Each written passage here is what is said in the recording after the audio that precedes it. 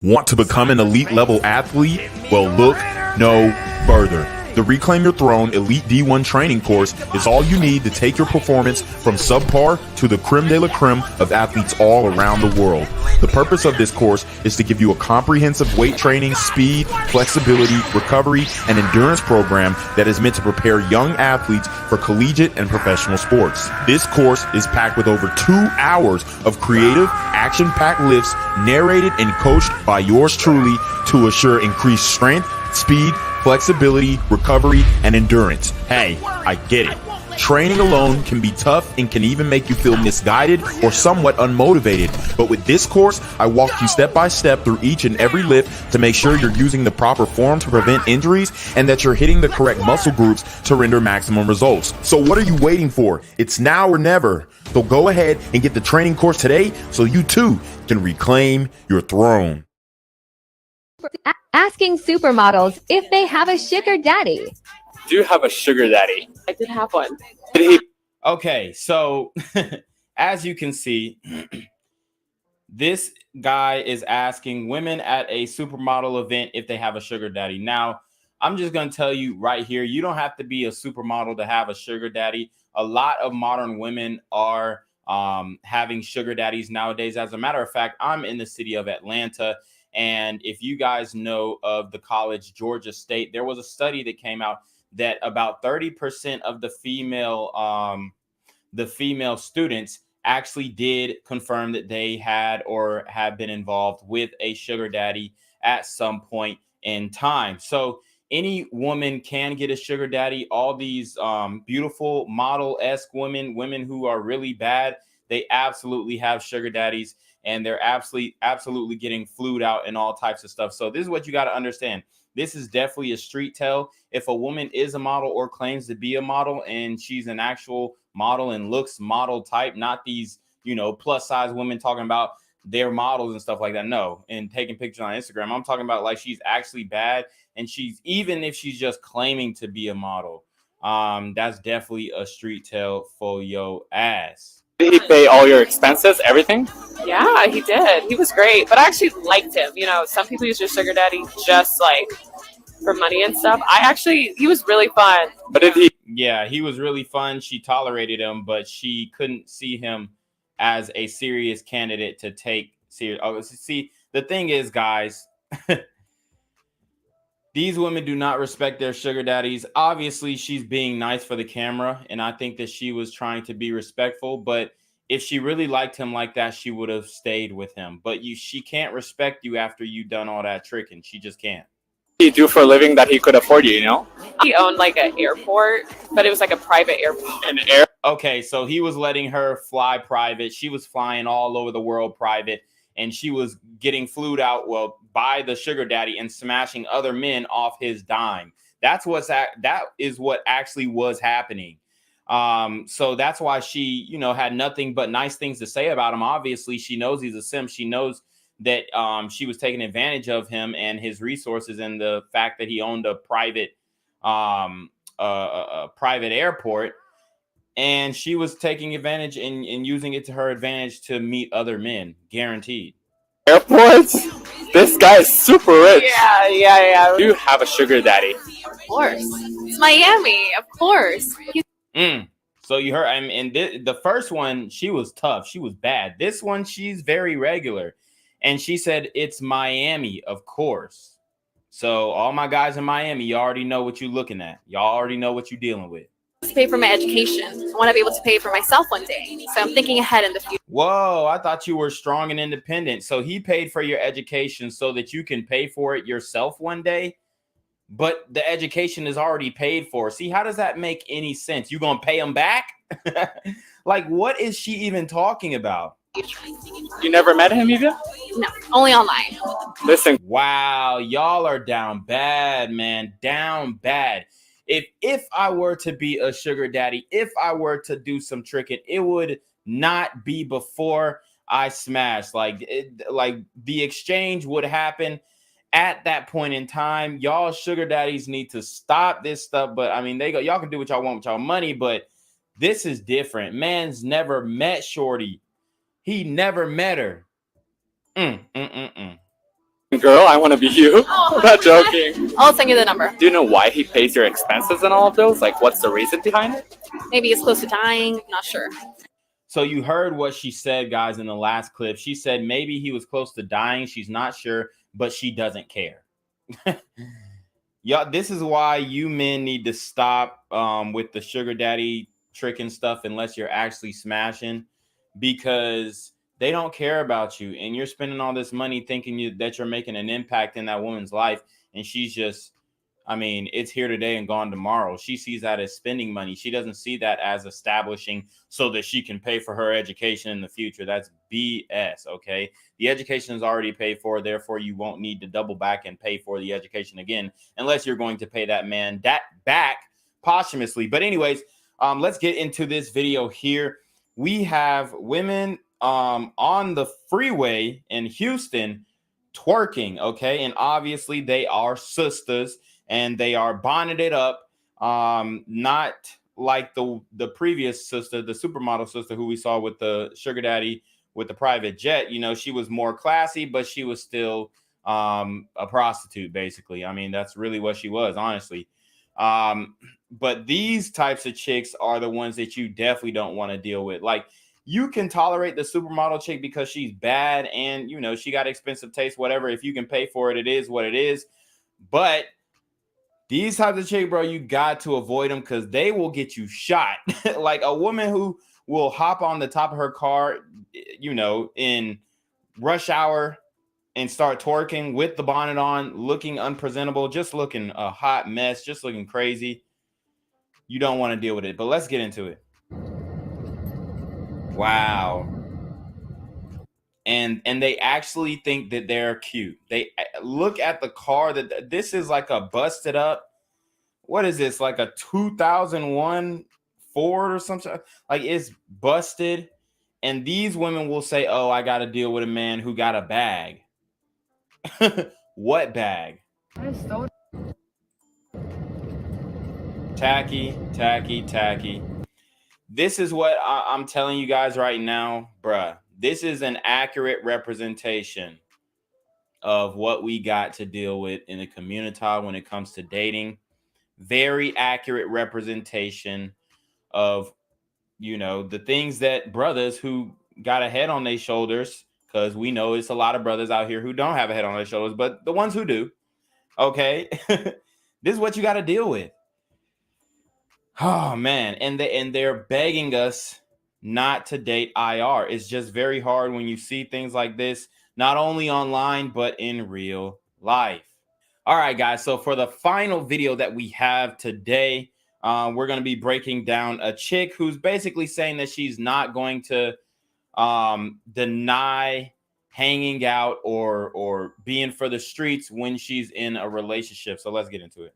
I'm about to be real open. Like, I'm about to like tell y'all something that the world do not know. For those that watch, you're getting some game, basically. Okay, so yeah, so when people see me, especially because like they're like, oh, she has an OnlyFans. Like, I'm always in the club. Like, okay, so this is the OF chick. She's always in the club. She's twerking in the club, most likely doing all this, popping WAP on OnlyFans. People have seen everything that there is to know about her. And now she thinks that men should actually believe that she has a low body count. This is what she's saying. She's going to say, "Oh, I can count on one hand the people I slept with." Bruh. like I'd be twerking, and then people that do fuck with me, they're always surprised when they fuck with me because they think I'm a because yeah, I think like everyone I fuck with be trying. You're definitely a 304. You're absolutely on OnlyFans. You're busting it open. You're selling. I don't know what you're selling on OnlyFans, but I can guarantee it ain't good. Trying to wipe me and shit. I think it's because I know what I'm doing. However, I have like actually not had like a lot of people. I've had a lot of, but not, and I've tried different people. She's, oh my God, she's lying. You know, when women try and use the hand motions and really try and convince other people that they are not a thought, that they haven't been ran through, bruh, I've had a lot of sex, but not a lot with a lot of people. Dude, come on. Do you really think we believe you? And even if we do believe her, it's not better that you're still dealing with your ex, because this is what a lot of chicks like to do. They go back to their exes so that they're not adding up bodies. It's just like, we don't believe you. You got way too many people. A ton. Like, I'm open to everything. Like, when I say everything, like everything. Like, there's not a lot of that I haven't tried. But literally, I'm in like single digits of guys that I've. Cap, bro. Oh my god. I can't believe she's straight lying like this, dog. And these dudes just let it slide. They don't even challenge her on it. I mean, I think that's just, bruh. If that was me, I would have said, hold up. Don't make me start looking through your Instagram. It's because I feel like not everybody deserves to get this. But anyways, guys, we have seen the state in which the modern dating realm is in, for all different walks of life, not just from the community, but in other walks of life. It's not looking good. It's not looking good. But, you know, if you got your stuff together and you can afford certain situations, or even just like a regular chick who she may not be the baddest, because the baddest ones are absolutely, you know, they're going to be out here most likely. All right. Or they have been before. So this is what you got to deal with, guys. It is what it is. But you already know what it is, man. It's your boy Reclaiming Throne. Make sure you like, comment, share, subscribe. Send your relationship question to the email down below with a screenshot of your CashApp. So I know you paying your tithes, man. Y'all need to be on your motherfucking dealing with the BS. You already know. Reclaim your throne.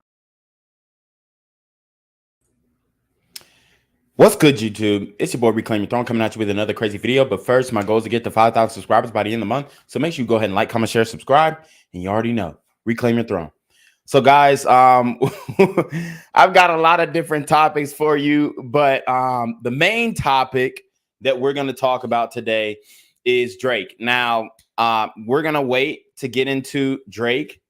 Okay. We're going to wait to get into Drake. Pause. But he's been put on notice and the feminists are watching.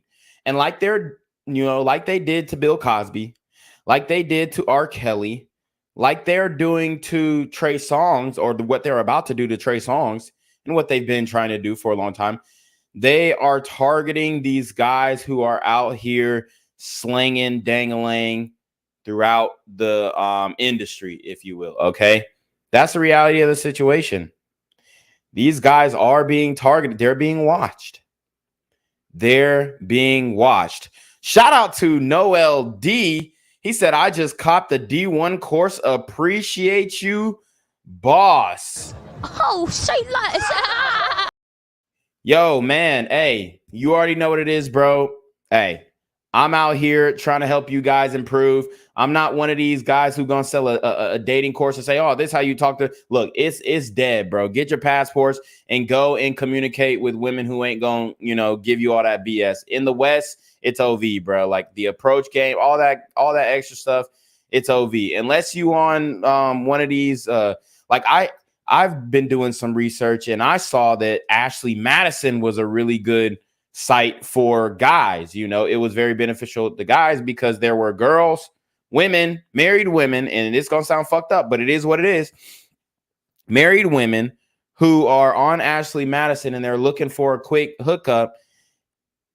And, you know, those women are never going to say anything. So you could really run it up on Ashley Madison. There are different dating websites that you can do if you want to go that route. But other than that, bro, it's a L. Like, dude, I was out last weekend and I see guys just making out with girls, like random girls in the club. And I'm just like, bro, y'all are out. It's down bad. For one, bro, they're making out with girls and then they're not taking them home and smashing. Bro, what is the point of that? That's really nasty to me. Like, I'm not the type of dude who gonna go to the club to make out with a chick that I'm not finna take home. Like, you're not gonna see me making out with no chick in the club. Okay? That's goofy. That's goofy. I mean, y'all guys are just moving and stepping so down bad. so down bad that the women can feel that y'all niggas are thirsty, bro. Thirsty, man. But it's pretty much OV out here in these streets. I'm just here reporting. The news. But we're going to get into a series of videos and we're going to break down this Drake topic. Because the feminazis are definitely coming after Drake. They're doing exposés. They don't like the way that he moves. They're watching the women that he smashes. They're doing all this. All right. So let's see.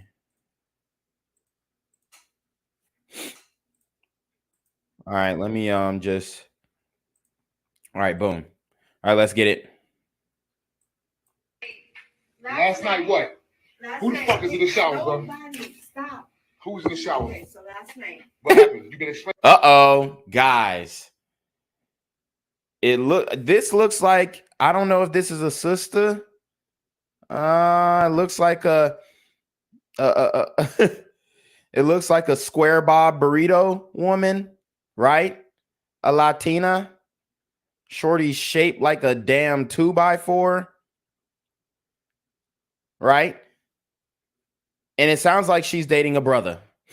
Now, look at her body. I can't guarantee because I don't know what this brother looks like, but by the sound of his voice, he doesn't. I got to hear a little bit more of his voice. He doesn't really sound like a fat nigga. Let me run it back to see. Last night, what? Who the fuck is in the shower, bro? Stop. Who's in the shower? Like you could tell a fat nigga. Like that nigga, who's in the shower, bro? Like that nigga will kind of sound like Biggie. Like he got a deep enough voice to, if he was fat, he would sound like Biggie. But he don't sound like that. So I guarantee he's in better shape than her. How about that? Just by the sound of his voice, I can already know. Okay, it sounds like he's in better shape than her. All right, he's not breathing heavy, and you know when he's sleeping, he not snoring loud as hell. You know what I'm saying? So he's getting cheated on by he getting cheated on by a bitch that's shaped like a starburst.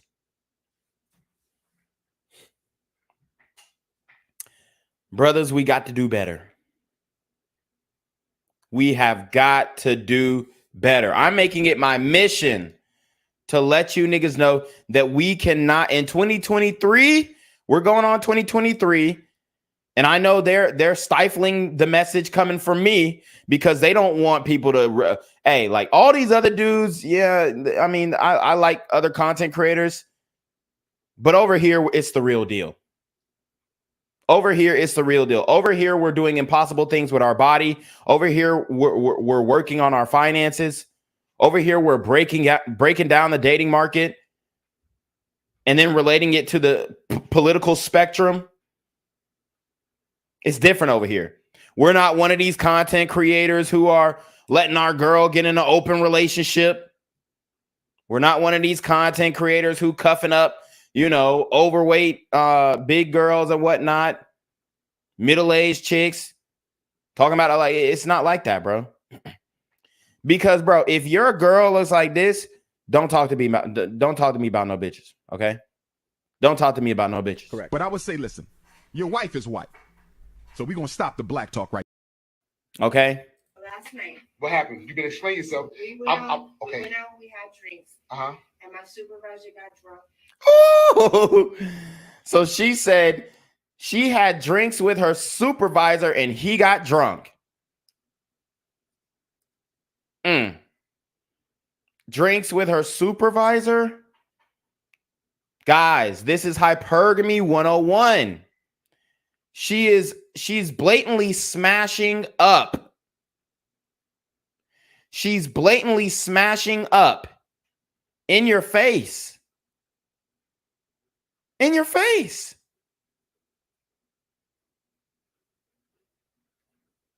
Appealing to authority. Like, come on, bro. It's right in your face, guys.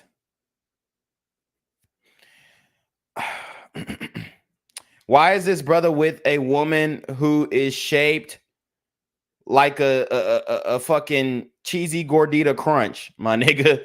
Guys, y'all have to stop. Y'all gotta stop with the overweight women. You have to stop. It's a must. It's a must. Y'all have these big bitches thinking that they are 10s. This is you guys. This is the man's problem. This is man's problem. Y'all have bitches who are 300 pounds on Instagram acting like they're 10s. That's you. That's you, bruh. We don't know where his room is or anything, so I let him sleep on the sofa over there. Are you serious? He slept on the sofa. So a grown man and a grown woman slept in separate beds. And my man is like, are you serious? My man is like, are you serious? What, nigga? What do you mean, are you serious? What do you mean, are you serious? You can't take the hint? Hell yes, she's serious.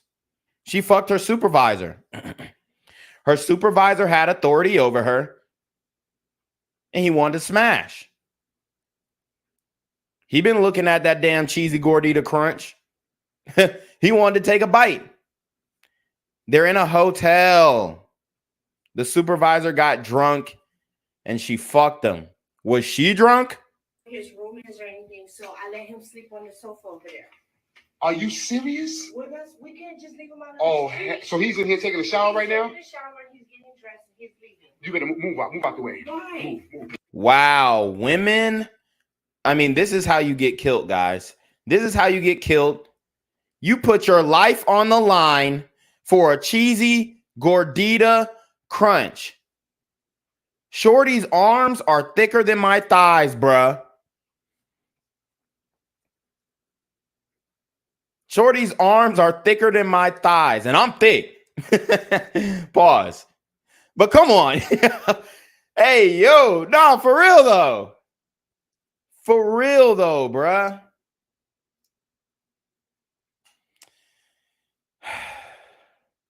And the supervisor is putting his life on the line, fucking his coworkers. That's an L. The supervisor is putting his life on the line, smashing his coworkers, smashing a married woman at the job. He might have connected with her on Ashley Madison. They're like, oh, we work together. You feel me? Guys, this is a game. Move out the way. Move out the way. Move out the way. No, ain't no leave him alone. Nothing. I'll get my shoes and stuff. Okay. Now look, we're looking at the face. She could be Afro-Latina. You know, most sisters her age are not gonna have hair touching their shoulders, unfortunately. So, she could be Afro-Latina. Either way. Her face is swelled the fuck up. She's definitely got double chins. Look at the bro. I'm gonna let you look at that. Guys. No, sir. No, bruh. The arm bend is crazy. Look. Guys, this is why you got to get the D1 course. This is why you got to get the Reclaim Your Throne Elite D1 training course. This is it right here. This is it right here. That's the reason. Because we're not going for this no more. We're not going for this no more. We're not going for heart disease. Okay? No. We're not going for pre-existing conditions. No more. Clean slate, baby. Clean health bill. I'm gonna sit right here and wait for this nigga to come out the shower. He gotta explain himself. No, you say you're gonna wait for him to come out of the shower. I would have talked to him in the shower. I mean, hell, My wife seen his dick. Now it's my turn. Pause. Nah, but for real though, like nigga, I'm finna beat your ass while you butt naked. I mean, he's being a little bit more nice, but there ain't no way, boy. There ain't no way. If anything, buy him another room and then have him pay you back. There's no way you're spending the night in the same hotel, because it's a hotel room, as my wife. Hell no. Got me bent. I'm gonna sit right here and explain himself, because he gotta explain why the hell he got his drawers. This is obviously a brother, a black man. Brothers, we have to do better. You need to explain yourself why you're dealing with a woman who is that heavy, bro. Guys, I'm telling you right now, there are issues going on. On the daggone bed, like nah. No, I don't give a damn. What? Hold on. What couch, though? Where's the couch? We walked through the room. Hold up.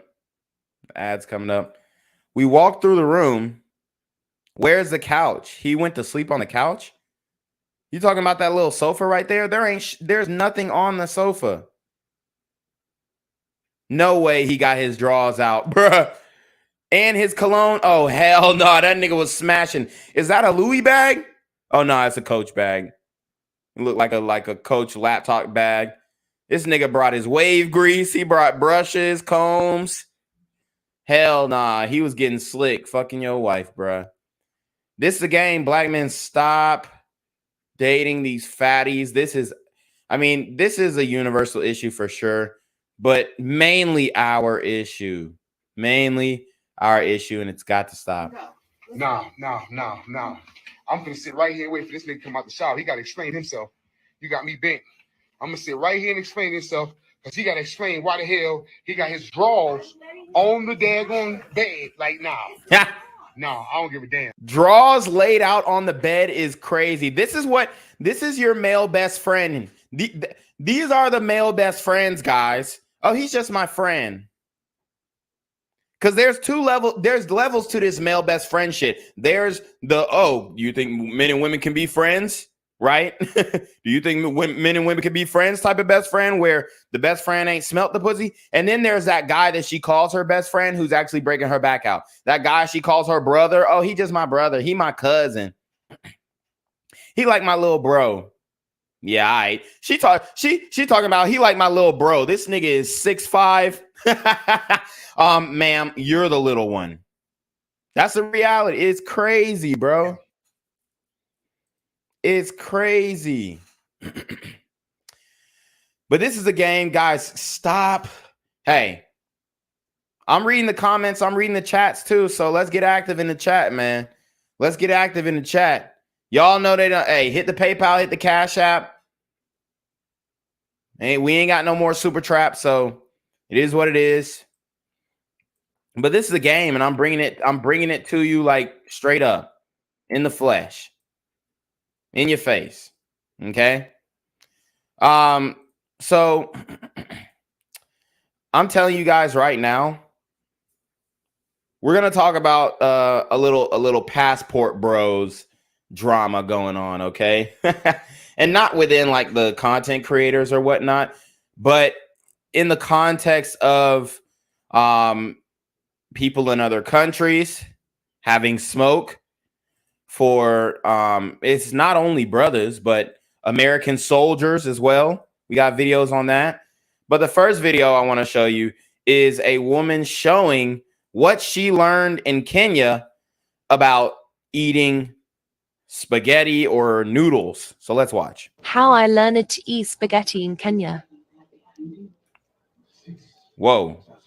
So it looks like she's like moving her tongue around, which is, I mean, I'm not going to lie, it's a very efficient way to eat spaghetti, but also, like, there are no manners here. Like, you're eating with your mouth open. So, obviously, she's showing you what that mouth do, and she is a covered woman, so respectfully, You know, I can only assume, inshallah, that she does have, you know, a sufficient top game just by the tongue work. You know, with all due respect, I can only assume she is a covered woman, so I do respect that as well. I don't think she's out here in these streets like that. She was in Kenya, okay? She was doing her thing. Yeah. Yeah, I mean, with all due respect, but she is showing you what that mouth do. Kenya.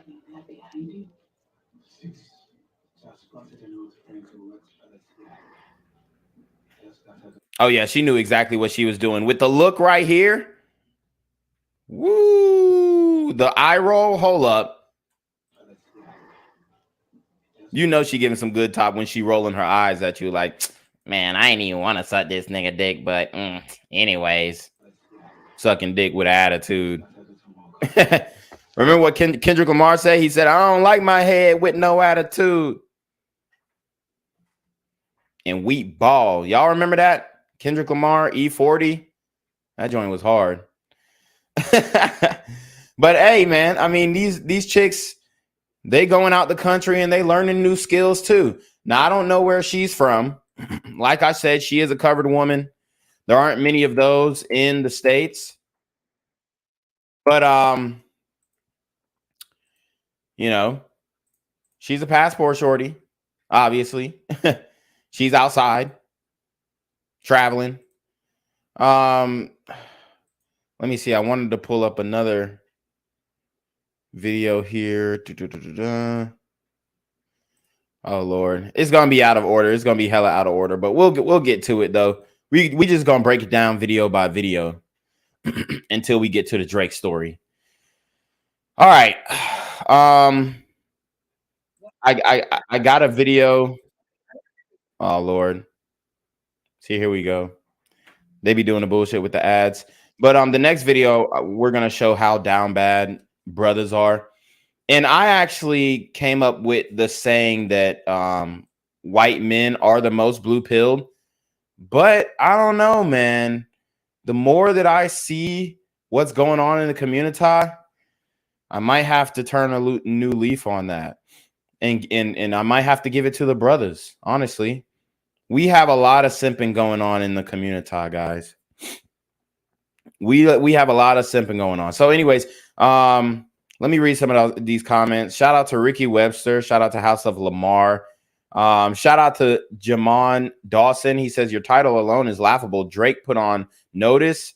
And then he said, she is not in single digits. 13-year-old girls are even in double digits. Yeah.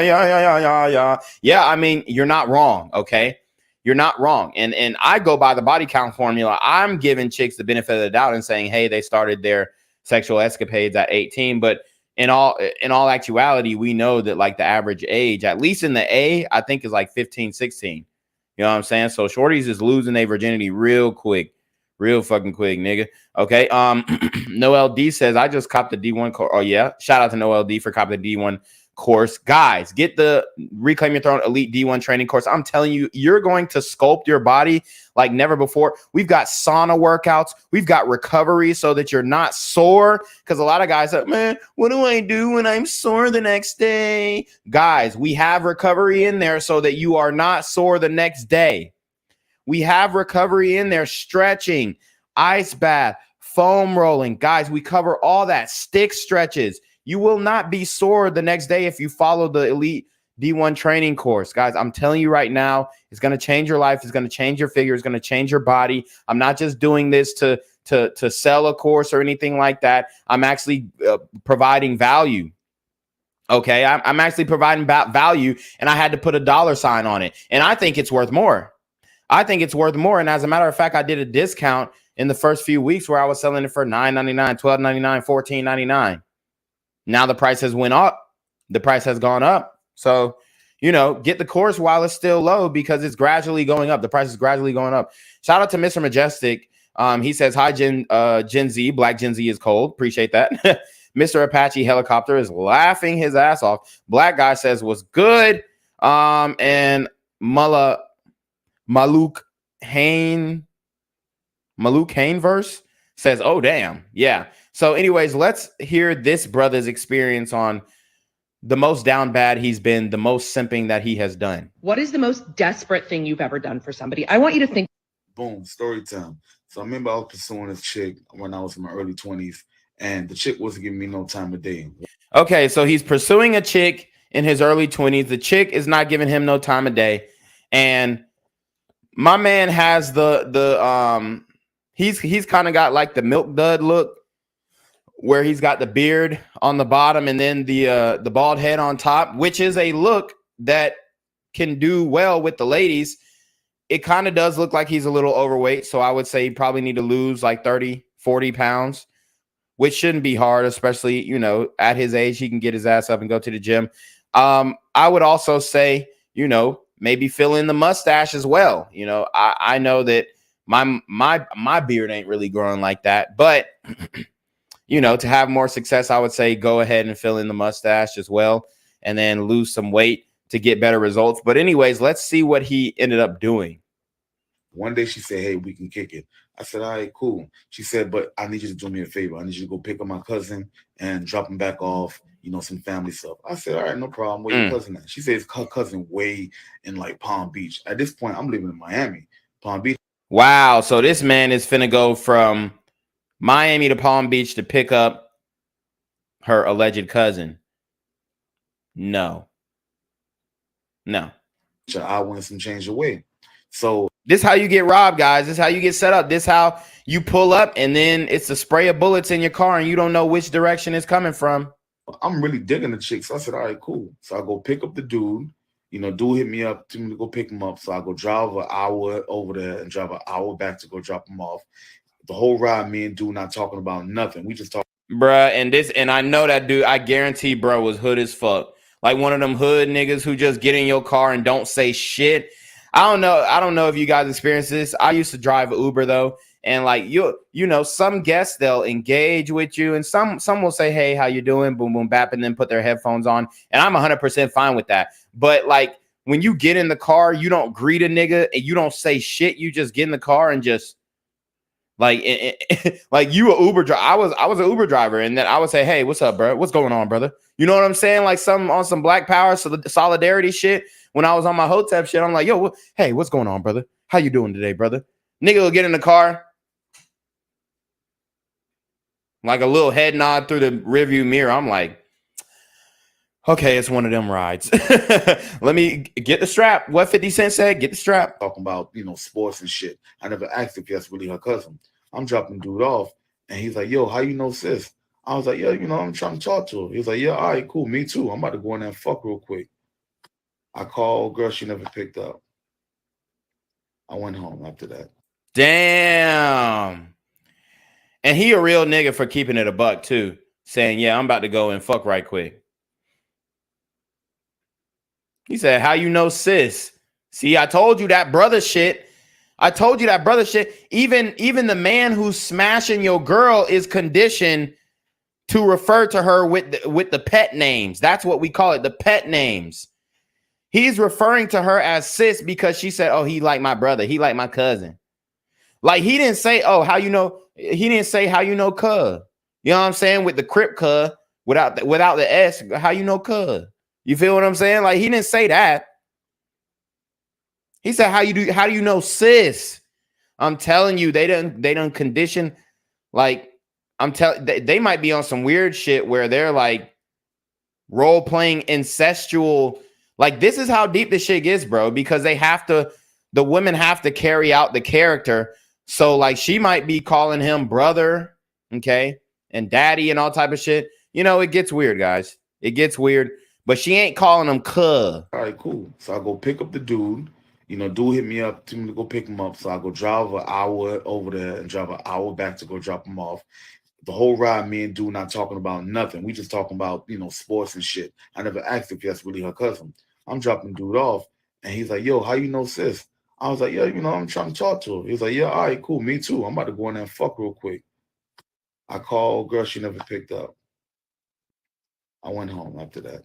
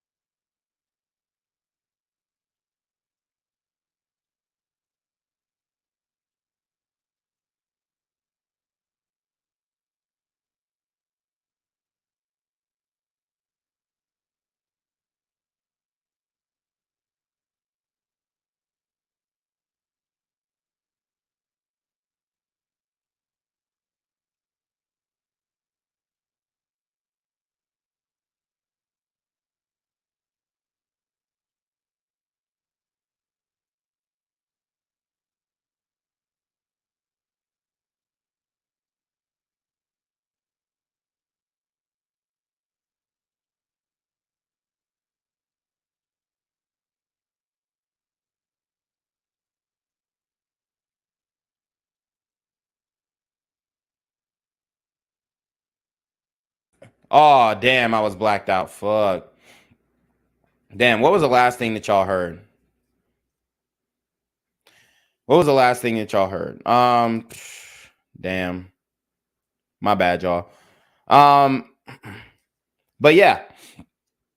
What I was saying was with Shorty who ended up, you know, getting the man to basically be her personal Uber. Y'all have to be careful with these chicks because that's how you can get set up. Bro played it off cool, talking about some I'm about to go in and fuck, whatever. I mean, they be doing some weird shit. And these girls will laugh at you for you know, doing that. These girls will laugh at you for doing that. Okay.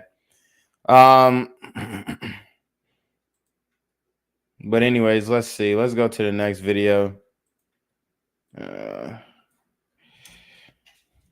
Let's go to the next video. Appreciate the letting me know, House of Lamar. I didn't press that damn mute button. Noel D says these influencers charge hundreds for straight fluff.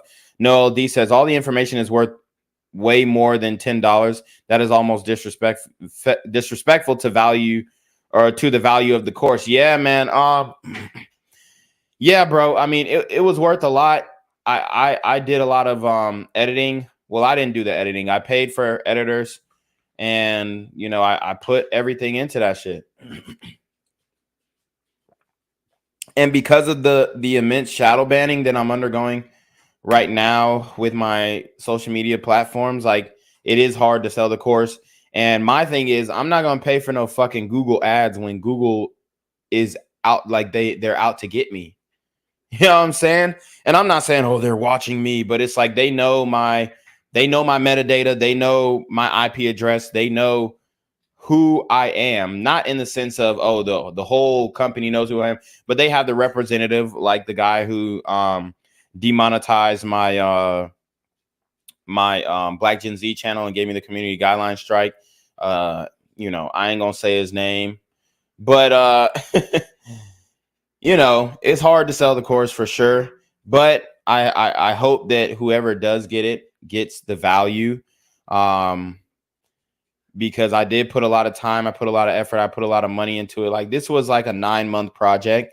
I actually had to go and I actually like went to Panama because I had Panama City because I had something going on, but also like when I went to Panama City, I completely isolated myself from everything. And well, not really. I went to the beach and worked on the course, but I had like years of film that I had to put together and do voiceovers and all this kind of stuff. I mean, it was a lot of work. It was a lot of work.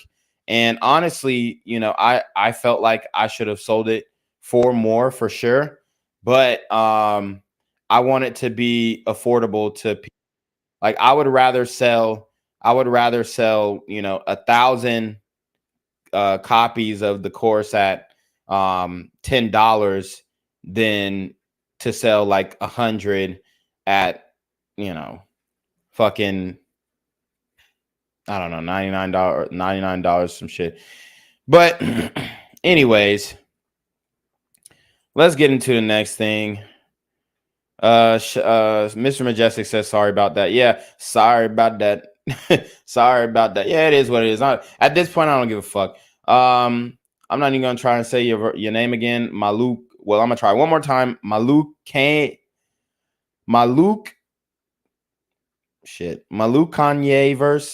Kanyeverse. I don't know. She says I'm from South Africa. There's a Xhosa term, Kaya, what loosely translated means homie, which usually women use to refer to someone they grew up with in their hometown. Okay. He says, so the dude went to go fetch Makaya over there. Okay. Yeah, he went to go fetch Makaya. I guess that's what they say in South Africa. Hey, shout out to the South Africans. That's hard. We got South Africans in the building. But anyways, let's watch this video. This shit is crazy. He loved me, he give me all his money. Okay, so the volume. So basically, this young man is with a sugar mama,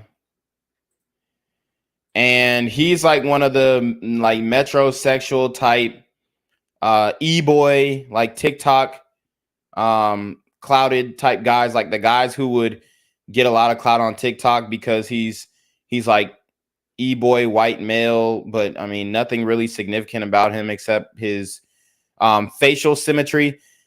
I think this is called, like, according to the Black Pill guys, this is called a Chad Light, right? So he's like not super masculine or nothing, but he's like a skinny nigga, kind of like what we have in the black community, like where you have these skinny ass niggas who are like, they don't really have no muscle mass and whatnot, and they kind of look malnourished, but they, you know, when they put clothes on, it do look dope. I'm not gonna lie, like it looks kind of doper, like the skinnier they are type shit. I don't know how to explain it, but you know, like how niggas swag is nowadays, like super skinny niggas can put on like super skinny clothes and it be kind of looking swaggy, especially if they got like the poofy jacket, like the skinny nigga poofy jacket combination is a thing. Like that's why the Montclairs was so, I mean, you know, I'm kind of like a fashion dude, like, so I look into that shit. But yeah, like, so we have those types of dudes in the community, and then like he's like the white community's version of that, if you know what I'm saying. I don't know if I really explained it that well, but obviously he has a sugar mama. It looks like she made some good money. She's 57, he's 18, and there's no backlash.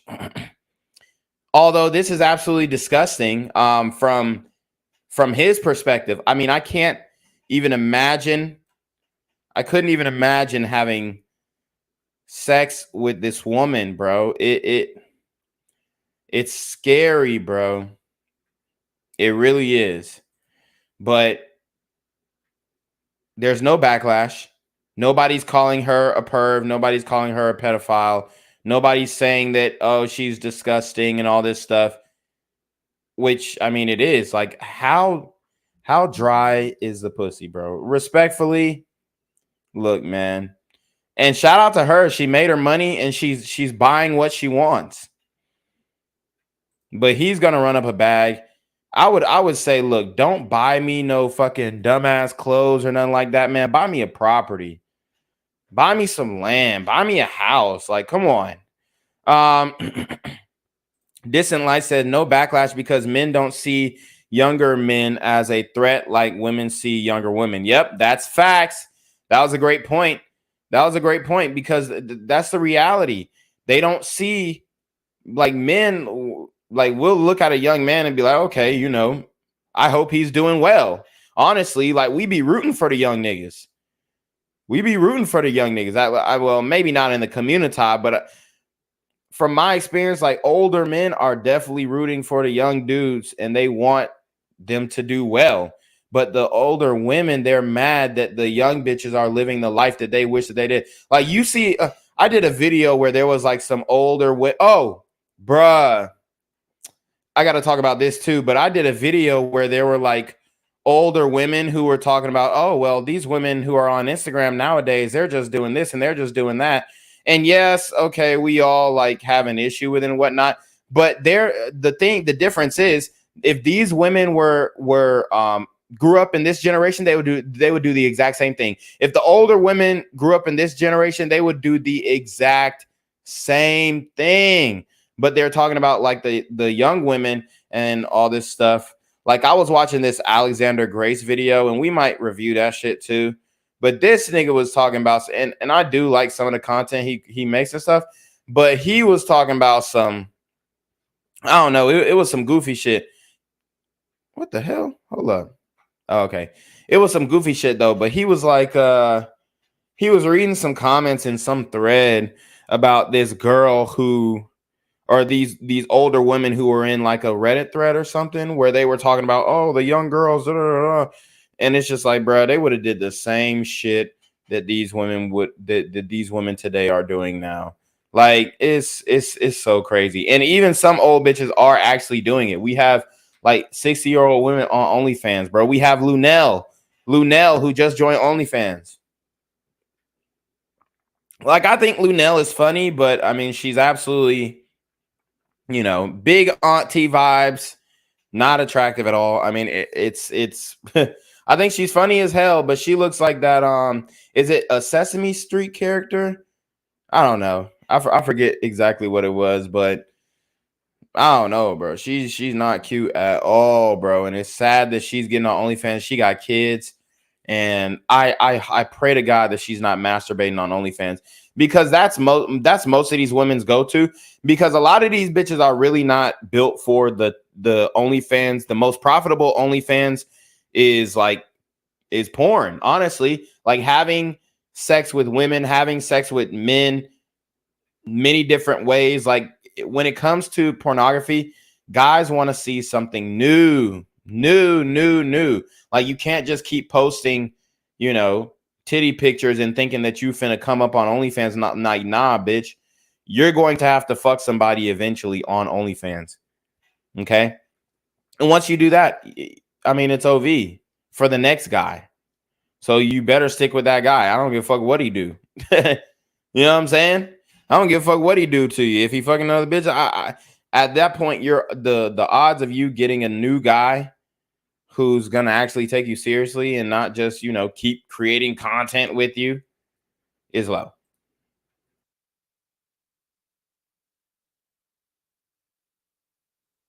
So you have women who are doing the sugar dating thing as well, and they're finessing. Well, the way that the women would depict it, they're finessing young men, right? How they would do on us. Oh, they're finessing these young women and well, it's a mutually beneficial relationship. I mean, he's getting, which is the L, but he's getting old pussy, and then he's also getting bags, clothes, and swag and all that kind of stuff. So be forced to have intercourse with a 57-year-old woman at my age, at least. Like, that's kind of disgusting. Like, I don't know how much money it would take. I might have to get some top, but I'm definitely not gonna like smash. I don't know how much it would take for me to do that, but you're not just finna pay no goddamn. Oh yeah, he said Gen Z really said Lunel looking like that elephant Snuffleupagus. Yeah, that's what she looked like. Yeah, I forgot the name of that bitch, but yeah, she looked like Snuffleupagus. I mean, it is what it is. I did see I think I seen a picture of her ass, and she does have a big old wide ass, but there is discoloration on the booty cheeks. Lots of cellulite, but cellulite's not bad if your waist is thin, but obviously she's got stomach. Holy Chaos Dragon says Gen Z really said Lunel looked like, oh yeah, I just read that, I'm tripping. He says some of y'all would catch a bag off Lunel if the money was right. Mr. E said Jada Pinkett in August. Yeah, I mean, Jada Pinkett is fuckable though. At least Jada Pinkett is fuckable. And now August Alsina is coming out as he's coming out LGBT. All right. He's come. Jada Pinkett done turned that nigga August Alsina out. I mean, how crazy is that? She turned this man out. Jada Pinkett got this man August Alsina sucking dick fucking niggas, bruh. This is, I mean, we're on a whole different level now. So imagine what she did to Will. She might have been the one who turned Will Smith out, allegedly. Allegedly, I'm not definitively saying that I know Will Smith's sexuality, but he did, he did appear in Brokeback Mountain. So, and he's played gay roles before. Whether he is acting or not, I can't confirm nor deny. I ain't seen that nigga slip up and fall on no dick, but there are rumors. There are rumors. So, anyways, let's watch how how Jada Pinkett turned out August Alsina. Hip-hop R&B singer August Alsina comes out of the closet. Now, as we all know, he's a star on one of the Love and Hip Hop shows, and he seemingly comes out this episode. Let's tune in. This experience has taught me love in so many different forms and facets. I would like to love in so many different forms and facets. Guys, no, sir. This is not what we doing nowadays, bro.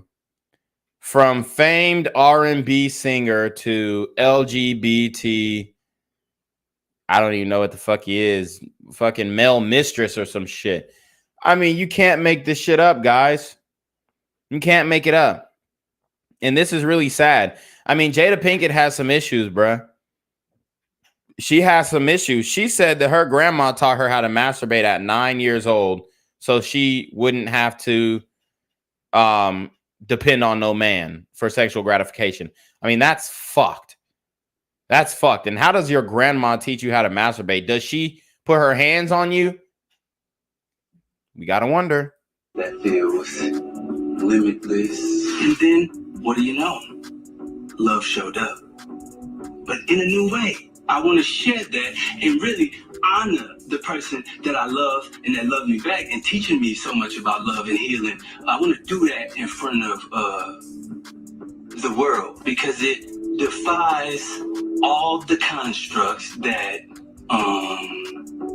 one would say love is supposed to be or love should look like.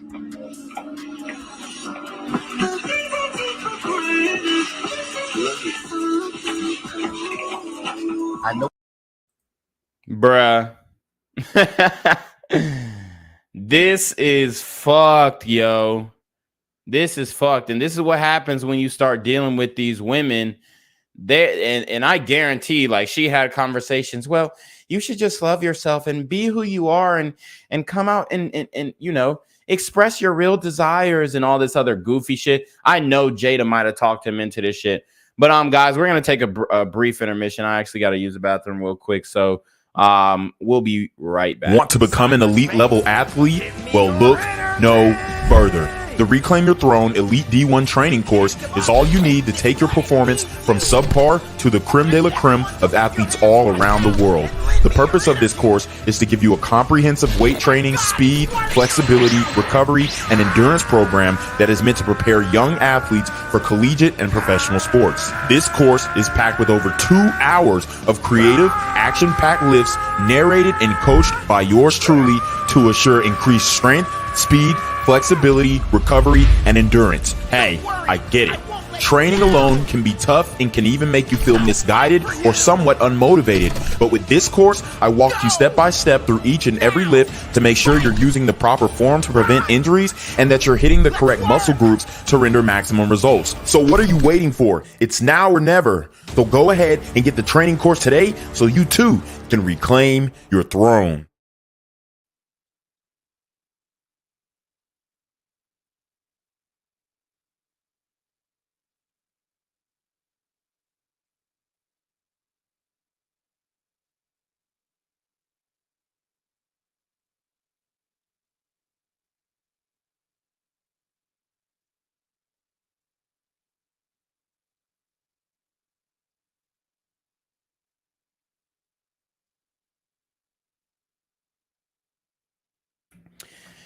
Yeah, man, but oh god,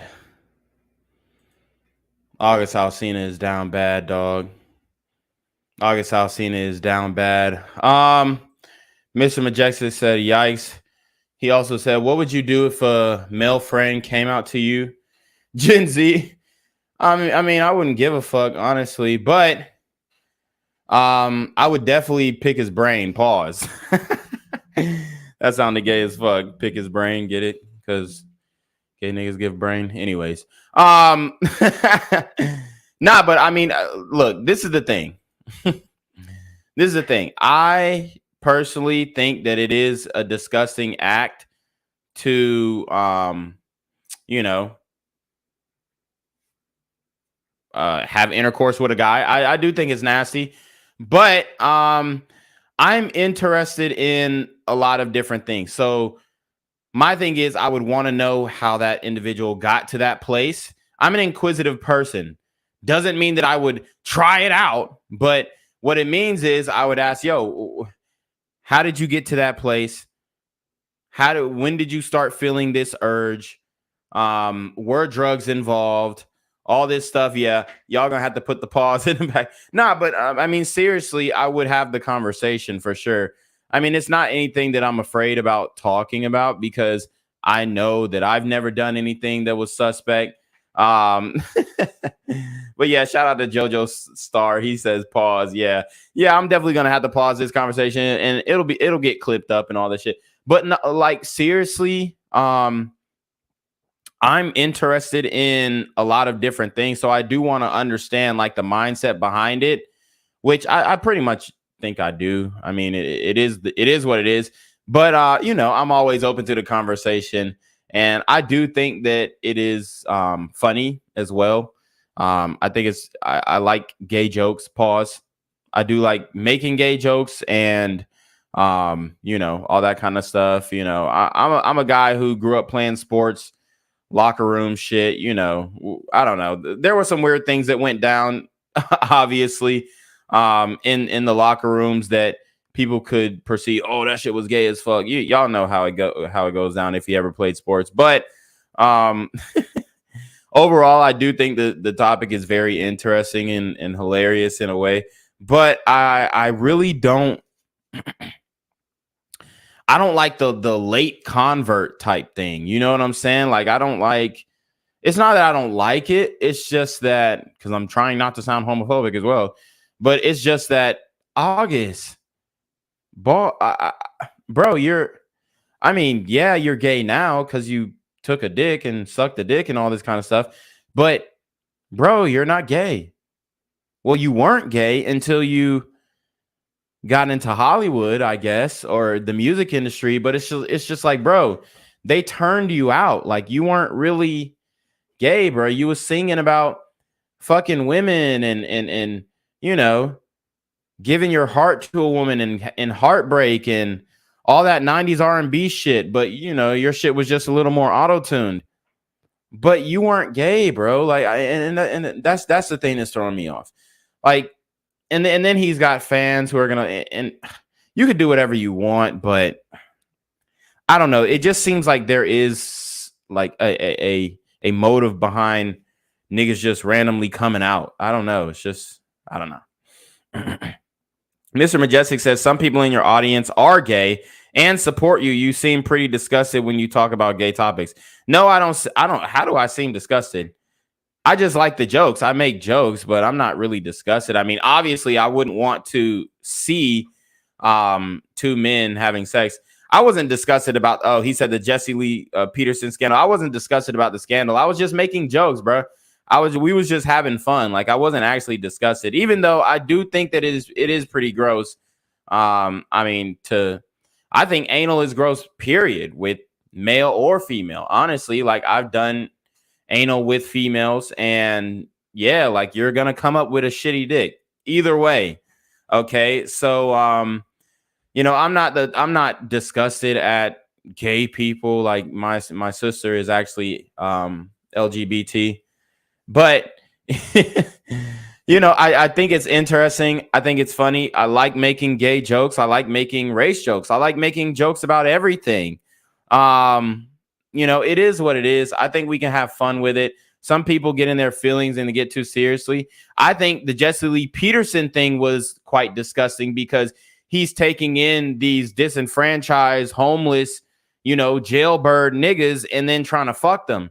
Allegedly. Now that's disgusting to me because now you're preying on the weak and you're preying on the weak-minded. Even though these are grown men, they definitely should have. I don't know, bro. And then the fact of like an old nigga fucking another old nigga is crazy, bro.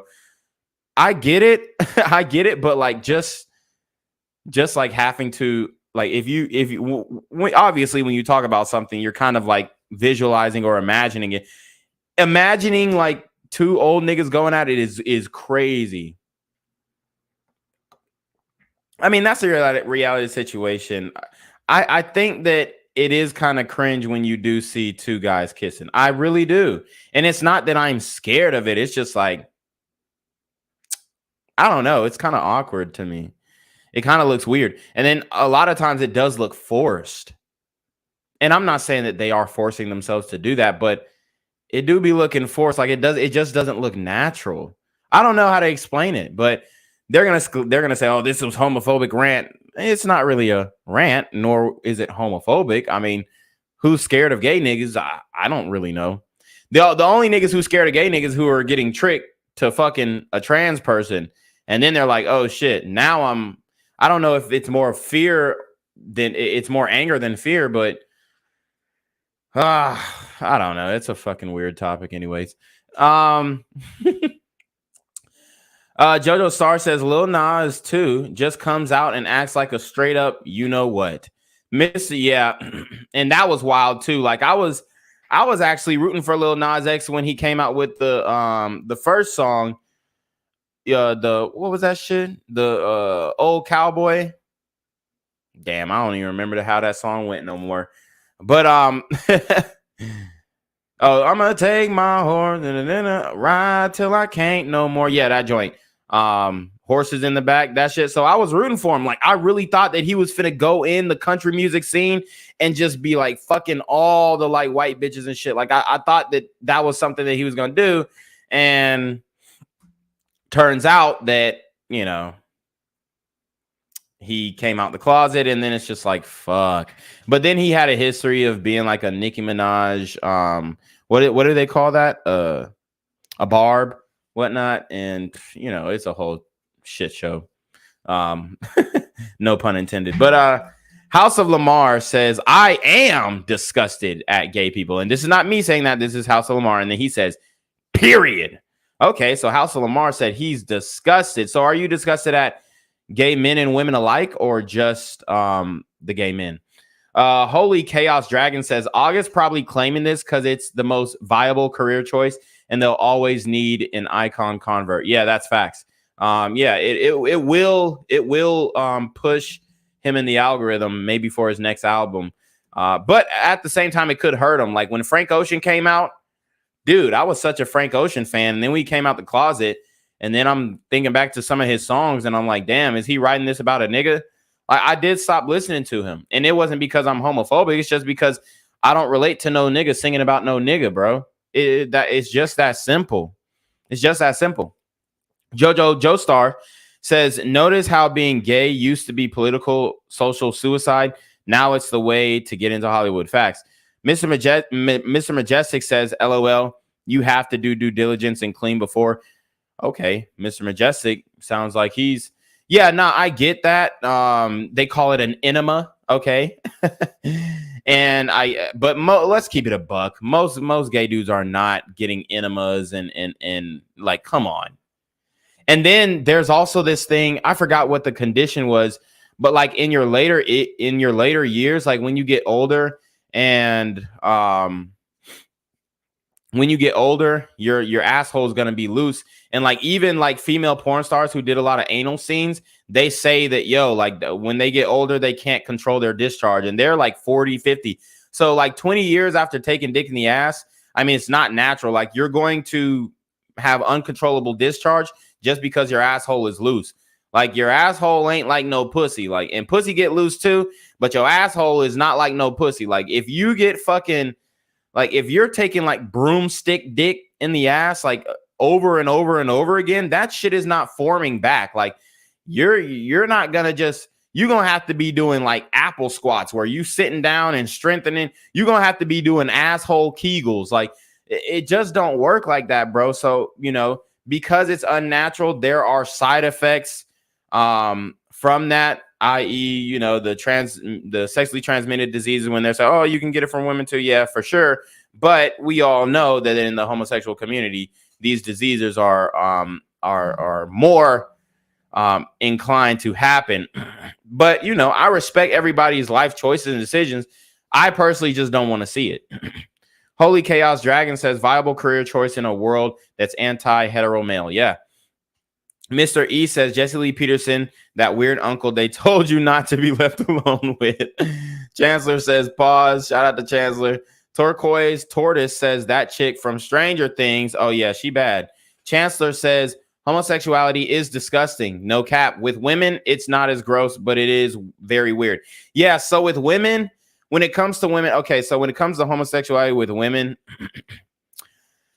from my perspective, okay, so it only works as far as like being hot to a man. Well, I mean, I guess, you know, some guys get off at women strapping each other down and eating each other's pussy. Me personally, like, I only think it's hot when two hot chicks kiss each other, or like it's like a threesome situation where they're both like kissing my dick. But yeah, other than that, like I'm not big into, or, you know, maybe like sucking on each other's breasts or some shit like that. But I'm not big into like, oh, watching two girls eat each other out. Like, to me, I'm just like, nah, that's not sexy to me, because I don't even eat pussy. So it's like, yes, I'm not with it. Turquoise Turtis says right. NC Cardi says, yo. Turquoise Tortoise says Old Town Road. Yeah. He says he has the horses in the back. All right. Yeah, for sure. Mr. Majestic says, yeah, Lil Nas is disgusting.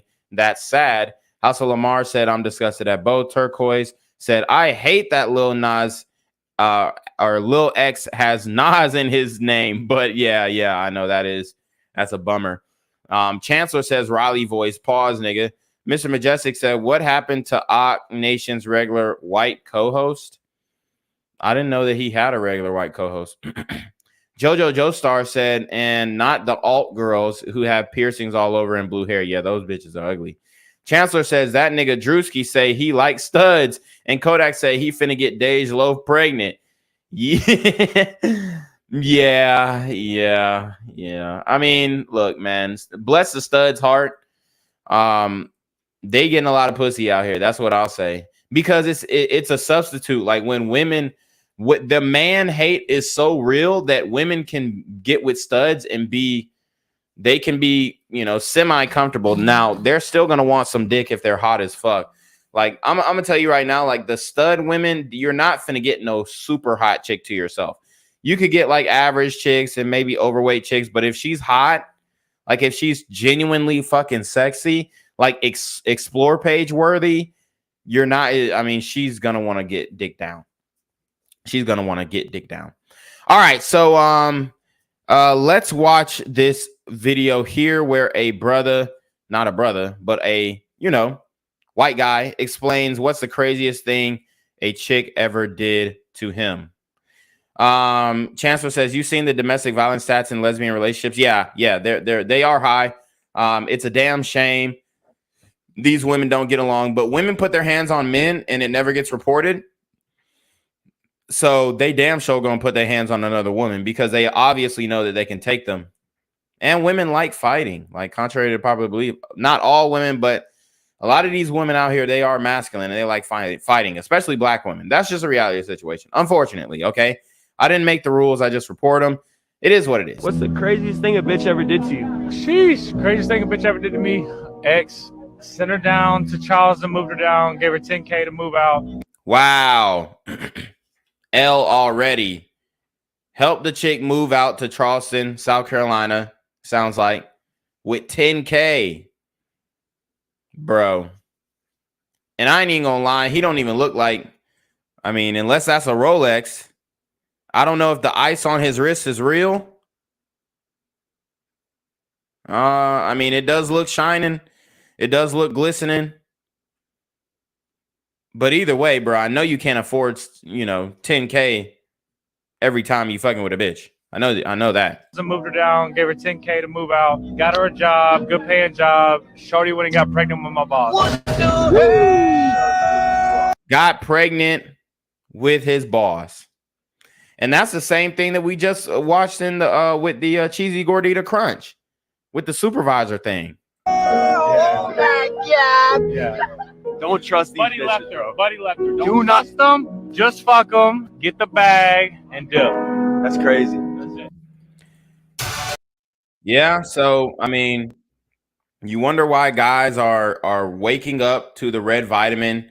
You wonder why guys are starting to take their red vitamins daily. Okay. You wonder why. That's why. That's why. That is why. Oh, I also wanted to cover this story, which also has something to do with the LGBT. Okay.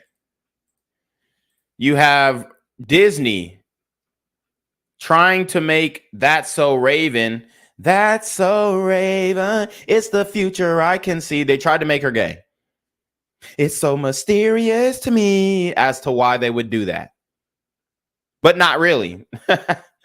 Because we know that there is an agenda. Raven Simone says that she declined Disney's request to make her character gay. Raven Baxter's not gay, as she said. Raven Simone is gay. Raven Baxter is not. And I think Raven Simone is gay because she grew up in Hollywood. And I think there was some shit that she went through, because I ain't gonna lie, back in the day, Raven Simone was bad. Like, she was like bad, you know what I'm saying? At least from my opinion. Like, when I was a kid, I was like, damn, like, I wish I was with That's So Raven.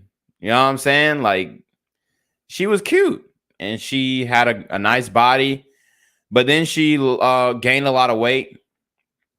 She went full course feminist, and then I guess she turned gay in that process. Okay. She was also around Bill Cosby. I don't know how much of the fuckery she saw from Bill, because she was very young during the filming of the Cosby Show. But I used to always think, you know, even in the Cosby Show, I always thought Lil Raven was like so cute. I thought she was super duper cute. And then in That's So Raven, like, she was like very curvy. You know, I thought she was hot, you know, as a middle school guy watching. Let me see. Let me try and find some pictures. Let's see. As a middle school guy, and you know, like, they used to they used to do this thing with the oh yeah, and then, you know, Orlando Brown and all that kind of stuff. We see how that turned out. But they used to do a thing where they would like have this website where you could see, like, it was like celebrity news, but it was like fake celebrity news, so it was like Photoshop. And I ain't gonna lie, like, there was this one picture where they put like these fucking huge tits on Raven, and it was just like, I don't know. It was definitely middle school, high school fat material for sure. But you know, that shit was kind of crazy. But you know, she like I said, real cute when she was younger. Let's see. I mean, come on, guys. Like, this is what I'll say about Raven Simone. If she was like this, and what the hell? If she was like this and she was like at your high school, and look, she's got the choker on. I mean, this right here is I think it's a sexually suggestive picture. Kind of, not too crazy, but why a young girl would be wearing a choker is a little different. But it is, you know, I think it's a sexually suggestive picture. I don't know what you guys think, but in my opinion, it is. She's got her mouth open with the choker on. That's all you need, really, honestly. But anyways, if she looked like this at my high school, she would be like top 10 baddest bitches at the high school, for sure. For sure. Like, I don't know what type of school y'all went to. I mean, there were some hot girls in high school, but I mean, she would be up there, okay? Especially when it comes to like sisters. Like, I'll say she would be top 10 hottest black girls at the high school. Okay.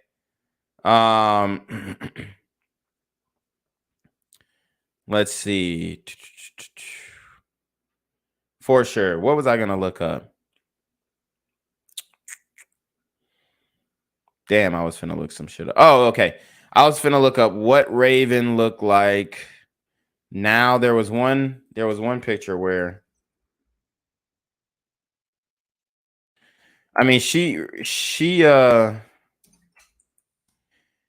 did a number on herself, bruh. Especially with the weight. I think if she would have let me see. I think if she, I don't know why this, now it's saying the image is unavailable, but it just showed me the image. This shit is crazy, y'all. This nigga is crazy. All right, so let me just show you what she's kind of evolved into. I mean, y'all know what Raven looked like, but I mean, look, she shaved half her head. Lord have mercy. Y'all are not Rihanna. Y'all not Rihanna. Like, I got half my head shaved. This is a male look. This is a male look, bro. Like, she gained weight. Half the hair shaved. Looking like Janelle Monáe. Look how long and beautiful her hair was when she was younger. I mean, she does kind of have a weird face. And I ain't gonna lie, she looked weird in this picture. Her makeup artist is definitely trash.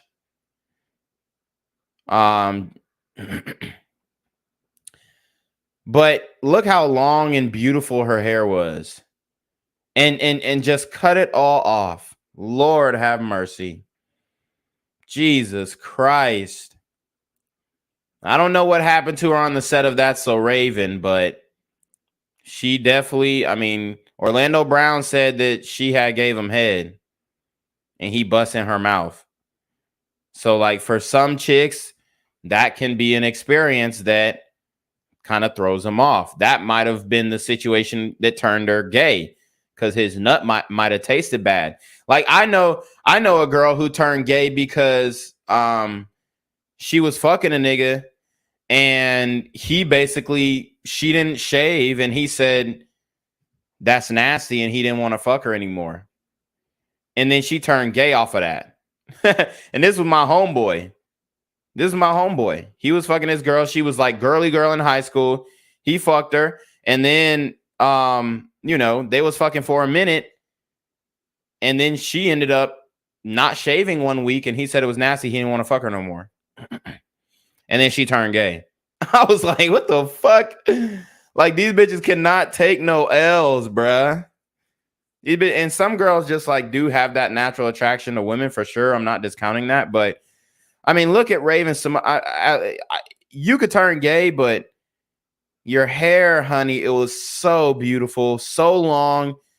I mean, she was just like, if this is real, which I'm assuming it is. I mean, look at this. Her hair looks so fucking full and curly and coarse. And I mean, I'm a hair guy. Like you know, obviously I've got long hair. I love long hair on a woman. And, you know, I think it's influencing a lot of black women to cut their hair. And it is just not the right move. I'm telling you right now, it does not look good. You look like a damn man. You look like a man, bruh. You look like a man. And her hair just started getting shorter and shorter and shorter. Now, I can't completely tell because this picture is blurry. But honestly, I really do think this is her hair. From the texture of her edges, I really think it's her hair. And then it kind of frizzles out at the end. I think she just might have got out the shower or some shit. Let's see.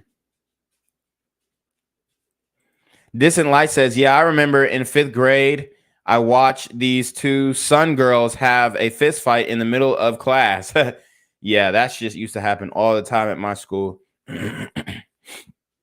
Holy Chaos Dragon says, them studs obviously like ninjas if they always have kids in these cities. Yeah, they do. The studs do be getting pregnant. Mr. Majestic says, are you scared of getting married, Gen Z?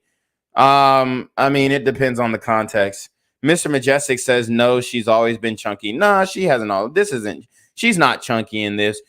Now, she could use the gym.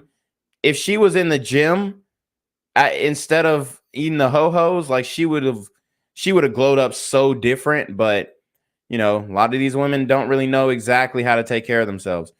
Mr. Majestic says she looks good there, and that's her real hair. Yeah, she had long, beautiful hair. Oh, Raven, honey. Oh, I mean, it just breaks my heart.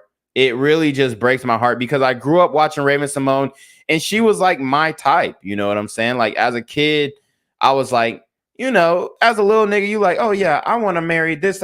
Like I used to say when I was a kid, like I want to marry Raven. Like I used to tell my parents, and now.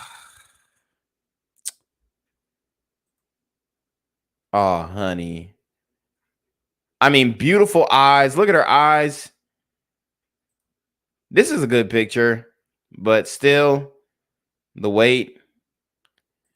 And then this one is just like the boss babe picture. I mean, she's not ugly with this cut, but it's just like, what happens when it's not styled and when you don't put that gel in it to make it stand up, and then like when it's just like falling to the side, like Raven, baby, what are you doing?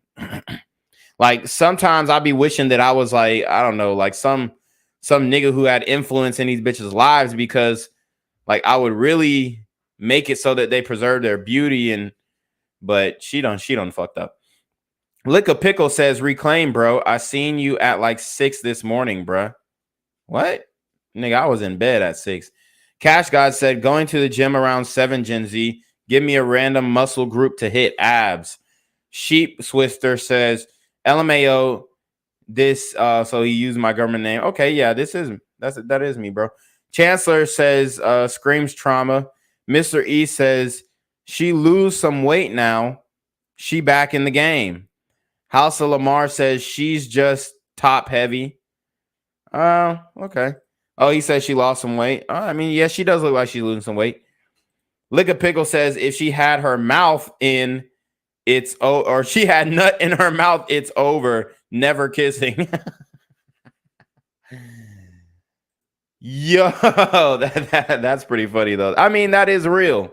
That is real. Like if you 100% know, I mean, there's a difference between like your girl saying, oh yeah, I got a 3 body count. Like obviously she sucked some dick and she was fucking somebody nutting in her, whatever.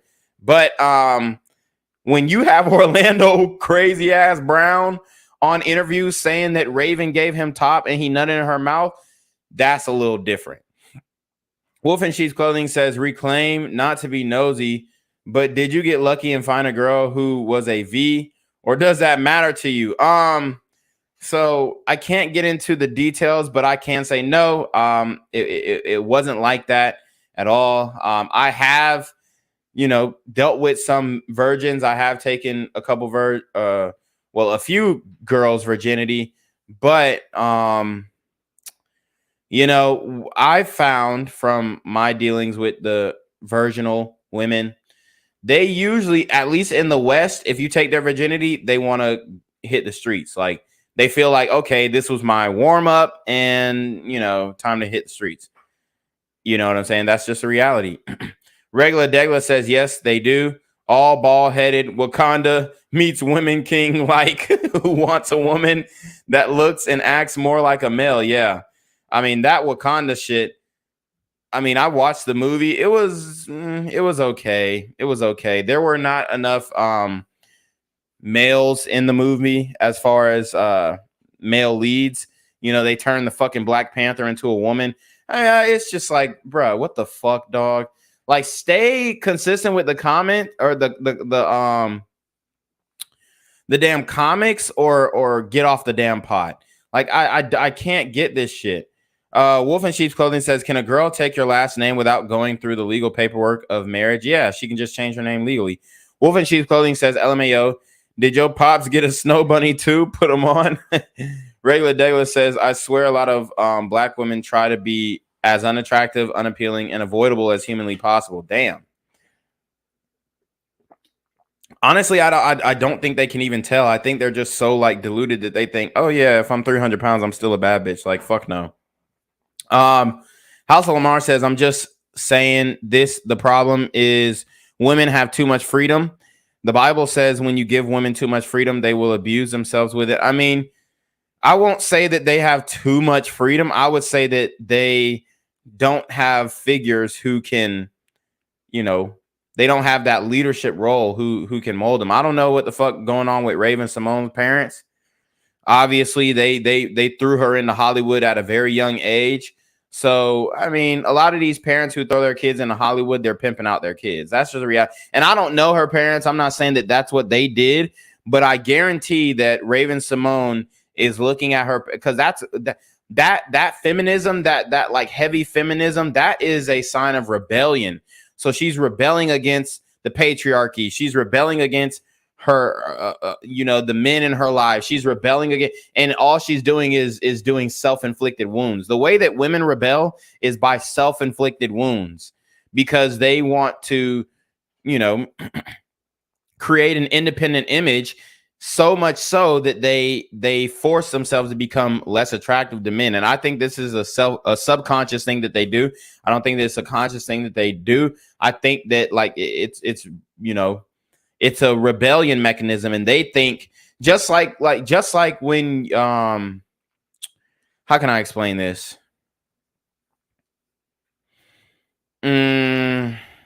Okay. Just like, okay, if you cheat on a girl and then she goes and cheats on you with like 100 guys, like she thinks that she's doing something, like she thinks that she's hurting you, but in all actuality, it's self-inflicted wounds. So it's the same thing with like the feminism, cutting the hair, crazy tattoos, making yourself less attractive. It's the same thing because these women know what's attractive, but then they also like want to rebel and make themselves unattractive in an attempt to find a man who's going to love them for them, quote unquote. And that's just not how the world works. I mean, there's so many different things going on in their minds. And to break it down would be extremely difficult. But usually women do this big chop and all that stuff and all that shit after a breakup, or it could be a medical condition. But most of the time it's after a breakup. Like, don't let these women say, I just cut my hair out because of medical condition. Yeah, it happens sometimes, but or my hair was unhealthy. Who made it unhealthy? So a lot of times these women will do the big chop over those types of things. A breakup. Wolf in Sheep's Clothing says, I just hate knowing there's a guy out there who can say, I fucked your girl before. Yeah. I mean, look, Wolf, I 100% agree with you. I 100% agree with you. And this is not, I'm not trying to speak on me personally, but most guys feel like that. Most guys feel like that. You're 100% right. You want something of your own. That's how we were raised, especially in the Black community. Well, I'm not going to say for everybody, but if you grew up in the church, like you kind of had that idea that, it's going to be one and done. My first time is going to be my end game and all that stuff. And that's just not how it ends up working out. You kind of meet each other where you're at. There is a line of demarcation that I won't go past, which is 10, especially depending on the woman's age. But I mean, at this point, you kind of got to understand. Here's the thing. And I'm trying to explain this as best as I can. Obviously, all men, ideally, if they want to get married, they want virgins for sure, 100%. The way that the society is going today, it's going to be hard to do that in the States. Now, you can possibly go overseas and do that stuff. Are all men going to be able to do that? Most likely, no. So it is a hard pill to swallow for sure, bro. Like, I 100% agree with you. This is what I'll also say. You as a guy, you know what you're doing in your relationship. So sometimes you'll have to make the woman make up for that, to instill that extra confidence in the relationship. It's not anything internally that has to do with like you. It's just that like you want somebody that's untouched. Like if I buy a new PS5 and somebody has played my game console before, I'm gonna be tight. If I buy a PS5 and then, you know, I pull it up and it got mad games downloaded on it that weren't, you know, in the bundle that I bought, and it got, you know, the progress of the game is like halfway, 50% complete and all that stuff, I'm gonna feel tight. So it's the same way. I mean, it's just a natural instinct. And I think that's something that we've kind of adapted, or we're having to adapt to drop that instinct. And women for sure want us to adapt to drop that instinct and say, hey, you know, take me as I am. I got 500 bodies. Take me as I. They want that to happen for sure. But you know, you're 100% right, Wolf in Sheep's Clothing. We shouldn't have to. You're so right. We shouldn't have to settle. We shouldn't have to settle. Okay? Because women will say that they're selling for you if you're not this tall, or if you don't make this amount of money, or if you don't look as good as they want you to look. They'll say they're settling for you. But we can't say that we're settling for them when we could have got a virgin, which, I mean, it is very possible. Maybe not in the West, but in other parts of the world, it's very possible to get a virgin. And, you know, she's not going to be as, like, the dynamic in the relationship is going to be different. Like, there are, like, women in the West, this is the reality. They get annoyed when they have to do things for men. Like if you could see it if you've ever been in a relationship. You could see it. Like you ask your girl to do something and it's just question on question. Well, why do I have to, bro? We just want you to do what we say sometimes, and a lot of times they can't even do that. I'm not talking about my relationship personally. I'm just talking about in general. You ask your girl to do something. Well, why do I have to do this? And then it's just like, you know, sometimes you'll ask them to do something and then they're on their phone. Okay, hold on. I'll do, like, you're just kind of like, I don't know. I mean, sometimes you'll just be like, it's a weird dynamic. It really is, because you know you're not getting everything that you're supposed to be getting, but you still kind of, there's like a conditioning, which is that blue pill conditioning, even the purple pill conditioning. It's a conditioning to say, oh, well, if I want to have a woman, I have to put up with this, that, and the third. I have to, you know, basically compromise what I expect out of my relationship. At least, you know, when it comes to women in the West, for sure. Now, sometimes the women come more compliant than others. And a lot of the guys are going to say, oh, well, it's just your frame. It's just your game. Your game's not good enough to keep her, or you can't handle a bad bitch. And it's just like, no, that's not it. Let's keep it a buck. Women are going to do what they want to do. The best type of game that you can run is laissez-faire game. So, and I don't want to have to tell you what to do. Like, I don't want to have to tell you that, hey, you know, do my laundry. I don't want to have to tell you, make the bed. I don't want to have to tell you, hey, give me a glass of water. I don't want to have to tell. These are things that you should instinctually do as a woman who is serving her man. But when you say serving, that's a trigger word. Serving. What you mean by serving? Like, I'm not your server. I don't work in no restaurant. I ain't working no damn. I'm not no host who's working tables and bus. I'm not no bus boy. You know, you're just gonna get the backlash. So I don't know. It is pretty fucked. I completely agree. Well, Mocha says, watch your videos all the time, bro. Nice. Cash God said, I hit abs. I need another muscle group to hit 2. I got 2 hours. Okay. I'll say do your pecs. House of Lamar says, but they go against the leadership after the 70s.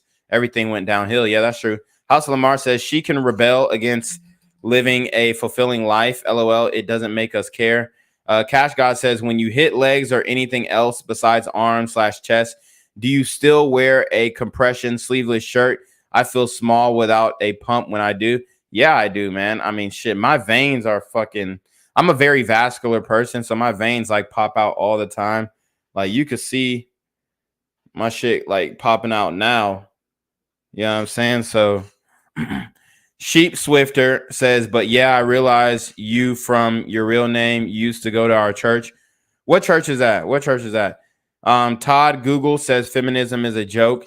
Sheep Swifter says you also used to go to our club. If you he said, if you know, you know. I'm dead. Yeah, I did used to live in River Club.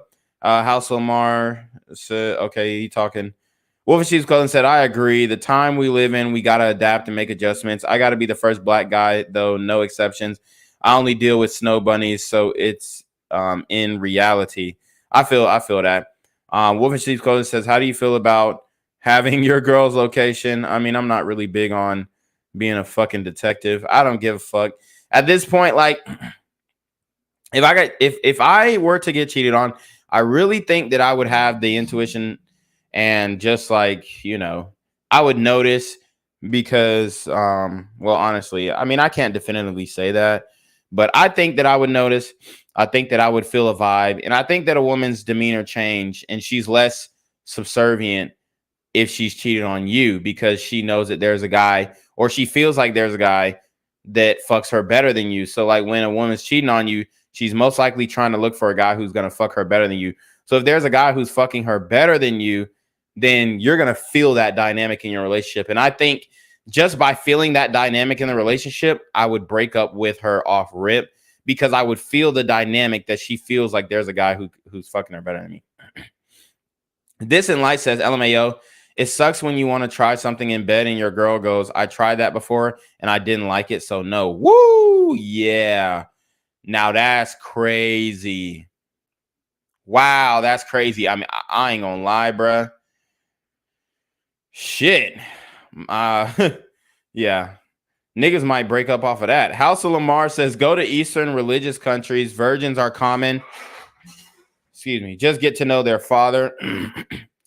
Canada Raps 8 says, women want the same thing. LOL. They don't want a man who has been through hundreds of women. You want a man who has the option to be with all those women, but the ability to turn them down. I mean, but then that's cap. That's cap because like they're all chasing after these rappers and celebrities who they know for a fact are fucking Instagram models. As a matter of fact, I mean, and athletes as well, bruh. So yeah, of course, they don't care about your experience. They don't care about your prior experience. It's not that women want the same thing. They want you to come with the full package. They want you to know how to fuck the shit out of them. They want you to, guys, I mean, think about this. Who's going to come faster? Just answer me this question. Who's going to come faster? A virgin male? A man who has the ability to fuck women but chooses not to? Who's going to come fast? Like, this is like a lot of guys are like promoting Nick Fuentes and all this kind of stuff. Look, and I get y'all like him and shit like that. And he be speaking some facts and on all that kind of stuff. And I'm not even the one to say, oh, yeah, he's a racist. But the nigga is a virgin, bro. Allegedly, according to him, he's a virgin. Bro, I'm going to tell you right now, you're not fit. I'm not like, no, bro, you can't be the leader and be a virgin. I'm sorry. It just does not work like that. In my mind, bro, I'm not finna and I'm not saying pussy is everything, but bro, at least you had to crack something. At least you had to crack something. Okay, I'm not finna. No. Let's see.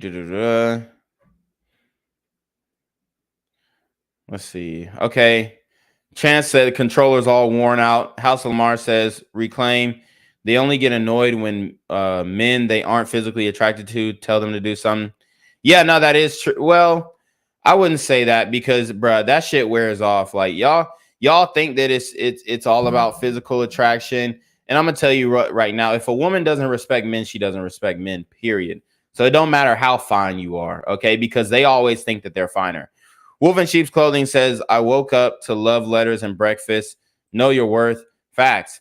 Wolf in Sheep's Clothing says, how do you get vascular? I work out and drink water, and I'm low enough to have abs. I don't have much veins though, except my forearms. Do you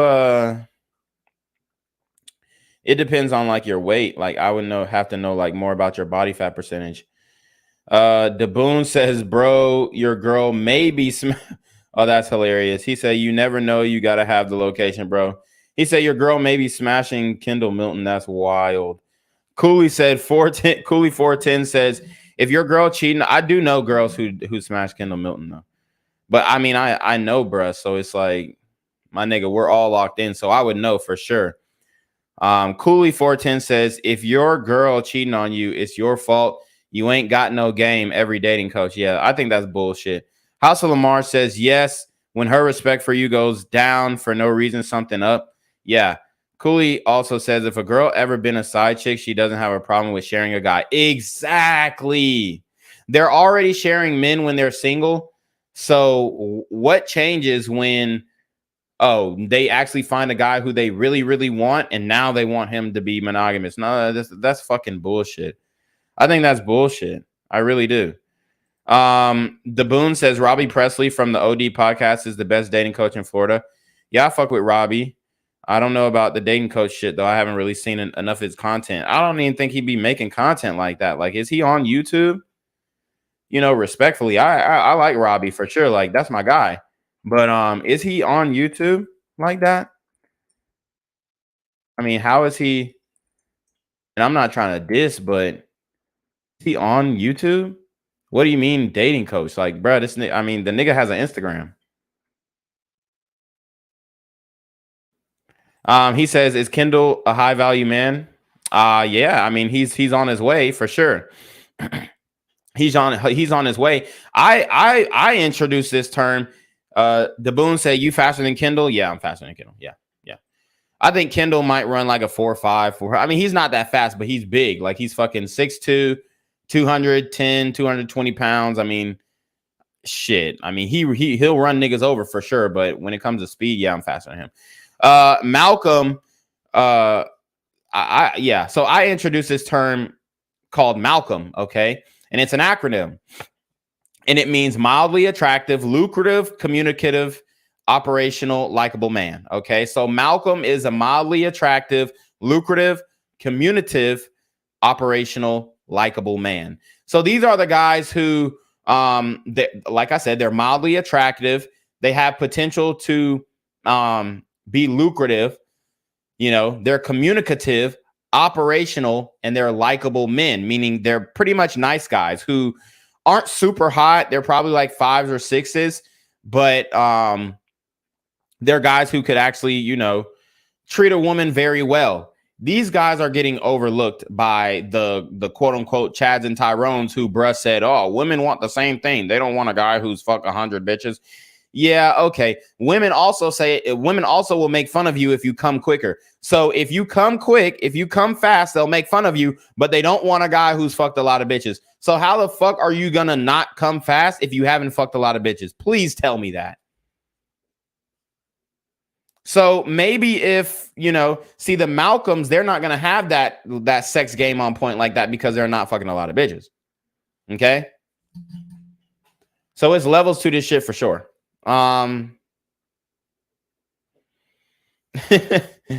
But yeah, y'all niggas are funny. Chancellor says Nick Fuentes is a homosexual. Yeah, see, and that's the thing. I don't know for sure, but I mean, I think he's like 24. He's got all this type of clout, and he ain't fucked one white bitch.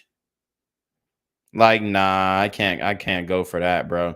I'm sorry, but you can't be my leader if you're a virgin, bro. For sure. Like, it's not even close. Like, and niggas talking about, oh, you wouldn't let a monk lead you? Hell nah, nigga. Like, I mean, look, I respect the monks. They out there, you know, humming and sitting crisscross applesauce and ain't getting no paper and all that type of shit. And I ain't fucking no bitches. Look, I respect the lifestyle, but that's not the life I want to live, bro. That's not the life that I want to live. Daboon said Kendall would run you over. Yeah, I mean, I'm gonna keep it a buck. Yeah, shit. I mean, we'll run up. I'm not. It just depends. Anybody can get run over. Like, it just depends on the leverage. but I could run him over and he could run me over. That's all I'm saying. Daboon says that's almost a Henry. Yeah, it's close to a Henry. He says, are you a Malcolm? I mean, yeah, I would consider myself a Malcolm. You know what I'm saying? I would consider myself a Malcolm. For sure. Mildly attractive, lucrative, communicative, operational, likable man. Hell yeah, I would consider myself a Malcolm. House of Lamar says, I like the acronyms. Yeah, see, the Chads and Tyrones, you know, they not really putting no context behind that. They're just like, oh, Tyrone, hot black guy. Chad, oh, hot white guy. And it's like, no, you got Malcolms as well. And we got brothers out here who are really, you know, they're not the Drakes of the world, which we'll hit that topic in after we cover this last one. But they're not the Drakes of the world. They're Malcolms, bro. Okay. Daboon said, well, I agree with you. But if you smash one girl your entire life, then you can keep your nut in. It's about how many times you're smashing, not how many women. But the thing is, Daboons, is that if you don't make a good first impression the first time, bro, and this is coming from experience. When you have sex with a girl and you do not make a good first impression, she's not coming back.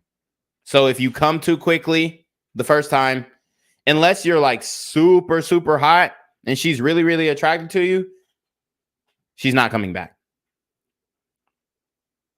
She's not coming back. Okay. So you're saying all this and I'm just like, yeah, okay, cool. But first impressions is everything. If you nut too quick, then she's not coming back. So you're not even going to get to do the double back unless she's a virgin too. And she doesn't have any expectation of sex. So you'll have to couple up with a virgin who has no expectation of what sex is, how long it's supposed to last, how good it's supposed to feel, if it's supposed to even feel good at all for her. Like some women go through their lives and they're not having orgasms like that. So they don't even, their perception of sex is, oh, sex is for the man. That's why they're charging and saying, oh, you have to do this for me. You have to do that for me. Because they don't view sex as an equal exchange, because they feel like sex is for the man, because they're not being pleasured out of a lot of the sex that they're having with regular guys. But then when you talk about porn stars, they'll fuck anybody because if it's a guy that can fuck, they know that they're getting more out of it than that man is. You know, that's why they like doing all this shit, because I mean, if you've ever had sex, who really sounds like they're getting more out of it? You don't hear men talking about, oh my God, I'm coming. Like, bro, guys don't do that shit, bro. It's the women. So the women are the ones who are getting the most benefit out of sex just by virtue of their damn mating calls when you fucking them. If you're fucking them good. Now it is, you know, you might fuck a bitch and she might stay quiet the whole time. That's when when you fucking a bitch and she stay quiet the whole time, you like, damn, does my dick work? Hey, it happens to the best of us, my nigga. It happens to the best of us. I'm not out here talking about I'm king dingaling and, you know, every bitch I fuck, nigga. Hey, man, one time I was with this one chick and she sucked my dick so good, bro, I nutted in 2 seconds. She ain't come back. She did not come back. You know, we used to go back and forth, and I used to try and I used to hit her up and say, yo, you know what I'm saying? I'm trying to redeem myself type shit. But dude, she sucked my dick. I came in her mouth in like 2 seconds, bro. And she did not come back. I'm telling you that right now. So, and we had a great night, bro. I was like, this was like when I was still playing ball. And we went to a pool party. I'm going to the pool party, nigga, clouded up. I got the hella clout, dapping every nigga up. You know what I'm saying? Like, boom, like we having motion that night, all the shit. I had my homeboys with me. They had beautiful women with them. I go take her back to the crib because we were at Athens Ridge. That shit was like 5 minutes from, not even 5 minutes, 1 minute from my crib at River Club. So I'm like, yo, boom, let's go back to the crib so I can bust you down real quick. My nigga, this girl put the damn vacuum cleaner suction cup lips on me. That guac 9 billion, nigga, and my shit, bro. It was over. And she did not come back, dog. She was like, man, this nigga nut fast as hell. And she was super attracted to me, everything. Like she, you know, when we linked, she was like, oh my God, you look so much better in person, your body, da-da-da, whatever. We had a pool party, so a nigga flexing, bro. When I nutted, like within 5 seconds, like she didn't ghost me, but you know, I knew that I fucked up. It was at this moment that he knew he fucked up. I knew that I fucked up, man. But you know, you live and you learn. So that just goes to show that, bro, if you don't have experience, you are going to take an L, bro. I don't know what y'all talking about.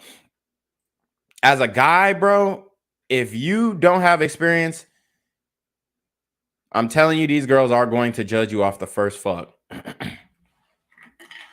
They will.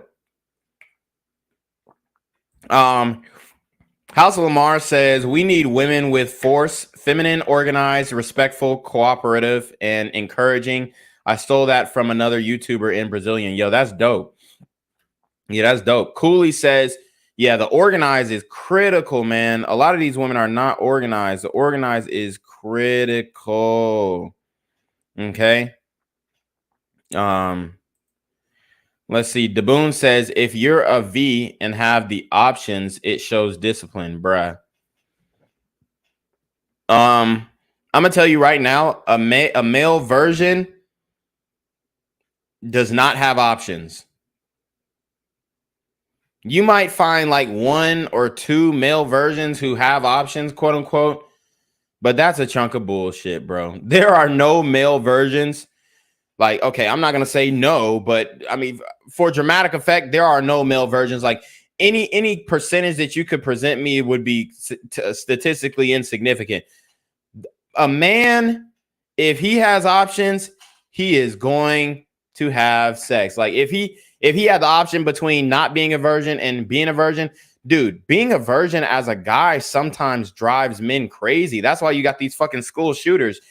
And you think, I mean, I get it. Like niggas talking about, oh, the discipline. Oh, I'm going to wait till I'm married and all this kind of stuff. That nigga don't got options. It's a fucking cope. It's a cope. He can't fuck bitches. He doesn't know how. He doesn't know how to talk to him. He doesn't know how to talk him out of panties. Bro, if you're a virgin and you're masturbating, you're not showing discipline. All these niggas like, oh, I'm a virgin, I'm showing discipline. Nigga, you're jerking off every day. Daboon says, you bench 430, bro. You're stronger. So you're 5 through 6. Like a rating on a scale of 1 to 10, I would say like 6 or 7, maybe. Holy Chaos Drag, but women have told me I'm an 8, but I'm humble. Okay. Holy Chaos Dragon says Nick Fuentes is definitely sus. Didn't he fly out that Australian e-boy that used to wear cat ears? Brittany Venti exposed him on that. Yeah, if he flew out a fucking yeah, that shit gay as fuck. Bro. Yeah, he's gay because he can't admit he's a Judeo-Christian, whatever. So he can't admit that he's gay. So he has to say, oh, I'm a virgin. Oh, I haven't had pussy yet, which could be the truth. Dude, I can't follow this guy. Like, even if he ran for president on the Republican ticket, I wouldn't vote for him because I'm not voting for no virgin. It's just things I won't do, bruh. Because then he gonna get into, like, these are the types of niggas who want to take away condoms. Like, oh, we're gonna ban condoms. We're gonna ban birth control. Like, bruh, you know, and I know there are some content creators who say ban birth control. Man, hell nah, nigga. Hell nah, okay? Y'all tripping now. Cooley 410 says, thank you, motherfuckers. Make it you either a Chad or an incel, like it's not dudes in the middle. Exactly. Yeah, okay, so he's saying thank you, comma, motherfuckers, make it like you're either a Chad or you're an incel, like it's not dudes in the middle. Yeah, it's dudes in the middle. They're called Malcolms, okay? Mildly attractive, lucrative, communicative, operational, likable men. And these guys are getting pussy, just not like every time they go out, they're not gonna fuck. But you know, if they go out 4 weekends out of the month, they might have sex like every 3 weeks.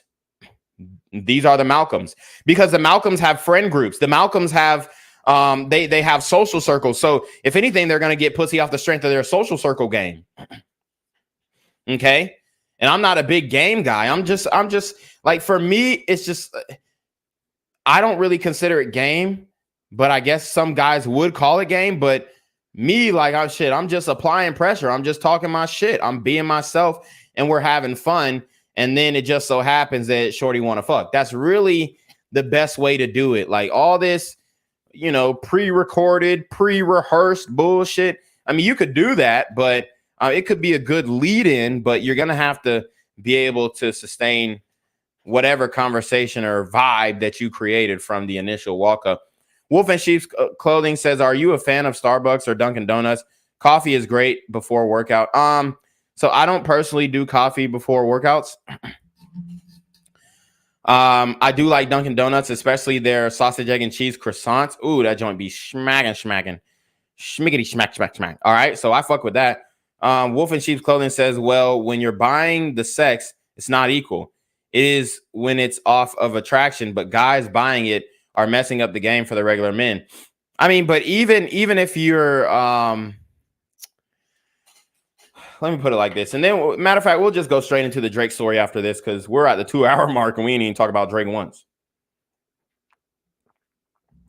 Even if you're like both mutually attracted to each other, the woman is still getting more out of the sex if you're a guy who's fucking her good.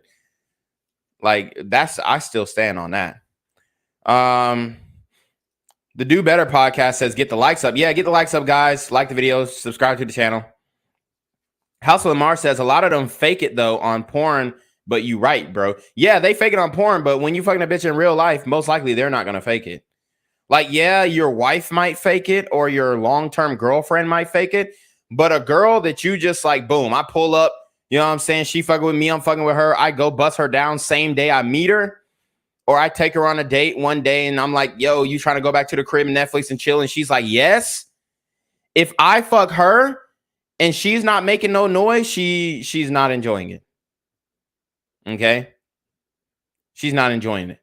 But if I'm smashing her and she's like, oh my God, like she's enjoying it or she really likes me and she wants me to think that she enjoys it. Either way, I'll take that. Wolf and Sheep's Clothing says, LMAO reclaim. How do you know what men saying during sex? Hey, yo. I mean, even when you watch porn, like the only niggas who are saying shit are like the black dudes. They like, yeah, you know what I'm saying? I bet you won't come to this part of the hood no more. Or, oh yeah, I bet you won't come to that basketball court no more. Or, oh yeah, you like niggas playing pickup games or something. Like the only niggas who are really talking are the brothers in the porn flicks. Like most of the time, like the white dudes, they'll do the prelude, they'll do the casting couch shit. Then after that, they shut the fuck up and get their dick sucked. So, I mean, you kind of get an idea of how people are acting during sex, and I just know how I am. Like, unless I'm like doing some dirty talk shit, it ain't really much to say. House of Lamar says, LOL, she didn't come back. No pun intended. Yeah, she didn't. She didn't catch no nut, bro. I mean, I'm telling you, when Shorty put that damn mouth on me, nigga, I was like, help me. Like, I tried to back away, but I was like laying down on the bed. So like there was nowhere to go. She just, and I didn't even warn her, nigga. I just, boom. It was just crazy. Wolf and Sheep's Clothing says, my lower back is real tight from doing your course reclaim. Any tips? I stretch before too. Stretch before and after. Also the, do ice bath. It's gonna hurt the first week for sure, but stretch before and after, ice bath, bro. Foam roll as well. It feel like a crick in my back. Yeah, like I said, stretch before and after, foam roll, all that shit, bro. The recovery is in there, bro. I show over like it's probably over 45 minutes worth of stretches and recovery. So I mean, you have everything there, bro. Do the recovery before and after your lift. I know it takes longer. I know that makes the workout 2 hours, but hey, it's worth it, bro. Cash God said, do you used to be a super gremlin back in your teenager days, BGZM? Nah, I wasn't too crazy. I mean, I used to hit licks on Walmart and shit like that. I mean, I'm not gonna lie. I was like, but it wasn't in the spirit of, oh yeah, I'm gonna just steal from Walmart because fuck. But I was on some more like fuck the system, dude. They're oppressing us type shit, that type of vibe, which I guess is an excuse for crime either way. But yeah, I used to hit licks on Walmart for sure. You know what I'm saying? Sheep Swifter say you used to be chubby. What? I've never been chubby in my life. Stop it. I mean, anybody who knows me knows I've never been chubby. Chancellor says you bust in her mouth though, and she probably kissing some nigga. Yeah, she definitely. I mean, she's married now and having a kid, and you know, in the back of my head, I'm just like, wow, I came in that girl's mouth, and now she's like having some other man's baby. It is a mind fuck, but it's better to be on the other side for sure. Okay. Cooley says, I call cap. It's a deeper reason niggas shooting up at a school, not solely because they can't get pussy. Let me put it like this. I guarantee they wouldn't shoot up the school if they were fucking one of their classmates. Guarantee they wouldn't. Guarantee they wouldn't. Okay. Even the shooter in, there was just a mass shooting in, let me see. I did a story on that shit. I think it was St. Louis. It was a young black kid, and he shot up the school. Yeah, it was a young black kid. Let me see what that boy name was.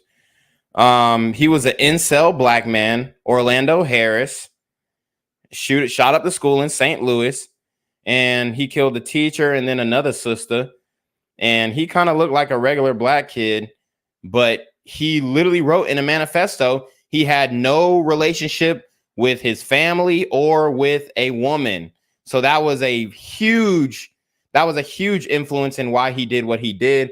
Most of these guys who are doing these school shootings are virgins.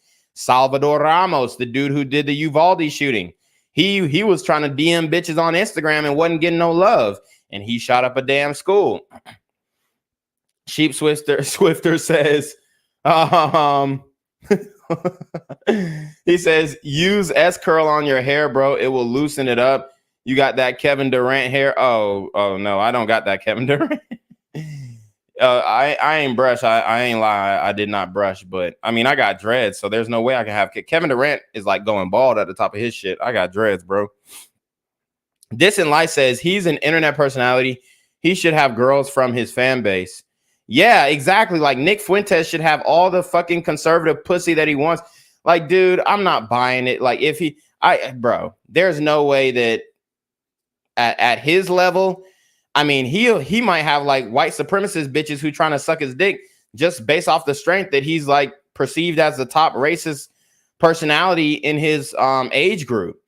Like, dude, maybe he's capping on the virgin shit, but I mean, either he's gay or there's something going on there. And with that being said, I can't vote for bruh because he ain't got no pussy. I know that's a weird reason to rule somebody out, but hey, it is what it is, bro. I know what a male leader looks like, and male leaders get pussy, point blank.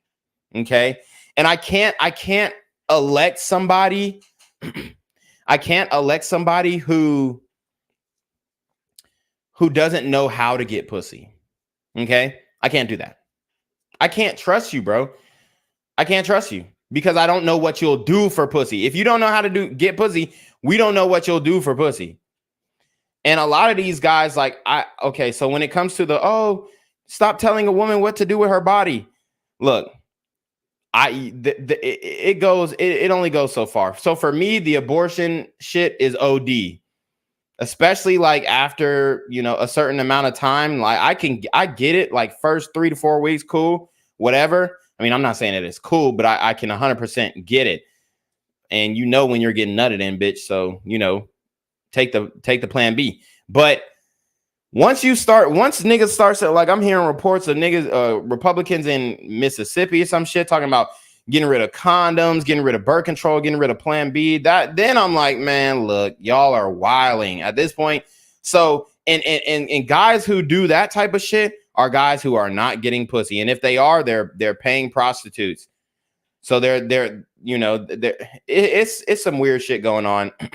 But a lot of these politicians who would vote for something like that are paying prostitutes or engaging in homosexual activity. Like sexual repression is real, and that turns into sexual predation, in my opinion. So let me say that again. Sexual repression is real, and I think that can turn into sexual predation. Now, it doesn't mean that every virginal man is going to turn into a predator or is a predator, but I think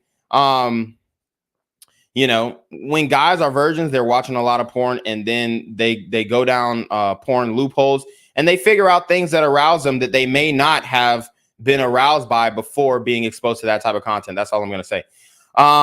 He says, still better than gun control.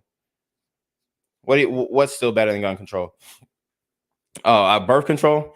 Chancellor says, yeah, Nick likes cat boys. Yeah.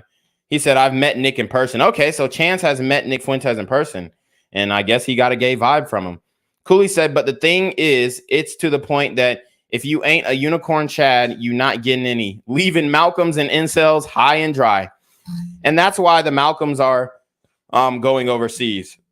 So, I mean, I 100% agree with you.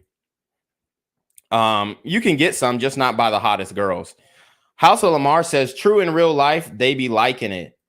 Mr. Majestic says, what do you do for fun besides podcasting and working out? I mean, that's it. Sheep Swifter said, how many times does a girl need to follow you around the gym after you keep moving around before you think it's a signal? So I would say if she's following you to different, and she has to be close, and she has to give you a signal. Like sometimes there was this one girl in the gym that I was talking to her or whatever. She came over to crib. She didn't fuck. So I sent her on her merry way. And then the next day in the gym, she literally is doing bent over rows in front of me. Like literally it's undeniable. Like she wanted me to say something to her. And I ignored her because she ain't give me no pussy. You know what I'm saying? So I was like, bruh, it's dead. I'm not pursuing anymore. It's OV. Like she doing the most. She's playing hard to get. You came over to my house. We Netflix and chilling, and you want to give up the box. So I'm just like, yeah, fuck it. But then after that, she's just trying to tempt me every day in the gym. And this is why it can get a little it can get a little difficult when you're doing the gym game. That's why you have to go to multiple gyms, and that's why you can't go to your gym 5 days a week. You have to pick this gym and then that gym.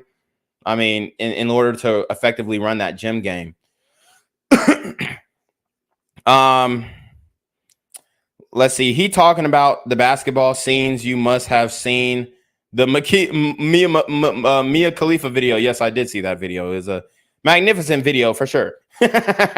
Sheep Swifter said shorter guys always have smaller meat, homie. No, that's not true. Sheep Swifter. No, bro. Bruh, this how a lot of y'all haven't played sports. Dude, when you play sports, you really see niggas' dicks. Pause. No, pause, but you really see niggas' dicks. And a lot of the bigger guys, it is what it is. I'm not trying to talk about nobody's meat like that, but it doesn't necessarily have to do with your height. Sheep Swifter says, if your dad was a bigger guy, where did your athletic and lean genetics come from? My dad's not a bigger guy. What are you talking about? My dad's 180 pounds. Birth of Uberminch says, no, sir. House of Lamar says, Atlanta had a shooting last night, as they do always. I mean, I cover that stuff on my BGZM News 17 Black Gen Z Mindset, but I'm banned from posting from Black Gen Z Mindset for 2 weeks. Cooley said, if that's the case, why are street niggas committing crimes? We all know they get pussy. So there's different types of crimes, my brother. And contrary to popular belief, a lot of these street niggas are not getting pussy. Okay, the guys who commit domestic violence on women are getting pussy for sure. But a lot of these street niggas are not getting pussy. A lot of y'all like to think that street niggas get pussy like that, but a lot of them really don't. Even so much to the fact, there was a thing where dropping a bean, niggas were dropping beans in bitches' drinks because they were desperate. That was a real thing. I went to a party a year ago where a nigga dropped a bean in this bitch drink and she passed out. And then her friends tried to fight the nigga and they shot the party up. So a lot of these street niggas are desperate and they're taking pussy too. Okay.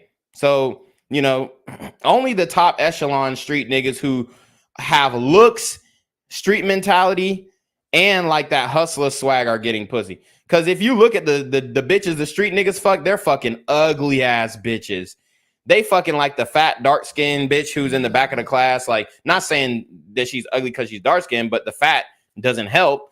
You know what I'm saying? And like, they're fucking ugly bitches. Or they fucking bitches who look like, you know, Dirk's baby mama, like albino looking ass. You know what I'm saying? Like, bruh. Y'all talking about these street niggas getting pussy, but they're fucking ugly girls. Lick a Pickle says, were you under the they oppressing us mentality when you played at UGA? So I was up until I was in that I was of that mentality up until like my sophomore year, because I had that mentality in high school, and then in my coming into my sophomore year, I started realizing that, damn, bro, this shit is sweet as fuck. Like, really, that's what I realized, you know, like going to school with a whole bunch. And I've been to school with like white people before. I went to a private school for like my freshman and sophomore year in high school. But, you know, and that was a good experience too. But, you know, I just kind of realized, yo, this shit's sweet as fuck. Like, there ain't nobody stopping nobody from doing shit unless you're just a dumbass. Look at Pickle says, oh, okay, I read that. And he says, I mean, bro, Donald Trump isn't getting much. I don't know if his wife letting him hit anymore. Same with Biden.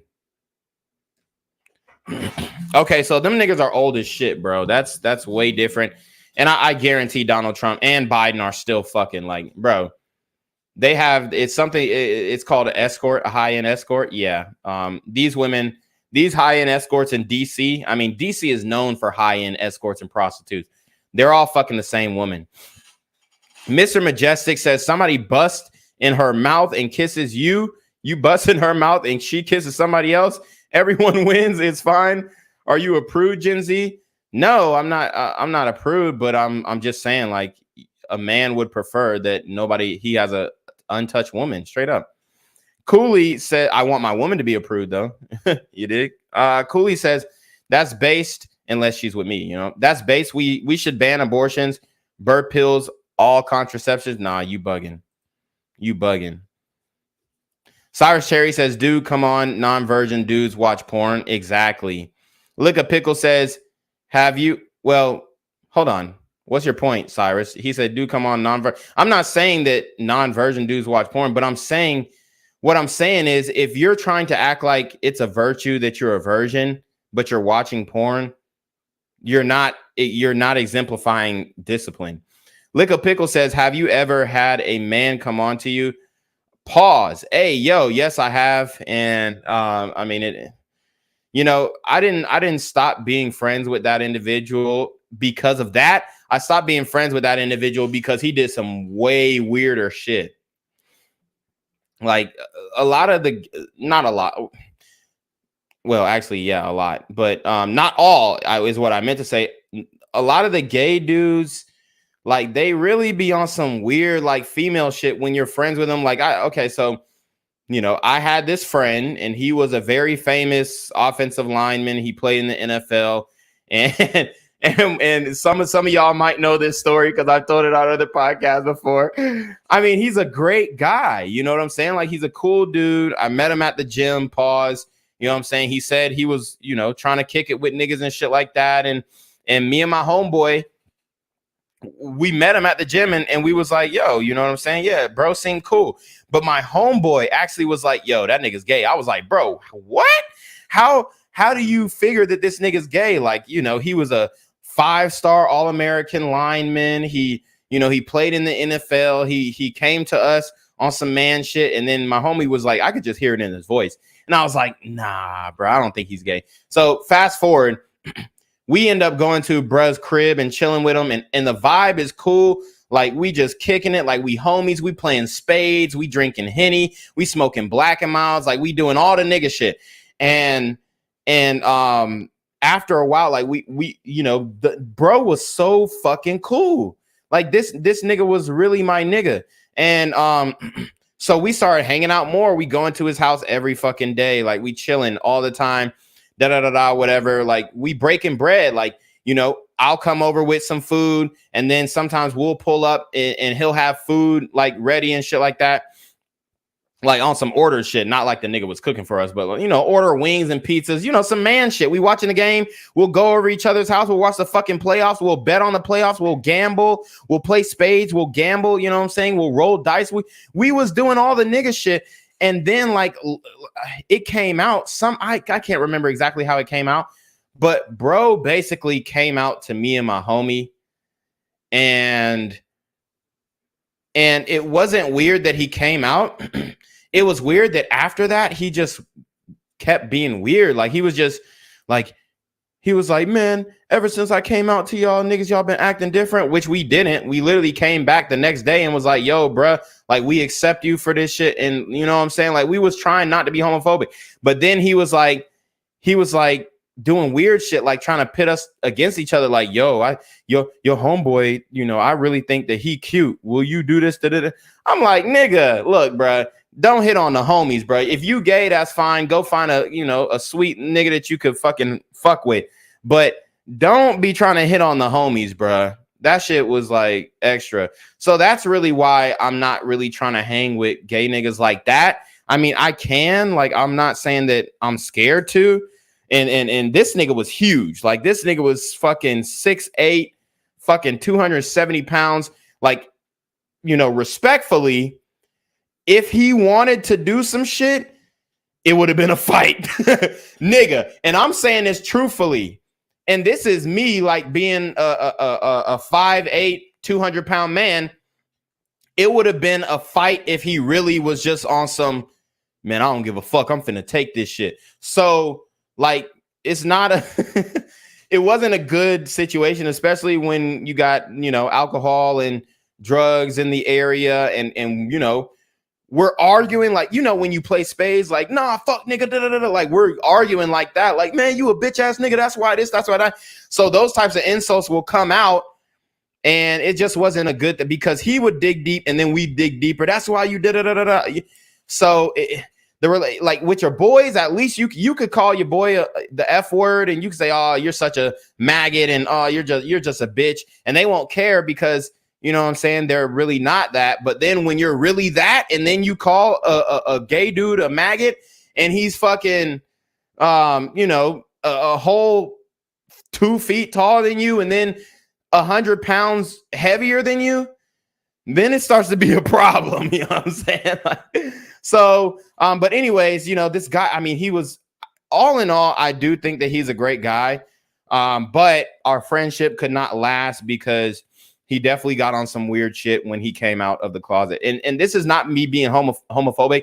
You know, I really had mad, like, you know, you have mad love for your homies. Like I had mad love for bro, like for real, like not on no gay shit, but just on some, like, bro, like I felt like we was brothers, you know what I'm saying? Like we was watching the games, we was doing all that type of shit. So, you know, and I have real life experiences. Like I'm not one of these dudes who ain't had no life experience. Like I've experienced all type of people, like from super religious to atheists to fucking gay dudes and gay women and all types of shit. Like I'm not some type of insulated dude.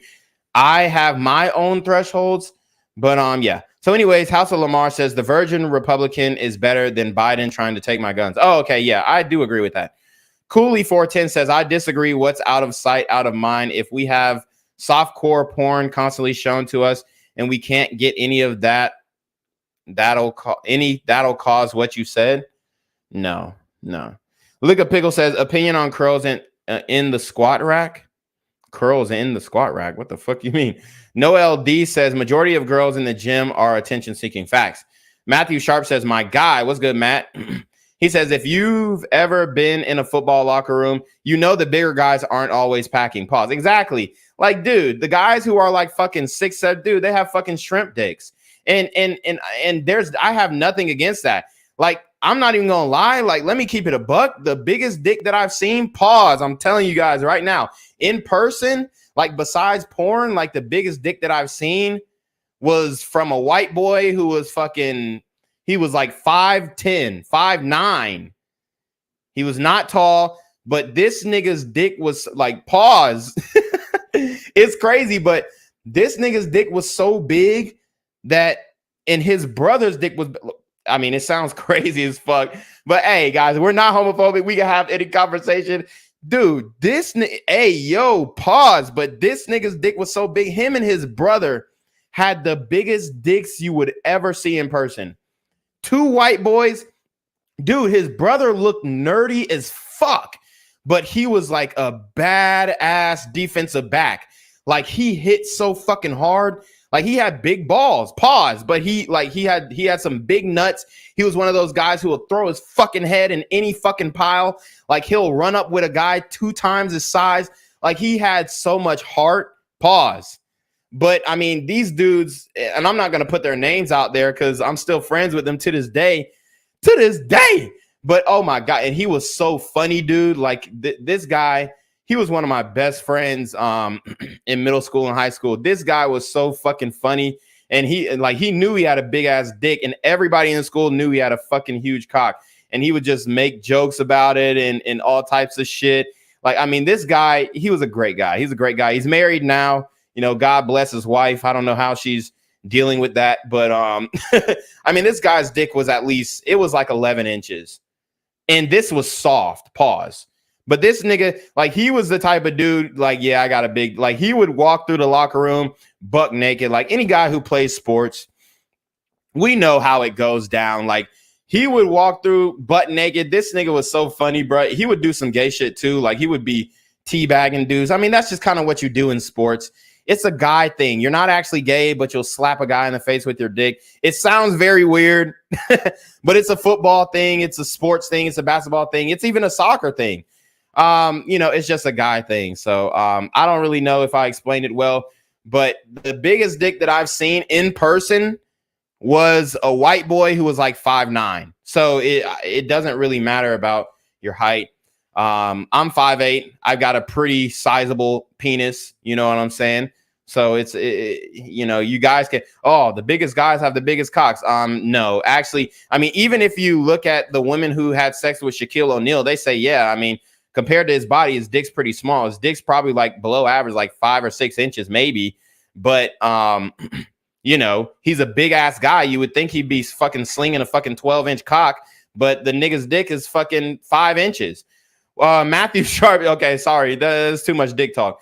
But Matthew Sharp says, if you've ever been in a football locker room, okay, yeah. So I read that. Cooley says, I call cap. Dudes that are on that sexual predator type shit is because of something deeper. It's not because of their starvation of pussy. I've seen something that showed more rapists had been abused. Yeah, but you have to understand that these people who were abused have poor social skills, so they're not getting pussy. They've been abused, meaning somebody fondled with them, but they aren't having, you know, consensual sexual relationships. So it's a combination of that abuse and then that sexual sexual depravity. Lick a Pickle says he had a poster of you in his room and hidden trick shots on it. Huh? Oh yeah, that's funny. Nah, he wasn't like that. Chance knows who it was. Yeah. I mean, the guy was great. I mean, he was a cool guy. This nigga said Carl Nassib. No, it wasn't Carl Nassib. Mr. Majestic said facts. Lamar, he said fuck Democrats. Chancellor says it's sad because nigga was cool as fuck. Yeah, that nigga was cool as hell, bro. Lick a Pickle says you told a story about a white man pulled it out and pointed it at you while you was driving in Atlanta. Oh yeah, white dude pulled out a gun on me. Yeah, that did happen. But I've had, let me put it like this. I had more guns pulled out on me by black men than white men. But I'm not trying to say that that's just a thing, but I mean, we all know that, you know, niggas is out here robbing. That's not a secret. NYC Evolved 88 says that's how they, them, he, her try to get you. LOL, hashtag nope. Mr. Majestic said, how did he come out to you? I mean, he just came out to us and said, he said that, hey, you know, I'm gay, you know, and well, actually, Lord have mercy. He told us, he basically said, This is what he did. He kept talking about his girlfriend. I remember it now like it was fucking yesterday. This nigga kept talking about his girlfriend. He said, yo, my girl, she coming into town this week, whatever. Meanwhile, when he's saying my girl, he was really talking about a man. And he kept saying, and every time he would spell girl, he would use a U. Like when he would text us, like he would say, yo, my girl coming into town today, so I can't chill today, but tomorrow. This nigga he allegedly was fucking a well-known UGA great, a well-known NFL star. And this is who he said that he was fucking. So he said that this nigga was his girl, and basically he was talking about his girl. And then one day we just like, bro, how come we haven't met your girl? And then he said, cause my girl's a guy. And I was like, okay. And then he was like, yeah, my girl's a guy and you know him. Everybody knows him.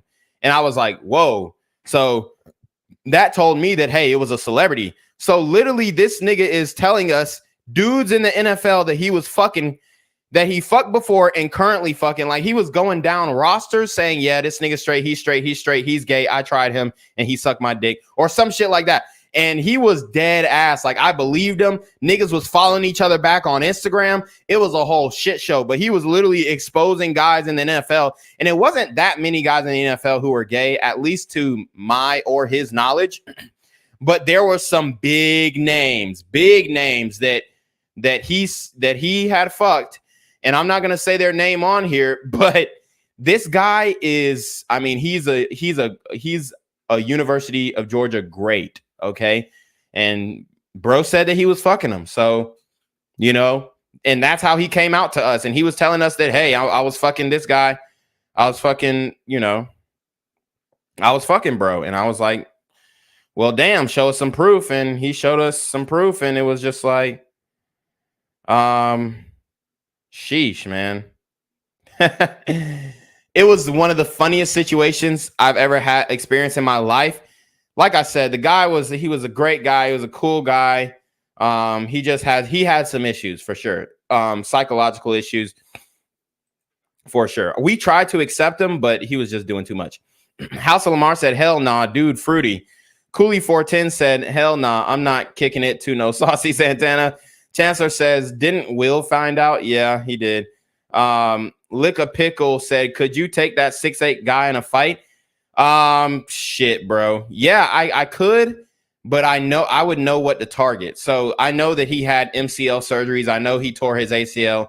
I would target his hamstrings, and I would damage his knees. I would only be doing kicks. I would just be doing fucking calf kicks and knee kicks the whole time. I would try to avoid getting in a grappling match with him because he has so much size on me. But I think I could win in a fight. Yeah. Sheep Swift, but it would be a damn fight. Did you get respect at UGA since you're 5'8", even before you played ball? Hell yeah. I mean, 5'8", even though it is not 6 feet, like it's not short either. Like it's like right around average.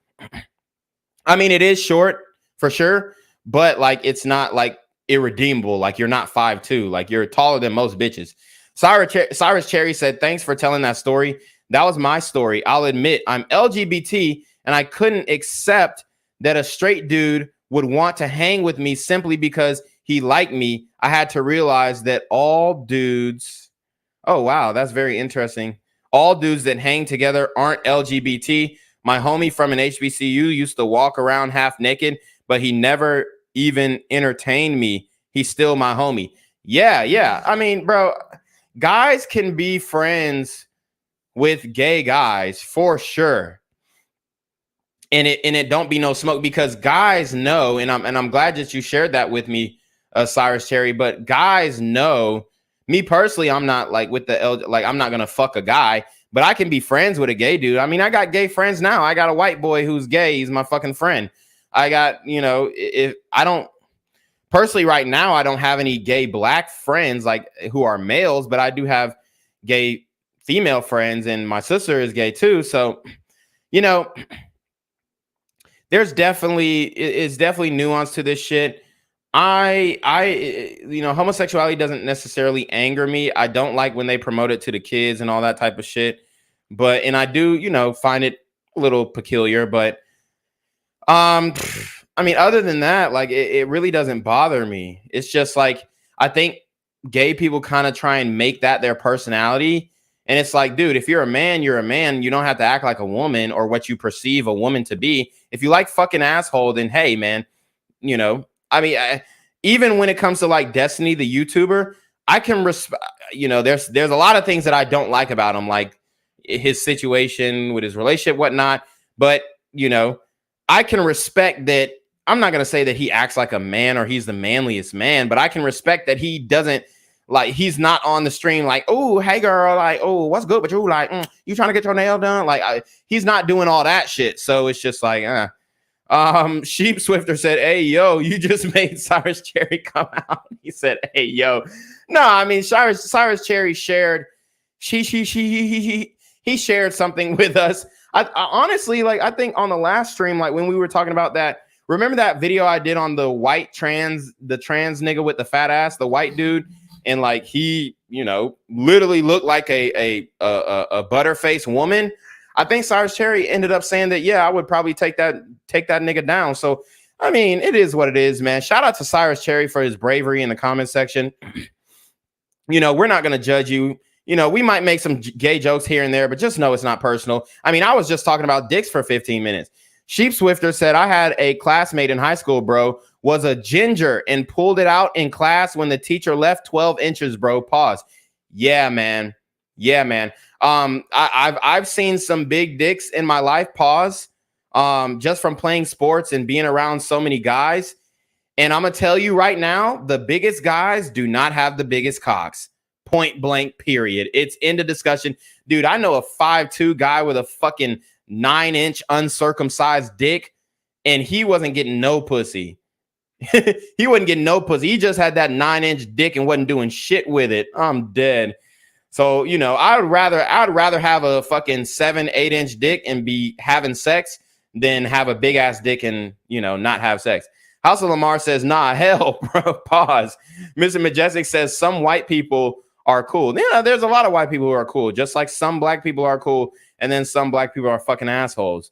Sheep Swifter says, that's how it was with my friend. Everyone knew about his size and it was a joke for 4 years. Yeah. I mean, even in middle school, there was like this guy, he was like the first guy in our middle school to grow fucking pube hair. And we would go to the locker room. We'd be like, dude, what the fuck? Like, dude, like, I mean, niggas wouldn't, I'm not saying niggas was just like, oh, wow, first nigga with pube hair. But we was like, damn, like this nigga really is grown up. He a grown man. Like we was like really thinking bro was a grown man because he had pube hair in fucking 6th grade.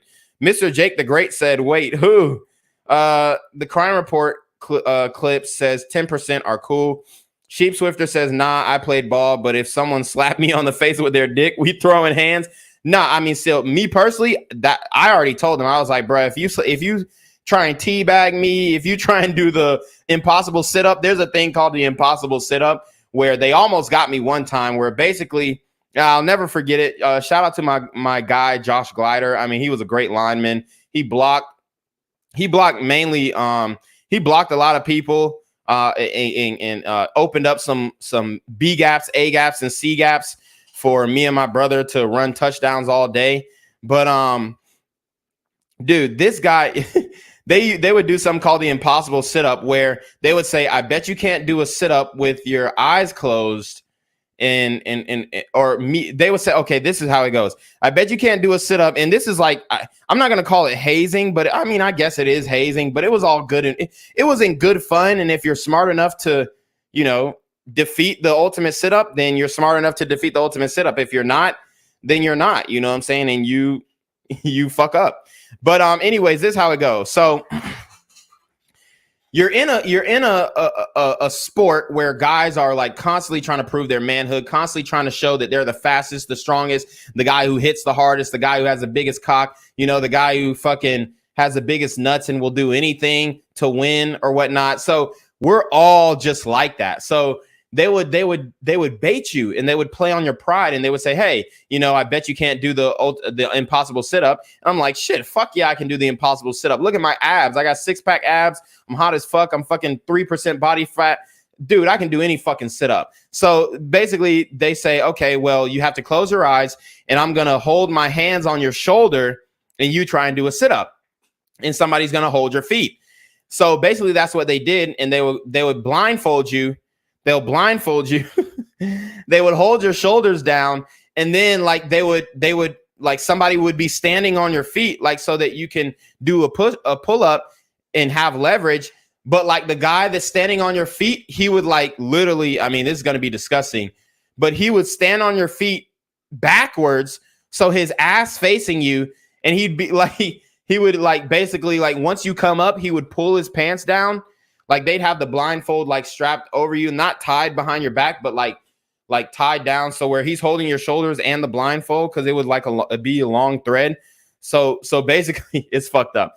But basically, now I'm thinking about it. I'm just like, wow, like we were young as fuck doing, I don't know what it's just like boy shit, I guess. Boys will be boys type shit. So anyways, they hold your shoulders down. And they put this blindfold over your face while holding your shoulders down. And then the guy who's standing on your feet is like turned around. And it's usually like a big fat lineman, like a guy who's 300 pounds. And he's turned around and he's standing on your feet so you can do the sit up, but you don't know. And you're blindfolded. And then they're saying, they count you down. They're like 3, 2, 1. And when you come up, like they release the blindfold and you come up and this guy is just like standing on your feet, turned around with his ass cheek spread and just like mooning you. But like you're supposed to, because like you're trying to do the sit up so hard, like you do the sit up and you go, because he releases your shoulders, you go fast as fuck, like straight into like a nigga's ass type shit. And they would do that shit to all the freshmen. And bro, I'm telling you, it would start big ass fights. But I mean, you're not going to fight a 300-pound lineman. You could try, but he's going to fucking toss your ass. I don't give a fuck what you are. So they always use a lineman to do it because they know you're not going to fight them. So it was just, man. I mean, thinking back on it, it was just hilarious, bro. But they tried to get me. And then like what happened was like when I came up, the blindfold slipped like early and I quickly like yanked out that shit. So I didn't get a face full of ass, but they tried it. Mr. Jake said, same. I was in boot camp. This one white dude I saw was crazy. Yeah. And a lot of people say, oh, black men have the biggest cocks. I don't fucking know. I don't know. But you know, I've seen a lot of black dudes with small dicks and I've seen a lot of white dudes with small dicks, but I've seen the biggest dick that I saw was on a white guy. Well, okay. So I had to take that back. So they were tied. It was like our running back, one of our running backs. He was like, I mean, he was 5'9", and his dad actually was a running back coach for UGA. And he had like an 11, 12-inch dick too. And he was like 5'9", 210 pounds, just like a fucking stocky black nigga. You know what I'm saying? I mean, he had a big dick and he was fucking a lot of bitches. Lick a Pickle says, reclaim, bro. That's cap. We seen your meat when you had on the compression shorts. All love though. Nah. Well, I'm a grower, not a shower. Okay. So, you know, my shit grow. I never said that I was fucking 7 soft, nigga. You got to give me some time. Cyrus Cherry said that hang together aren't LG. Oh yeah. I read that part. House of Lamar says carry a gun on you daily. Mr. Jake the Great said, how is Michael Sam out of the NFL, but Carl Nassib just doing his thing? Exactly. I think Michael Sam might've paid the way, but Michael Sam, his talent wasn't good enough to do that, I guess. But Mr. Jake the Grape said, and good for you for coming out, Cyrus. Respect, bro. Yeah, respect, bro. Lick a Pickle says Barack Obama is, I don't know if I can read that, is suspect. He says, my uncle was a chauffeur for him. He always stopped at the same guy's house in D.C. Well, I mean, if you didn't see him with a dick in his ass, and we can't definitively say that. House Lamar said, Tom Brady, LMAO. No, not Tom Brady. Cyrus Cherry, Tom Brady didn't go to Georgia. Cyrus Cherry said, Mr. Jake the Great, it's a lot more serious than you can understand. The mental illness in this lifestyle is no joke. Oh, yeah, for sure. I 100% agree with that. House of Lamar said, bro said, calf kicks, LOL. Yeah. Daboon says, Cyrus, would you take down Reclaim? Hey, chill out. Hey, yo. Mr. Jake the Great said, I would have taken that red-haired trans, by the way, too. That ass, I'm dead. Chancellor said, African niggas breaking the mold. House Lamar says, bro, hey, yo, too much detail, bro. Might as well describe the veins and girth, LMAO. Cyrus Cherry says, Gen Z, thanks so much because I kind of want to tell you my story. I'll even pay you to read. I follow you along with several other YouTubers that I was literally afraid to come out to. Didn't want you to dislike, but I think there's a different perspective about the LGBT community that straight men don't understand. Black women shouldn't trust their gay friends. A lot of them are sleeping with their men. Black women love gay men until their sons come out as gay or they realize their gay friend is sleeping with their man. My homegirl dude trying to link with me and I don't even deal with him. Wow, that's crazy. Let's see. Daboon says, were you top 10 fastest guys at UGA or top 10 strongest players? So I was top 10 strongest. They basically do it by your like your height and your weight. So like you're strongest for your weight class. So yeah, I was like top 10 strongest and then definitely top 10 speed. Cyrus Cherry says, okay, I read that. Not spreaded. Oh God, yeah. Cyrus Cherry says he thinks because I'm not feminine that I'm automatically a gatekeeper. Dude, what would you do if your homie girl was trying to get the D? Yeah, that's crazy. But anyways, let's get into this Drake topic. We've talked long enough. Let's see. So this comes from a channel called Illuminati. And it's spelled IILLUMINAUGHTII. So a play on the words naughty, which means, I guess, bad or in malinterest, if you will, which the word also has sexual innuendo. But anyways, we're going to break down this video. I think this first part is an ad or something. I don't know. Let's see. Okay, let's watch. Hey, just really quick before we get into today's episode, I wanted to let you know that I'm running a limited edition plush with Makeship, and this time it's okay, Casper. So if you want to grab your own Casper. All right, here we go. Gambling on platforms like Twitch has been controversial for a while now.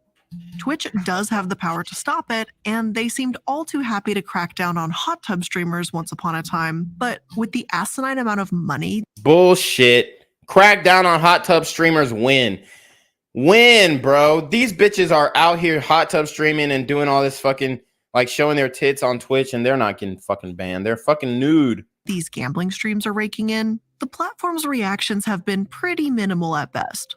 Plus, with massively famous and successful names like Drake attached to these streams, this content has become a true staple on Twitch, though more on him in just a moment.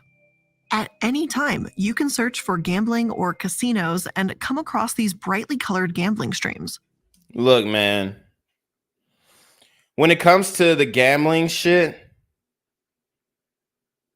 I mean, okay, guys, what vice is worse? Let's like list the vices. Okay, so you got gambling, you got porn, right? Sex addicts, I guess you can loop those two. Alcoholism, drug abuse, whatever. I think drug abuse and alcoholism would be top two, right? But which one do you think is worse, guys? Some of them, like Sugar Rush, have dead-eyed, neon-colored teddy bears, bright stars, and other candy shapes. These streamers tell their audience that these games can really turn around before you know it. And after a few short spins, you'll watch them supposedly earning thousands, if not even millions of dollars. 160x, 160K, 160,000, right? Maybe. Yeah, you win $160,000 gambling, you stop right there. See, if I was a gambler, when I win, I'll take that money and then I'll use the same money that I initially gambled to, like, I wouldn't like add to the gambling pot. You see what I'm saying? You chase that high along with them, scared and anxious once their wallet drops closer to zero, only to cheer and root them on when they earn it all back and then some. Sick. Dopamine, I mean, it's a Cinderella story. Obviously, gambling has huge risk, But at the end of the time, you never gamble money that you're not willing to lose. And that's always, that's a fucking, I have no problem with gambling. I love gambling. You know what I'm saying? I'm not like a fucking poker or blackjack guy, but shit, if I can make a bet and earn $100, like if I say, oh, I bet that I'm right about this, and then that you're wrong, and then I prove that I'm right, then hell yeah, I'll take the fucking money. Like I don't, I get it. Kids are watching, but yeah, kids are also listening to hip hop and they're killing each other in the street, but nobody gives a fuck about it. So yeah, I think that gambling is the least of our worries. Serotonin, whatever the hell it is, you know that gambling is playing off of that little rush that you get, and you can't help but watch. And when the stream ends, maybe you consider trying it yourself. It's only a few bucks after all. Plus, the streamers made so much money, so what's the harm in just one spin? And I'm not sponsored right now, but shout out to FanDuel. You can make a bag on FanDuel. And the only reason why I couldn't do FanDuel in the previous years because you couldn't do FanDuel while actually being an athlete. So like if you play sports, you can't do FanDuel. So I could never do FanDuel, but I might get into it because I ain't gonna lie. Like when it comes to these football games, especially football, I'm not really good at predicting basketball scores. But when it comes to football, I'm good at predicting scores. Like nigga, I've almost predicted every UGA score except like two games within like a 10-point margin. So like I'm really fine with this shit. Right? I think we all know the answer to that, considering that these games are designed to be addictive. But there's a bit more to this aside from brightly colored candies and virtual casinos. Either Drake, who stepped in to make this... Hold up and run it back. And that's XCC or whatever the fuck. And then he kind of he's like a feminist YouTuber, and he tries to like take the moral high ground on different topics and shit. But he's out here promoting gambling, quote unquote, which could be seen as a negative thing. Me personally, I know his fan base is young, but most of the time, like when you really look at your demographics, most of these guys' fan base is between like 18 and 25. I don't think that it's like that many 12 and 13-year-olders watching them like that. Come on. Aside from brightly colored candies and virtual casinos. Either Drake, who stepped in to make this content even more popular by teaming up with the crypto casino and sports betting platform known as Stake. He joined not only to win real money, but to give it away in tips to his fans that watched him play. In one of his streams on January 11th, 2022, it had tens of thousands of viewers watch him earn millions of dollars, seeing his balance climb to over $20 million. Of course, various highlights and other YouTube channels have stressed that it's not as if this lasted. Drake lost everything he earned and then some by the end of the night. And this is rich people problem. I mean, that nigga Drake is a multi-millionaire. When it's all said and done, he'll be a billionaire, and he gonna actually have his billion, unlike Kanye, respectfully. But for Drake to lose 20 million in a night doesn't hurt him because he's probably making hundreds of millions a month. Because he seemingly didn't know where to stop. In total, from December 2021 to February 2022, Drake allegedly bet over $1 billion in... Also, that could be house money too. Like if you're a rich nigga, the casinos will give you money to gamble, and they do this. And if you lose the money, it's no harm, no foul on your part, and they still make money, because you're gambling the money that they gave you, and then you win money, and then you lose it back to them. So casinos will do this, and they, the house always wins is what they say, and guys know that, man. But you have to know when to get out. Dude, if I bet $10,000 and I win $150,000, I'm done for the day. And I'm going to come back tomorrow and bet $10,000 again. And if I lose that, then I'm going to stop for a week. And then I'm going to come back and I'm going to bet 5,000 to make the money that I lost back. And then if I lose that shit, I'm going to bet 2,500. But I already made 150,000. So I got about 20,000 to invest back into gambling. Total. Like, that's how often he was playing and the kind of money he was betting. But the problem here is that it's not just adults 18 and older watching these streams, but kids are watching too. You'd think that that would be enough to make Twitch and these streamers a bit more careful. Yeah, kids are watching these OnlyFans whores too. Kids are watching these TikTok Tatianas too. Kids are seeing the Instagram sluts as well. So what's your point? But that's not really the case. And Drake, with the massive views he's pulling in, is no exception to this either. Although Twitch did ban referral codes and certain links on their platform in some sort of attempt to curb the spread of gambling, creators can easily circumnavigate this with some hosting giveaway in their chat and putting their referral codes on Discord. Gambling platforms like Stake might say they're not available in the US, as internet gambling by bettors in the US is actually illegal and states have to regulate it on their own terms. But let's be real here for a minute. Plenty of people can simply use a VPN, and with a few clicks, they're able to access popular online casinos. A few opinion pieces have come out saying that even if Twitch doesn't care about age-gating the gambling on their platform, the streamers need to step up and do better. One of these pieces on Inven Global cited a 2013 study by the Journal of International Gambling Studies, which showed that, I'm sure big surprise here, the teenage years are extremely formative into who someone is going to be in their adult life. So yes, these gambling streams are warping their viewers' idea of what gambling is, making it seem like it's all fun and games when that's not exactly the reality. And that's especially when casinos like Stake are supposedly paying streamers a ton of money. I mean, and you see Quavo just, was in a situation where Takeoff was killed over gambling. So some people take it too far, for sure. Like, me personally, I'll probably never roll dice again with niggas because, like, niggas start fights and killing niggas over shit. But, like I said, it's just like alcohol. It's just like drugs. Like, I'm never going to be the guy to say, oh, fuck all drugs. I'll tell kids not to do drugs. But, I mean, shit, it has utility. Look, guys, sometimes people want to have a really good time, okay? And they need to lower their inhibitions to sometimes figure out who they are. I'm not saying that this is what you have to, you have to do drugs to figure out who you are. No, I'm not saying that. But what I am saying is everything in moderation, everything in limitation. Like, some dudes might fuck around and do DMT or ayahuasca or whatever and try and realize another level of their existence in order to see what that is. Now, there are some drugs that I would never try, but I could see why other people try them. Like, I could see why other people have taken Molly. I haven't taken Molly. I could see why people do cocaine. I don't take cocaine. And on all that shit. And I'm talking like $900,000 a week to play their games. It's not as if many of these streamers are just regular users that sign on, toss a few $100s into the slots and make bank. They're typically getting paid and using house money to make their bets, all while creating the illusion that these wins are authentic. So you heard what they said, house money. That's when the casino pays you to gamble.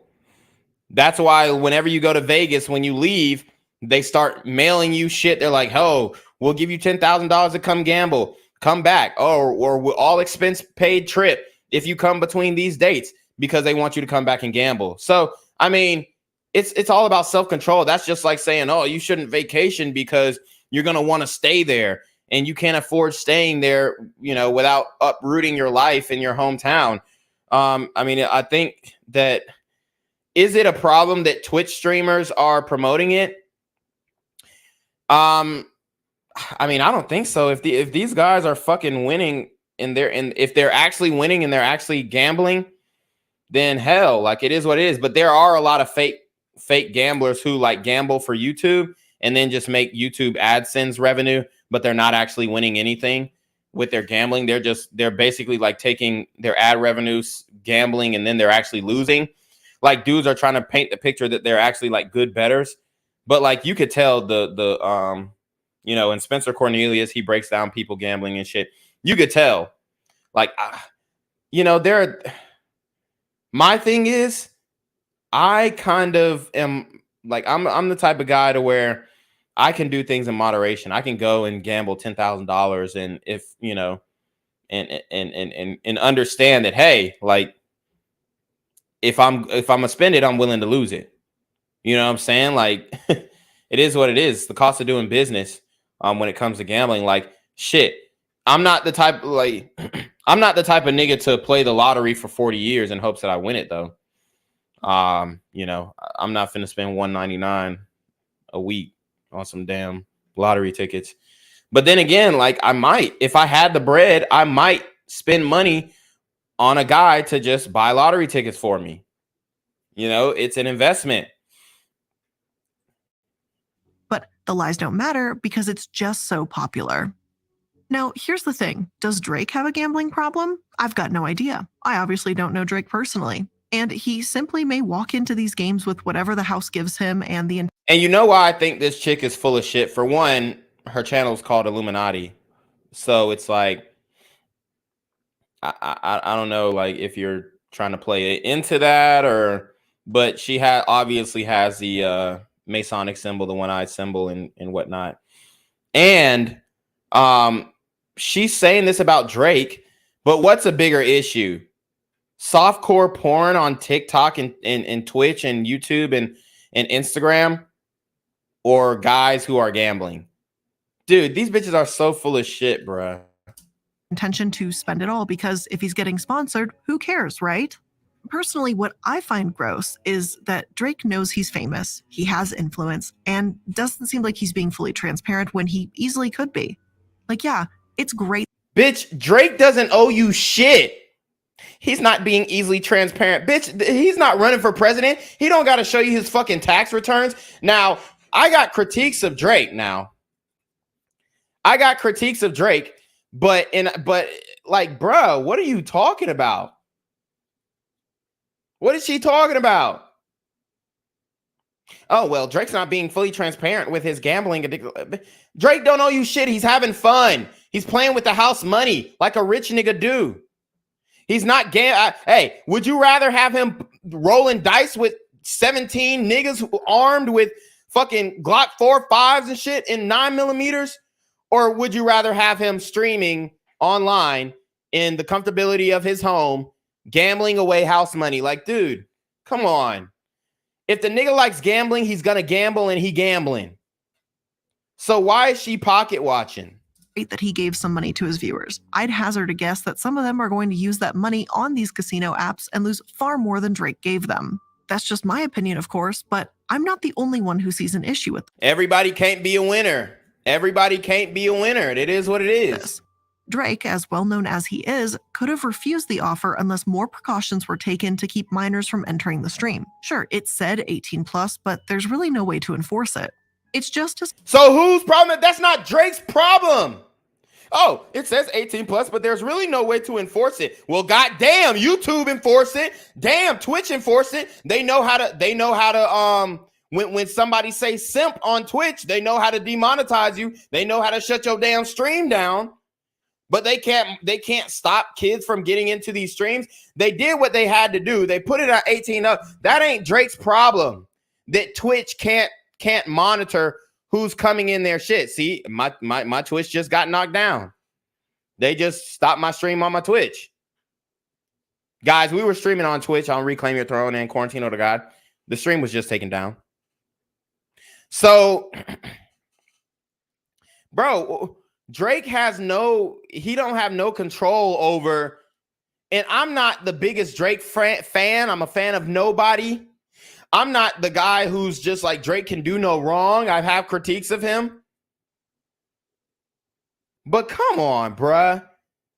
Drake don't owe you shit.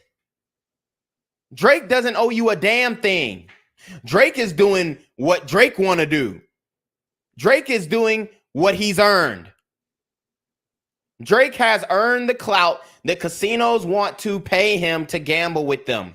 He's earned that right. If the casino want to give him 20 million to get and say, hey, you got to gamble 85% of this, and then he wins some and lose it all, then they like, ooh, we came up on top. That's the game. That's the business. They didn't strong arm him. What? She ain't got no damn. Like, come on, man. It's not your business. It's heartening to see that even though Drake isn't exactly hurting for money here, he's promoting online gambling to potentially young viewers for, whatever. Bruh, and then they gonna act like it's just a little white kid. Bruh, get the fuck out of here. If Twitch can't keep young kids from lying about their age and they can't verify the identity of their users, then that's Twitch's problem, not Drake's. Here, he's promoting online gambling to potentially young viewers for, whatever stake is paying him. Maybe Drake is a puppet of online gambling, as some have suggested, or maybe he's just using this as an opportunity to, get paid a couple extra bucks. Regardless, Stake stands to benefit from their relationship for one giant reason: the trust people have in Drake. What about OnlyFans? See, I went through this woman's content and she ain't got nothing on OnlyFans. She ain't saying a damn word. She ain't saying a damn word about OnlyFans. Dude, this bitch is so full of shit, dog. And she's got exposés on Andrew Tate and all this fucking bullshit. 1.55 million subscribers. And I mean, she makes good content. Like, the animations are sick as fuck. I'm not going to lie. I'm not going to say that, it is good content. Hell, I'm reacting to it right now. But dude, she's so full of shit. She's got videos on the awkward existence of Japanese love hotels. I guess she's talking about brothels in Japan. How is it an awkward existence? The bitches want to sell pussy and niggas want to fuck. In my opinion, prostitution should be legal. Okay. Andrew Tate, the incel king, multi-level Monday. So I guess she's trying to expose Andrew Tate for his, whatever course he got going on and shit like that. How the cruise industry played us all. Morph's Pretty Little Lies. I mean, these are the headlines that she has. She ain't said a damn word about fucking OnlyFans and TikTok, luring, young girls to basically dance half naked for likes and subscribers on OnlyFans and TikToks. Okay? She's going at Joe Rogan, how Joe Rogan became a weaponized fool. Dude, get the fuck out of here. Nothing. She talking about R. Kelly. Black men. The well-deserved fall of R. Kelly. Black men, where we at with it? Black men, where we at with it? She exposed it. Oh, shit. She exposing black preachers. Man, oh, man. She is coming at the brothers, y'all. She's coming at the brothers. Wow, she has a video called "Is the Satanic Temple Really an Arbiter for Justice?" Yeah, this bitch is a Satanist, bro. This bitch is a Satanist. I mean, Illuminati is her profile pic. She got 1.55 million subs. I guarantee she's never been demonetized. I guarantee she's never been shadow banned. Dude, game is rigged. And sometimes those that support Drake will stand by him no matter how scummy he gets.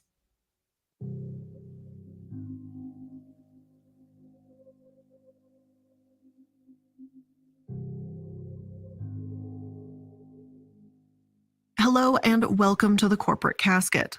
I'm the Illuminati, and today we're going to be talking about who Drake is and his rather sketchy background. Now, although he's made a lot of headlines recently for his online gambling controversy, Drake has practically been a household name for quite some time now.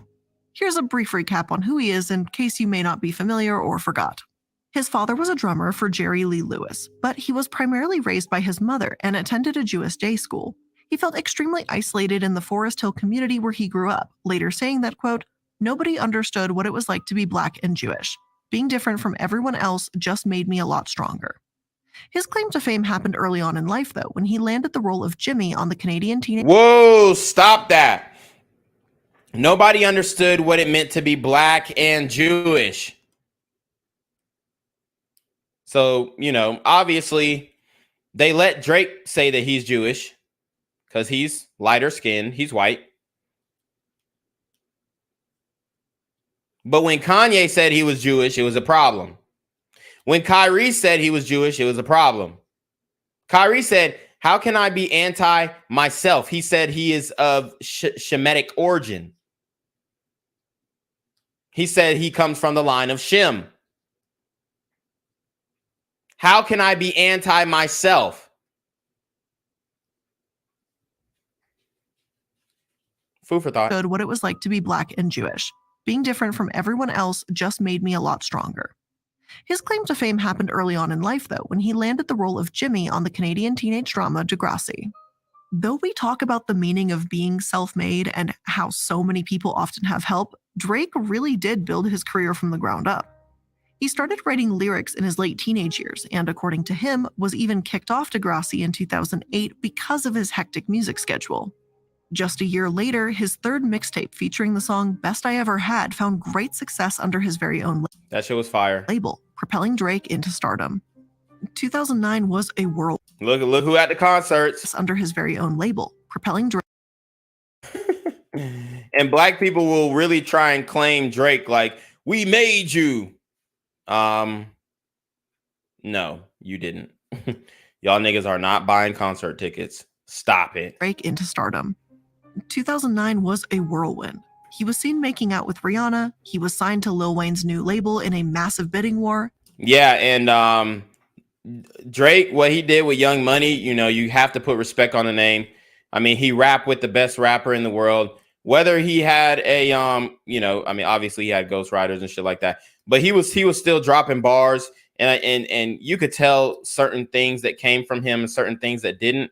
And his delivery always been solid. You know, you can hate on Drake and whatnot. I fuck with the music, not everything, for sure. Definitely the earlier shit I was really rocking with, and then I kind of like, you know, kind of fell off from Drake a little bit. But, you know, all in all, oh yeah, Take Care was a classic. Take Care was a classic. I mean, Take Care was a fucking mastermind. And then there was, I mean, there was some, what was that shit called? Let me see. I'm not like I said, I'm not like the Drake fucking, you know, I don't remember every Drake album.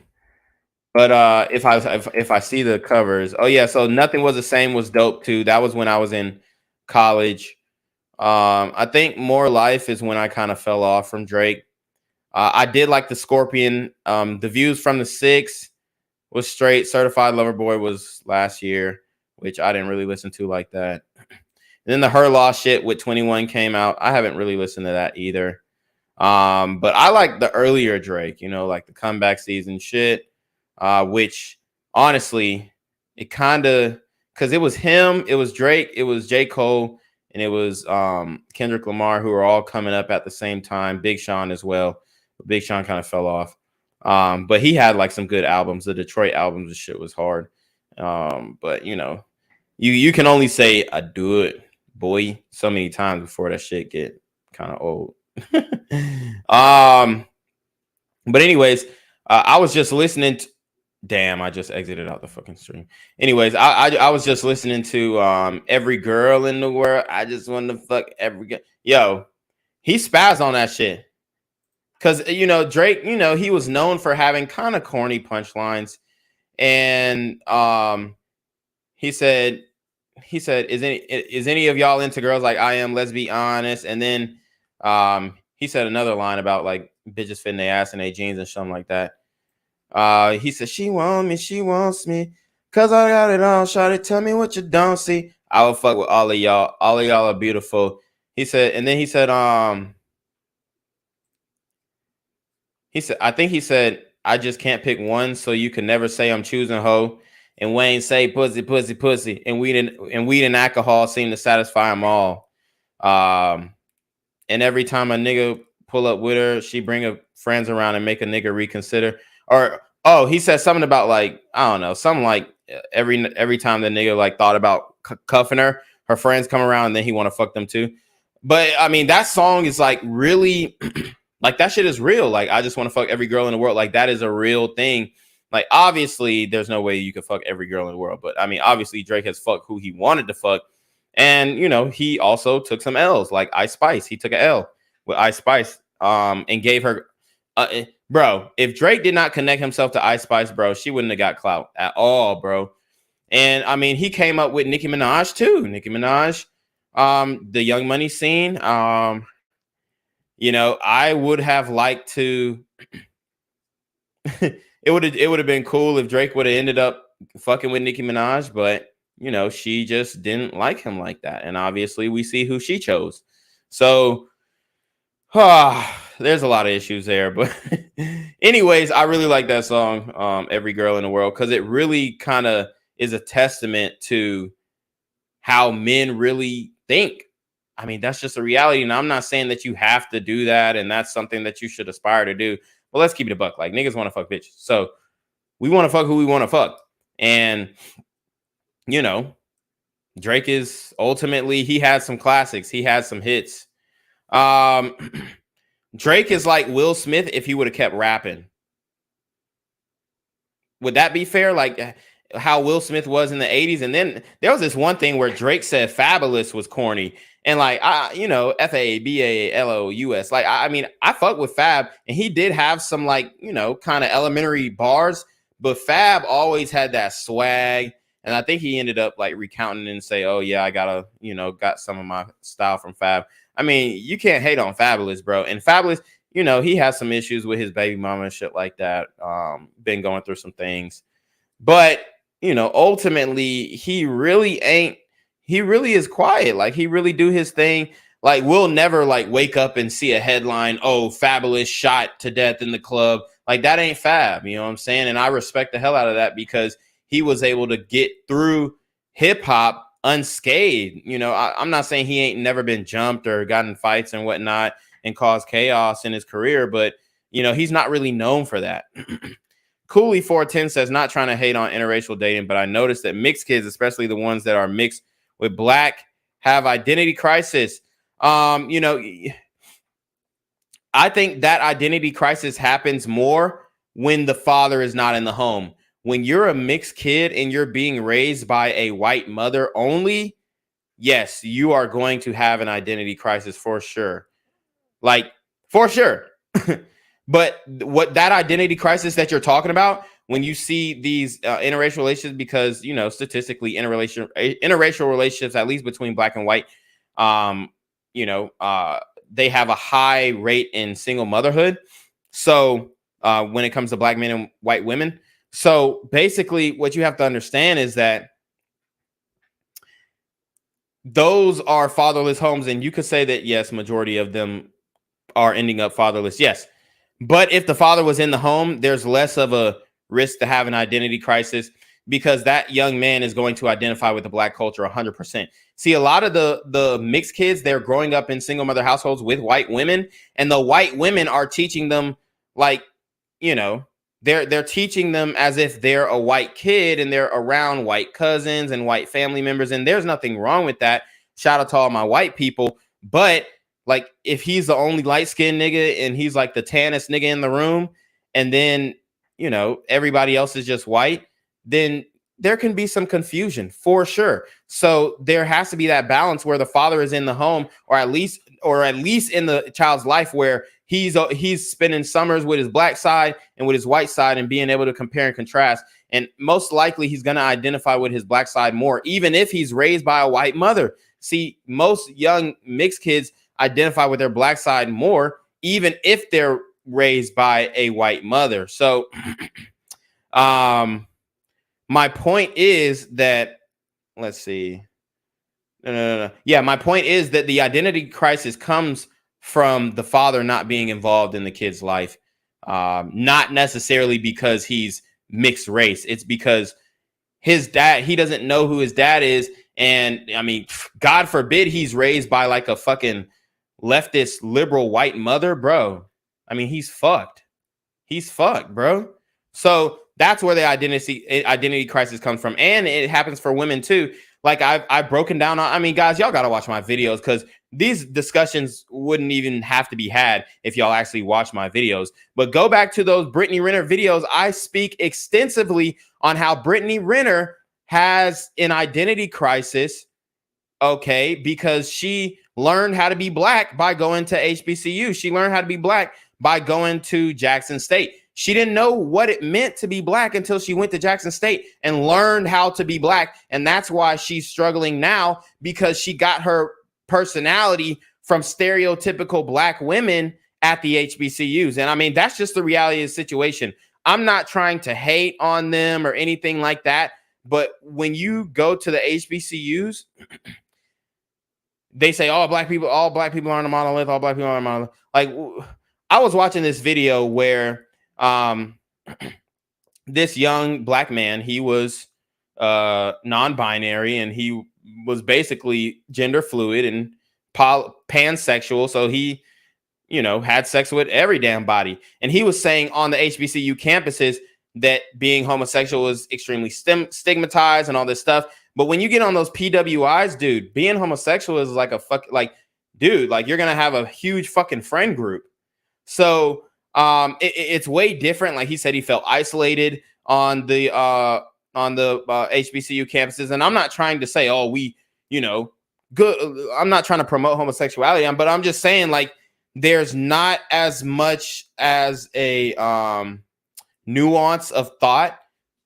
And that niggas was clowning the fuck out of him too, bro. At HBCUs, bro. My brother, look, and the reason why I know much about HBCUs is because all of my sisters went to HBCUs. And I will tell you that it is ratchet as fuck, bro. And I love them. I love them to death. I really do. Like, I got love for the HBCUs, but it is fucking ratchet, bro. Like, you can't debate that. And that's just a reality. Like, I love the bands, I love the dance line. Like, I love band culture in HBCUs. I love the sports. I love that, all the players are black. It's dope to see. It's like untapped talent. Like, a lot of those guys are talented. They'll never make it to the pros, but they're really talented.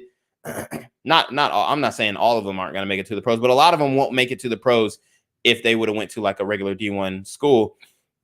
But it's like untapped talent. Like, they just have that raw talent, but maybe not much discipline, maybe not much IQ in the sport. Like, when you watch these HBCU basketball players, basketball games, there's a lot of turnovers. A lot of those brothers don't have high basketball IQ, but then at the same time, you're gonna have a lot of fucking highlights. It's gonna be fucking fast break game the whole fucking game. So I love the HBCUs and all that kind of shit, but at the same time, we have to keep it a buck. Like, that ratchet shit is still there, and it's hard for certain homosexuals to be accepted. And it does depend on which HBCU you go to. Like, if you go to FAMU, you'll have no problem fitting in as a homosexual. I'm telling you that right now. So you want to be in a place, that, is, Howard, you're not going to have a problem. But I'm just saying, like, in some HBCUs, you can feel isolated. I think the guy went to Valdosta State, something like that. Daboon says, can you drop your workout playlist? Huh? What do you mean, drop my workout playlist? Oh, the music that I listen to. So I only listen to gospel when I'm in the gym. So, right now I'm like only like for the last 9 months, I only listen to gospel in the gym. Cooley said 410. He says, why is it that black kids who grew up in a white community have identity issues? I never hear it vice versa. Like, white kids who grew up in a black community, are you saying, don't have identity issues? Because, sometimes, like, those white kids be trying to act too hard. And it's like, bro, respectfully, niggas will kill you out here. And they'll kill each other, too. But I think it hits different. It definitely hits different when, like, you got the white kid who was acting hard with the niggas. And, it didn't some shit like that happen in Chicago just recently? Like, within the last couple of years? And there was a white boy, and he was trying to gangbang. And they have no problem wasting you, bro. They have no problem wasting other niggas for sure too. But at the same time, like, I really do think it hits different. It's just like when a white person kills a black person, it hits different. When somebody outside of your race kills you, it hits different. That's why niggas don't give a fuck about black on black crime, because it just hits different. It's like, oh, well, shit, niggas killing niggas. You know what I'm saying? But what I've seen like, it depends on when it comes to the identity crisis. I've seen like black kids get adopted by white parents and they have an identity crisis. I think if you don't have like that parent in the picture that you can you resemble, then you can have an identity crisis. But you could say, oh, maybe it's because they're adopted, or maybe it's because the parents were white. They could have the same identity crisis if their parents were black. You know what I'm saying? I've seen foster kids crash out all the damn time. Distant Light says Drake is goofy, but he's a legend for his early work. Yeah. The Boone says Nikki went with Meek Mill for a while too. Yeah. Cooley 410 said, I especially noticed that females have the identity crisis more than guys. Yes, for facts. Matthew Sharp said the females be getting ran through. Matthew Sharp said, I agree. I'm mixed, 2-parent household, and I'm good. My cousin is mixed and his father was never been around and he's wilding. Yep. Yep. Ding. Bingo. Shout out to Matthew Sharp for that insightful comment. You're absolutely right. And these are things that to me are just common sense, but to other people need to be explained. See, I grew up in a very big family, so I have mixed people in my family. And I mean, their kids, they ain't having no identity crisis. They identify with being black. And maybe they sometimes overcompensate by trying to act too hood in their pictures and stuff like that. But in reality, like when you hang out with them, these dudes are softies. I'm not saying that the light-skinned guys are softies and the mixed guys are all softies. I'm just saying, like, I mean, they're sweet guys. You know what I'm saying? I mean, pause, but you know what I mean? Like, they're great guys. A lot of them are good guys, especially when they grow up in a 2-parent household. Now, if they don't grow up in a 2-parent household, they are going to be on some bullshit. They're going to be on some bullshit. Okay? Distant Light says, Eminem is crazy, LMAO. Yeah, and he didn't have his father. Sheep Swifter says, and he grew up in Detroit, yeah, where it was a lot of black guys, and he probably felt like he had to prove himself because they was bullying him at least until he did some crazy shit. Like, there's a white boy who stays getting bullied, and then there's a white boy who just show his ass one day, and you like, okay, yeah, we accepted him because this nigga might come back and air the whole school out type shit. Like there's different white boys that you fuck with at school.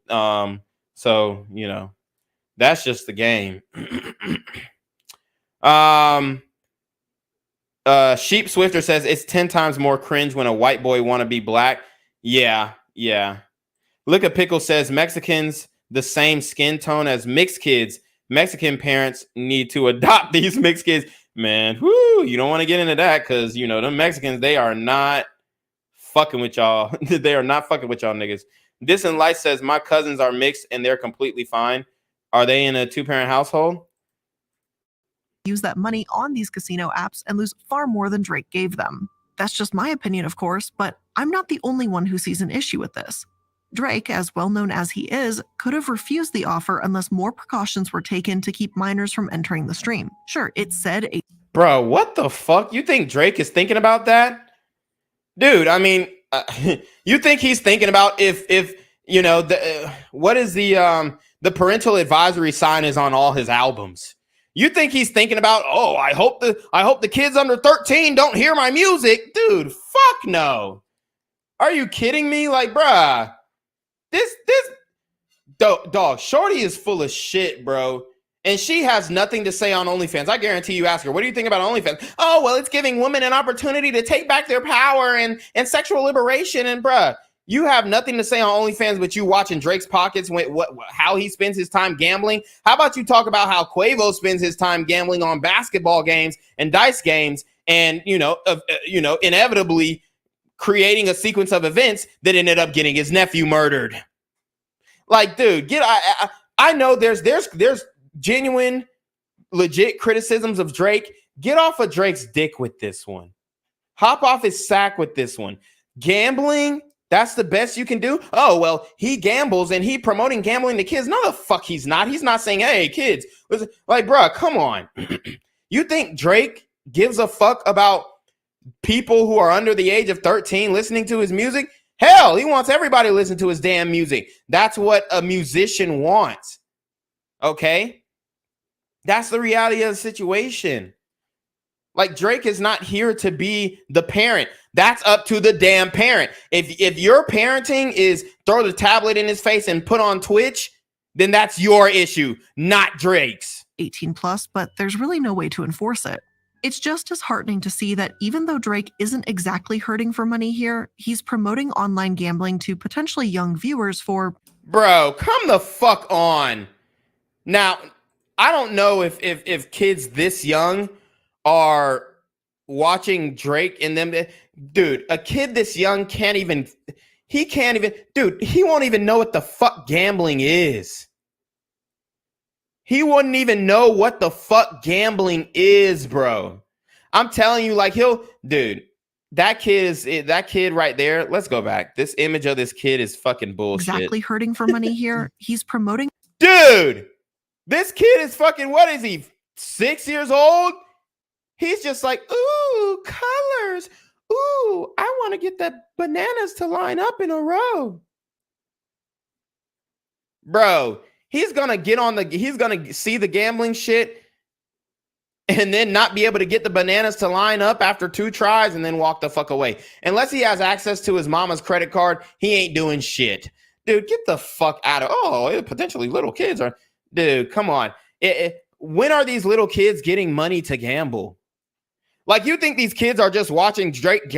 They're 5 years old watching Drake gamble and say, oh, when I grow up, I want to gamble too. Dude, get the fuck out of here. Online gambling to potentially young viewers for, whatever stake is paying him. Maybe Drake is a puppet of online gambling, as some have suggested, or maybe he's just using this as an opportunity to, get paid a couple extra bucks. A puppet of online gambling? Dude, get the fuck out. He's a sponsor. You got all these content creators getting sponsored by Tej Hanley. You don't call them, oh, are they just a puppet of Tej Hanley and Good Skincare? Are they just puppets to try to, dude, he's promoting a service. He's promoting a product. He's getting paid to promote a product. He's marketing. You're making it deeper than it is. Regardless, Stake stands to benefit from their relationship for one giant reason: the trust people have in Drake. And sometimes, those that support Drake will stand by him no matter how scummy he gets. Okay, so it's getting scummier as she's trying to proclaim. I'm telling you, the feminists are coming for Drake, but she has nothing to say about OnlyFans luring young girls. Because who's really grooming? Who's really grooming? Because, dude, you can't fucking tell me that these 13-year-old girls are not seeing the bread that these bitches are making on OnlyFans and are like, man, when I hit 18, I'm going to start an OnlyFans. They're already doing it at fucking 16, 17, bro, on TikTok. And then they're seeing how the other girls are monetizing. Dude, this girl's full of shit. She has nothing to say about OnlyFans grooming. But what's worse? What's worse? Because she's going to get into the Drake and the what's that girl name? The girl from Stranger Things and shit. But let's keep watching. Let me read some comments, though. Distant Light says, my cousins are mixed and they're completely fine. They have a 2-parent household. Absolutely. Sheep Swifter said, what did you eat today so far? I just ate a pear and some oatmeal. Candace Raps said, if your girl had a kid with another man right now and proclaimed that it was your kid and it came out white, would you take care of it?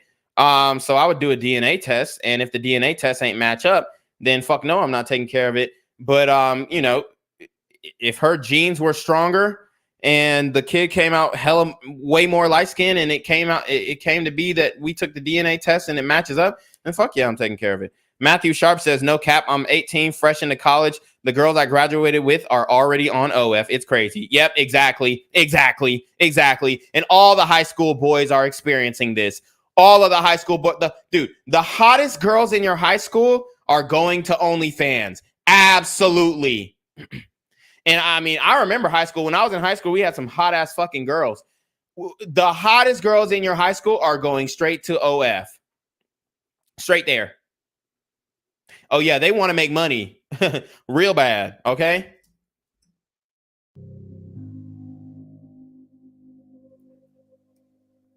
Oh, wow. Then look at this symbol. This is her symbol for real. She's literally like doing the Baphomet sign. Like as is above, so is below. She's doing that with her fingers where she's doing that. And you can't see the bottom thing, the bottom hand, but it's literally tilted like she's doing the as is above, so is below sign. Like, dude, this bitch is full of shit. This bitch is definitely a Satanist though. But I mean, she has good quality videos. So, I'm not hating on the bitch, but shit. I mean, why should we take your shit seriously? But I get, dude. And then I looked at her videos and she had this video about, oh yeah, is Satanism, da da da da. What did that video say? It said something about Satanism being a fucking, oh, is the Satanic Temple really an arbiter of justice? Dude, get the fuck out of here. I mean, I was debating with this guy about Satanism on fucking Snapchat, and he's trying to tell me, like, he was like, I guess he grew up religious and then lost the religion, and then he, 100% rebelled, And he's like, oh, well, Satanists, they don't believe in Satan. They're just atheists who are just, no. I mean, it is what it is. You can be a Satanist and not hurt a fly, but at the same time, like, bro, you believe in Satan. So that's your God. That's who you praise. That's who you worship. And his law is just in your eyes. So it is what it is. It's the do what thy wilt shit. And I get it. I can understand how the do what you want to do lifestyle is appealing. But don't try and come off as the fucking moral high ground when you're literally a Satanist. Like, no, ma'am. And trying to make a video talking about, oh, is the Satanist church an arbiter of justice? I mean, honestly, they do own the justice system. So I guess technically, yes. But should they be? Fuck no. Okay. This and Light said, holy shit.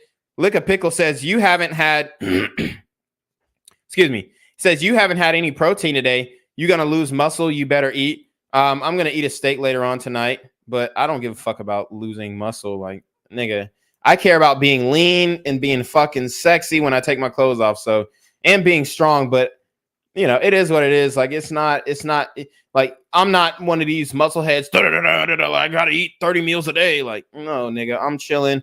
I'm living life. I'm staying lean. When I turn 70 years old, I want to be 160 pounds. I don't want to be carrying weight that I'm not supposed to be carrying. Like, dude, I'm not one of those guys. Like, I'm not one of these bodybuilders who gonna die fucking lifting 400 pounds at fucking 54 years old. Nah, like, when I'm 54, I'm gonna take it chill. I know my heart is a little different.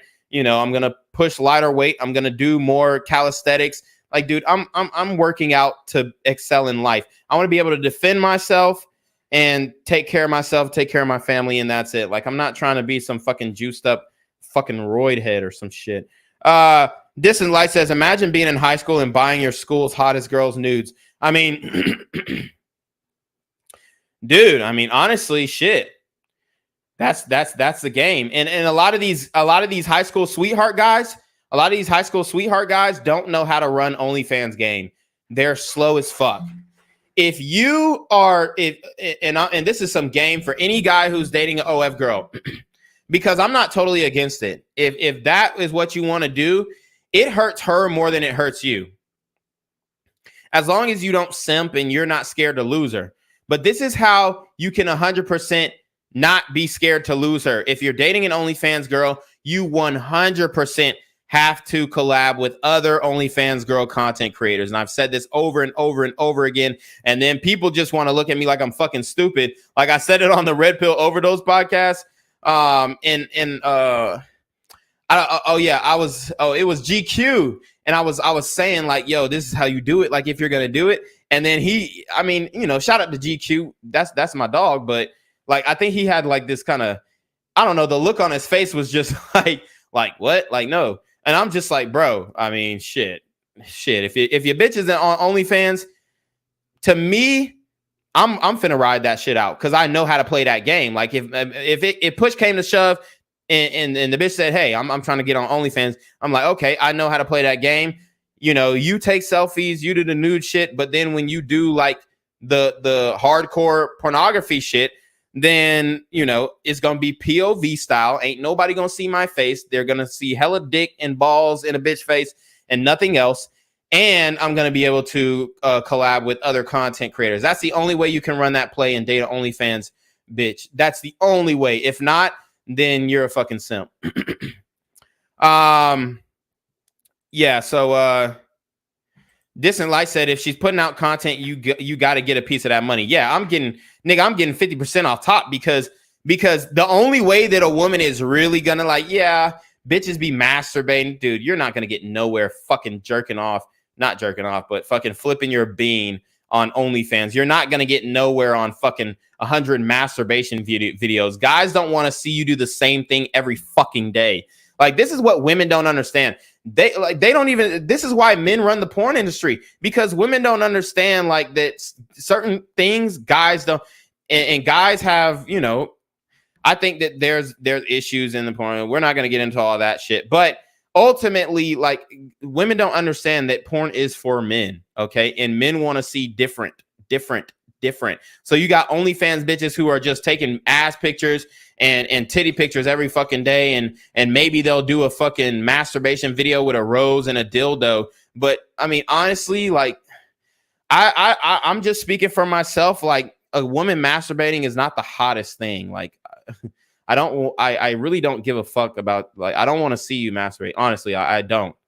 Like, I get it. Like, you hitting it from the back, you want to rub off and shit like that. Yeah, that's fine. But I don't want to just like walk in and you're just like playing with yourself. Me personally, I don't find that hot. I think, like, you know, play with your tits or whatnot, you know, maybe, you know, do some mouth shit. But I just don't, you know, I'm not big on the just, spreading your legs and then just rubbing your clit. Like, I get it. I understand it, but that's not something that particularly turns me on. I mean, obviously a naked woman is going to turn you on if she's bad, but at the same time, it's just like, yeah, I'm not really interested in you rubbing your fucking clit. You know, and they don't get that. They just think that they can just win off of, I'm just going to fuck this dildo every day. And that's how my OnlyFans is going to make hundreds of thousands of dollars a month. And it's like, no, you actually have to fuck. You have to be getting fucked on OnlyFans in order to make the most money. And every woman knows that. Distant Lights, that's why they want OnlyFans boyfriends. That's why they're going on Tinder, swiping for OnlyFans boyfriends. Distant Lights says, if she's putting out content, you got to get a piece of that money. Yep. Matthew Smart says, only manage an OF girl if you had experience with women. For 95% of guys, stay away from them because you can't separate your feelings from that woman. Exactly. And if she wants to go fuck another guy too, then boom, you cut ties and see, you already got your business built. Now you're known in the industry. Now all the other women are gonna fuck you, because this is how it works in porn. And a lot of the male porn stars don't want people to get in on this, but this is how it is.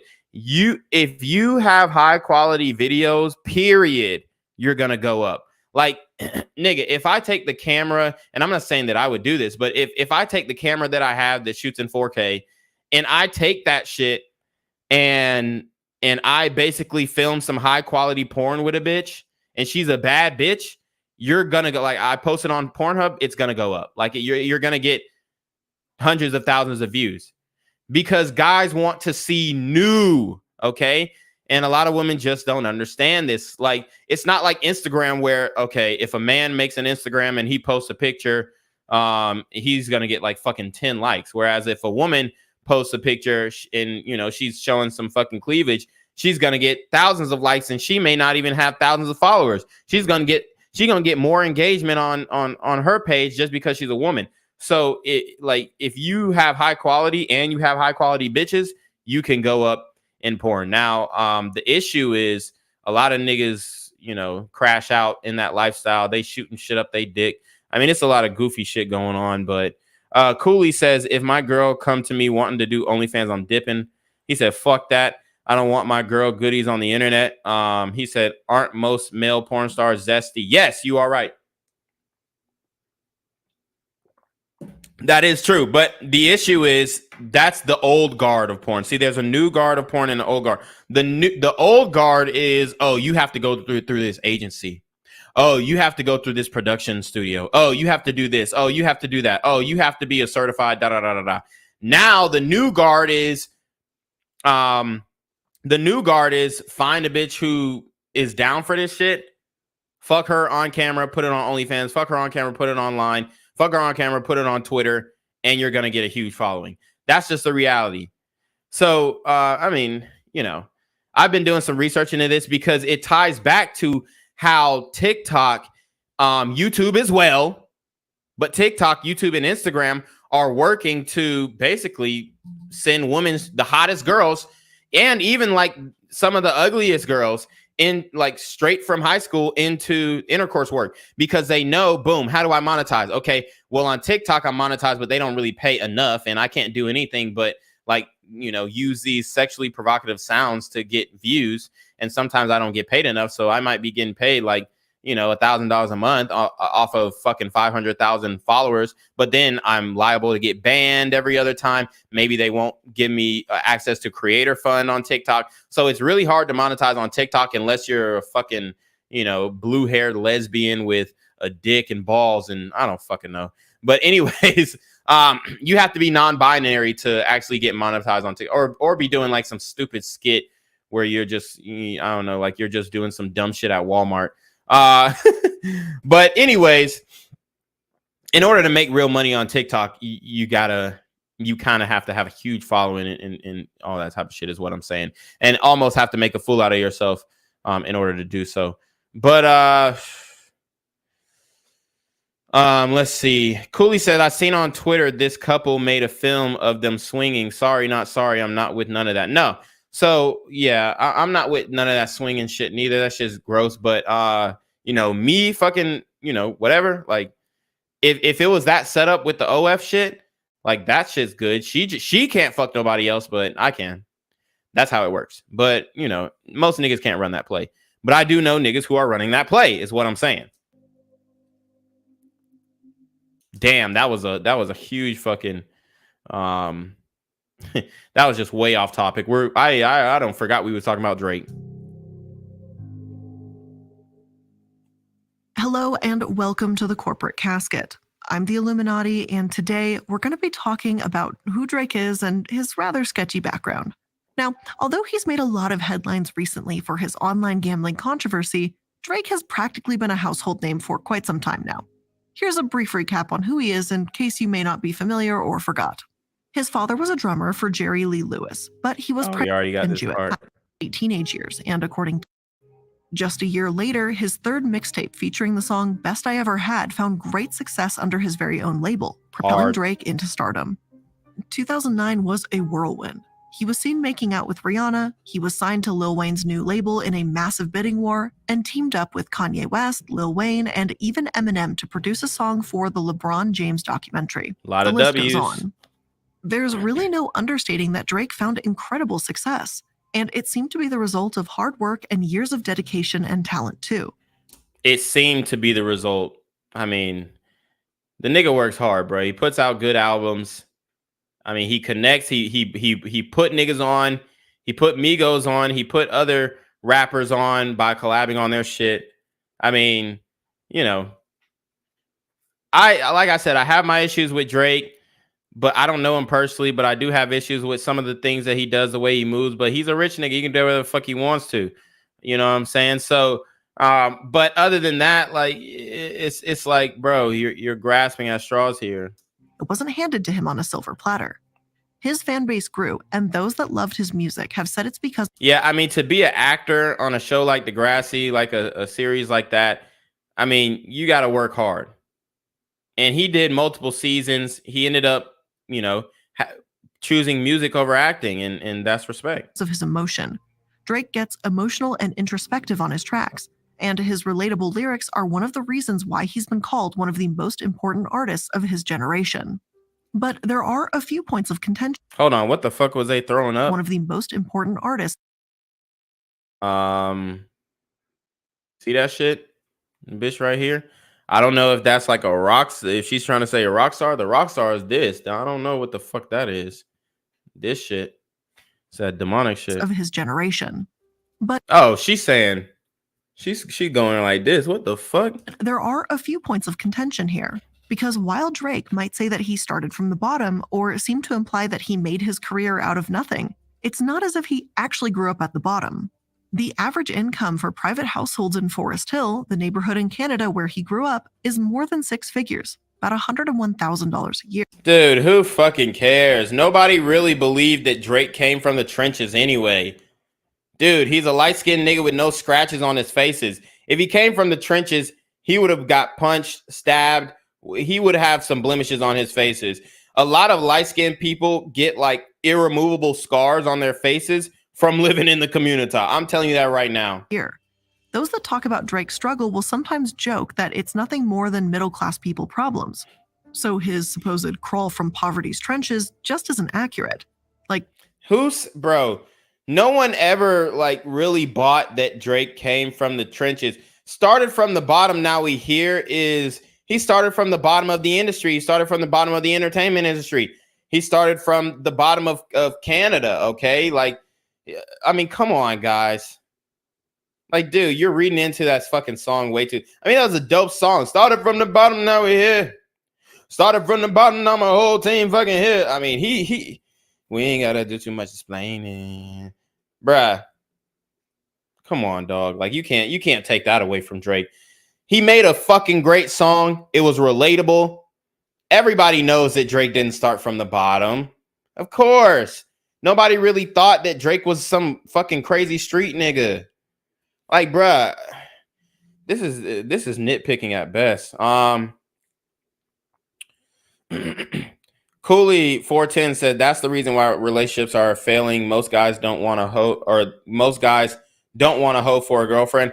Yeah, I mean, like I said, I think it's nuance. If you know you're not going to marry this chick, then I don't see an issue with it, honestly. Like, if I know for a fact I'm not marrying you, then, like, what's the issue?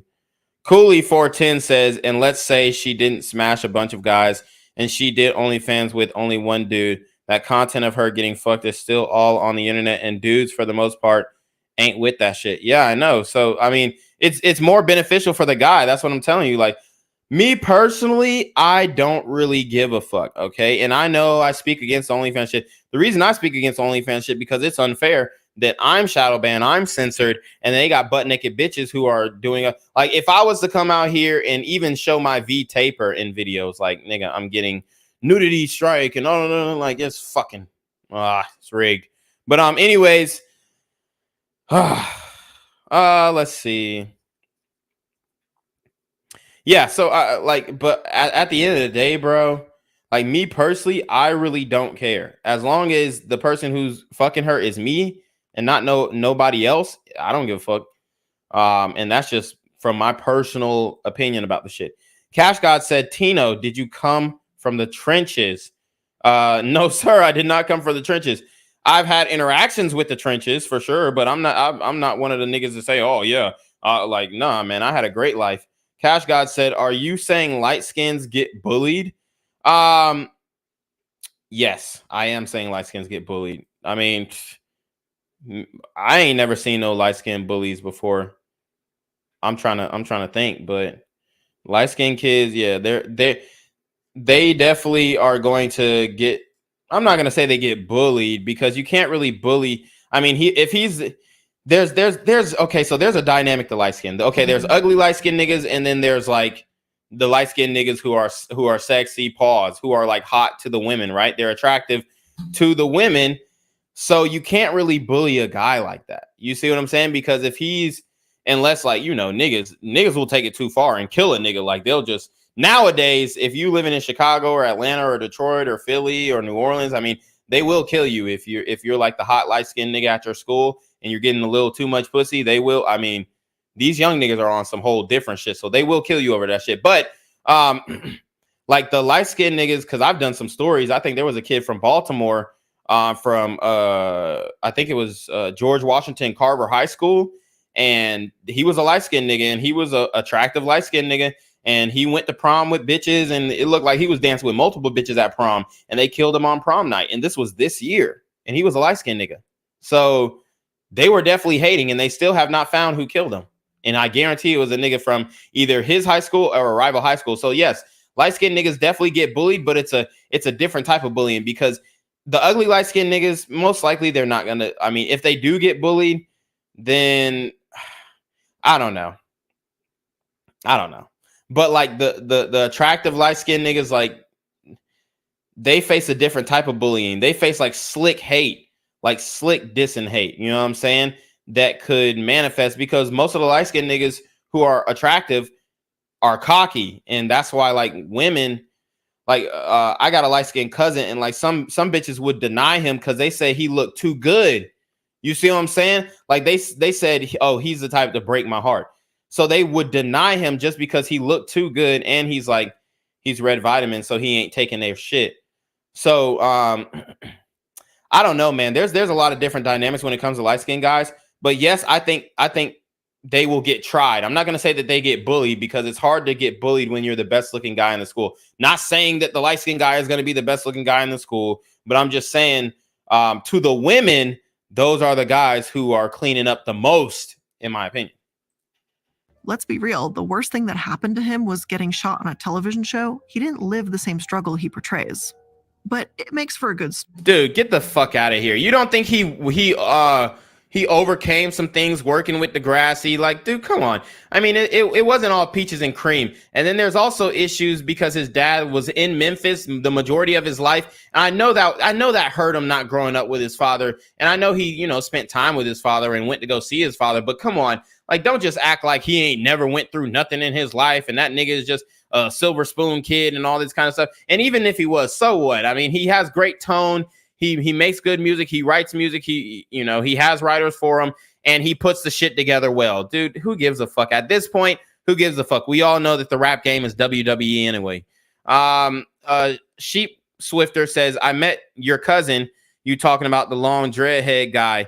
He's Blue Vitamin though, bro. No, he's not, bro. Who the fuck are you, Sheep Swifter? you never met my cuz, bro. Like it. How would you know that he's Blue Vitamin? What did he do that was Blue Vitamin, bro? Because he doesn't like speak on public platforms like that. So, you know what I'm saying? He more in the cut. So what did he do that was Blue Vitamin? Story, sure. Like we've talked about what being self-made is plenty of times before.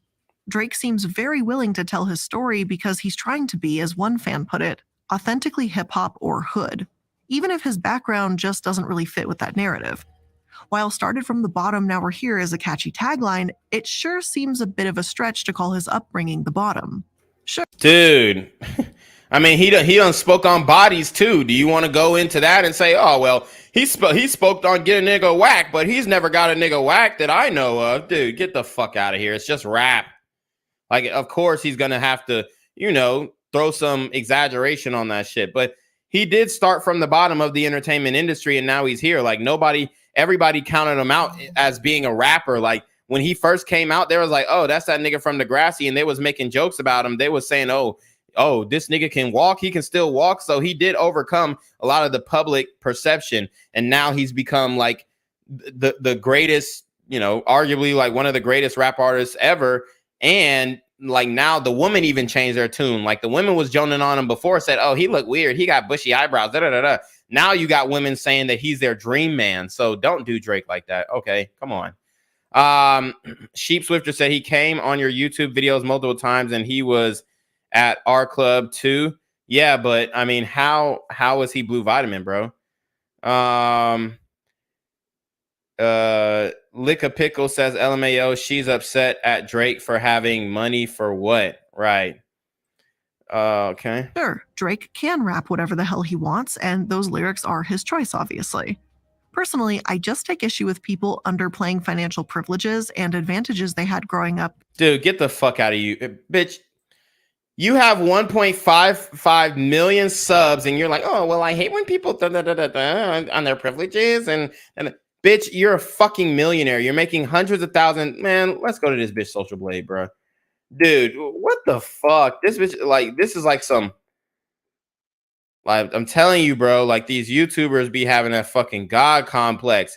Well, I hate when people just do that and they think that they try to over exaggerate the turmoils and pitfalls that they went through their life. And like, bitch, you can't judge nobody's struggle. Obviously, nobody ever said that Drake was missing a meal. Like he even rapped about it in Take Care. I think he was talking about, yeah, I ain't never missed no meals, but there was always something missing. There was a longing in my soul.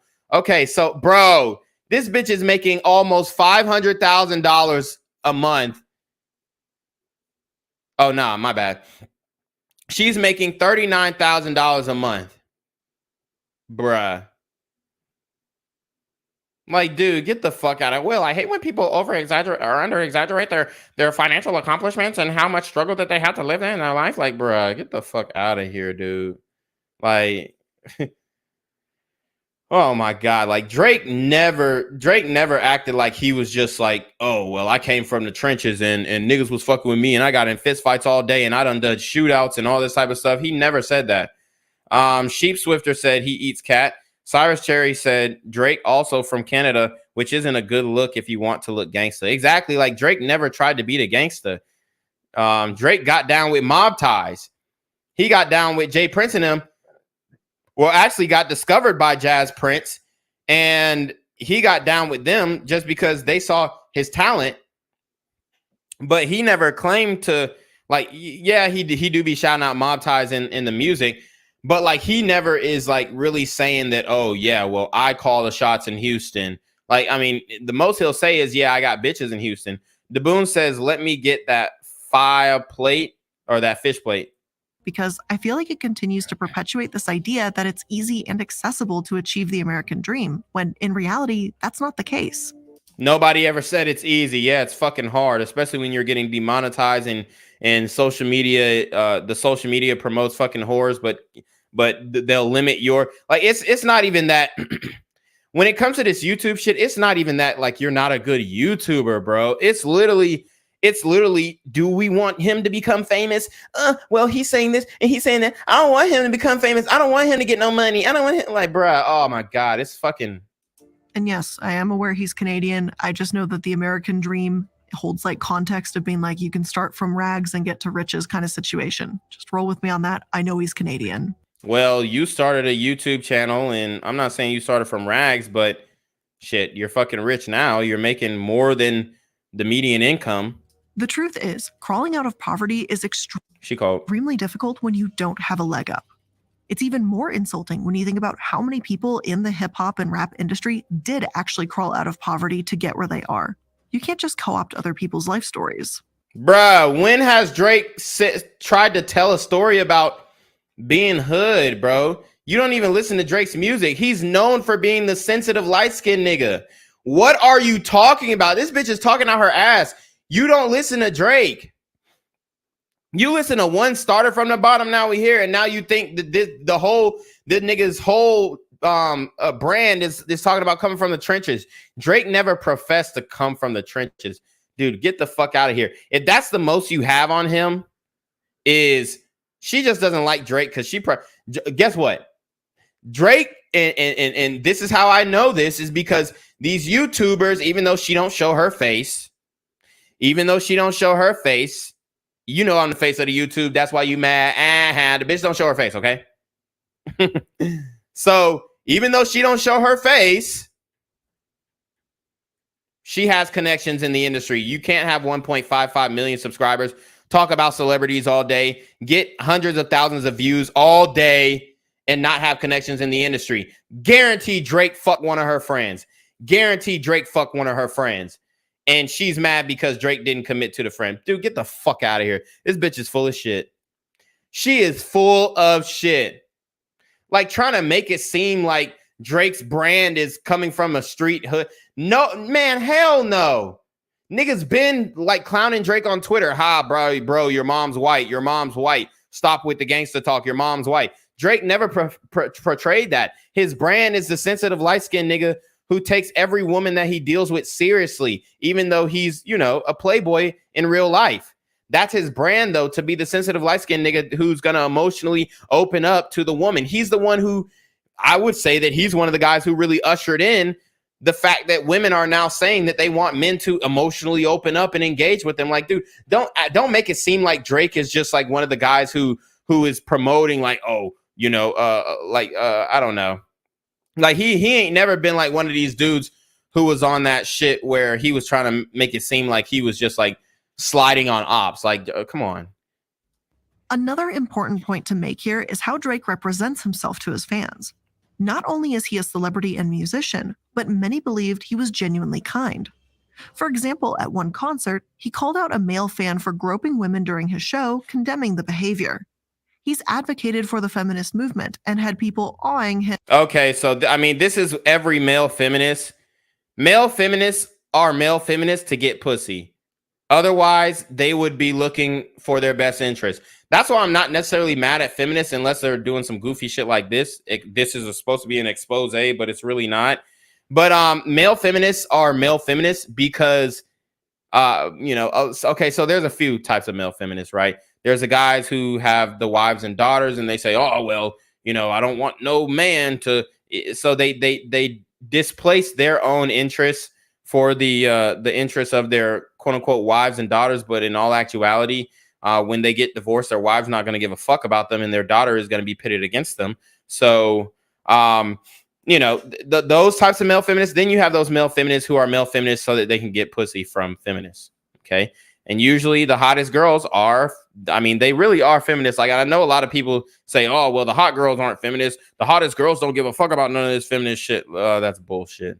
That's bullshit. Just have a conversation with them. Sheep Swifter says there are a lot of similarities between you and YNW Melly. Physically, like facially, physically, maybe because I got the pigtails in. But I don't shit. Mentally, fuck no. I would never do what he did, man. Cash God said the more melanin on your skin, the stronger you are. Hashtag fact. Hey. Him when he was collecting Birkin bags to give to his future wife. As Refinery 29 puts it, he's hip-hop's good guy, the handsome, kind, and sensitive one. Even though Drake was at the Astroworld concert, co-starring with Travis Scott, he's still seemingly maintained this squeaky. Uh-oh. She brought in Astroworld. Does she really have a problem with Astroworld or no? Is she going to point out the satanic imagery within the concert or no? Clean image. After all, the footage that was released largely showed Scott being more to blame for potentially inciting the attendees, resulting in 9 deaths after crowd surge. Drake did. Which he was, and he ain't learned shit from that experience. I seen his concert back. Yo, let me show you what type of shit he was doing backstage. His concert back. And then I watched the Charlemagne the God interview. Let me show you the type of bullshit. He ain't learned a damn thing. That nigga Travis Scott is still acting a damn fool.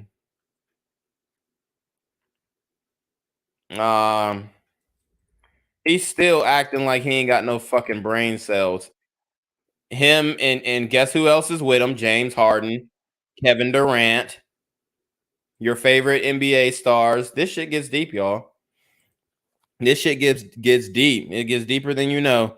But this is him on his first day back after you know, the Astroworld Festival. This is his first concert back, and look how this nigga is acting backstage.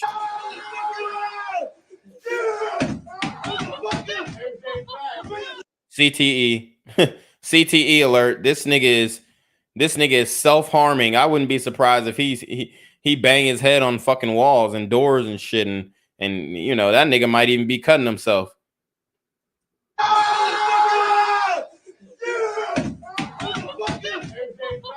This nigga is definitely on drugs. They like first day back. They looking at that nigga like, why is he acting like that? And Kylie Jenner, as you can see, is filming. This is on her TikTok.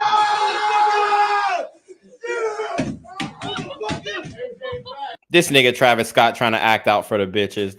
That's really what he doing. He trying to act because you got Kevin Durant and James Harden, obviously, like you know, them niggas are super athletes around his girl. He got to act like he'll do some crazy shit. You know, when a nigga get crazy because he don't want to fight. That's how Travis Scott acting. Man, shit. It wouldn't even be hard to fight Kevin Durant respectfully. You know, I love Kevin Durant, but I mean, kick that nigga in his knees and it's OV.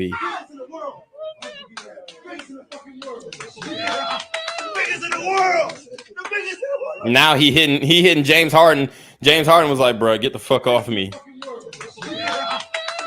Look, he hurting James Harden. He's slapping that damn tummy. James Harden ain't got no abs.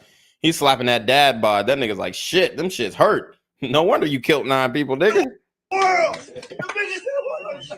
Obviously, pants is sagging out this world. Didn't even hug his baby mama. Just like a nigga, too. I'm dead. Where the fuck? Oh my god. I mean, but hey, it is what it is. I guess shout out to Travis Scott, right? I guess since we've all forgiven him, right? So I don't fucking know. Anyways, that's what that nigga Travis Scott was doing. So Travis Scott ain't learned this damn lesson. He ain't learned. He said Travis Scott is built like you. Dude, get the fuck out of here. I got way more muscle than Travis Scott. Dude, Travis Scott is bird chested. That nigga don't got no chest. He ain't got no meat in his chest, bruh. Come on now. Don't do me like that. Make some headlines for being named in a lawsuit along with Scott. And after this stream too, I'm finna get some damn Thanksgiving leftovers, bruh, because this shit is crazy. Astroworld. but it sure seems like he wasn't aware of the situation, and his apology sure looked more heartfelt than Travis Scott's, even though that isn't exactly saying much. One article has even stated that he, quote, represents a new breed of young men, a breed that, according to the article, doesn't just talk about drugs and guns, but respects women and aren't afraid to be honest with their audience.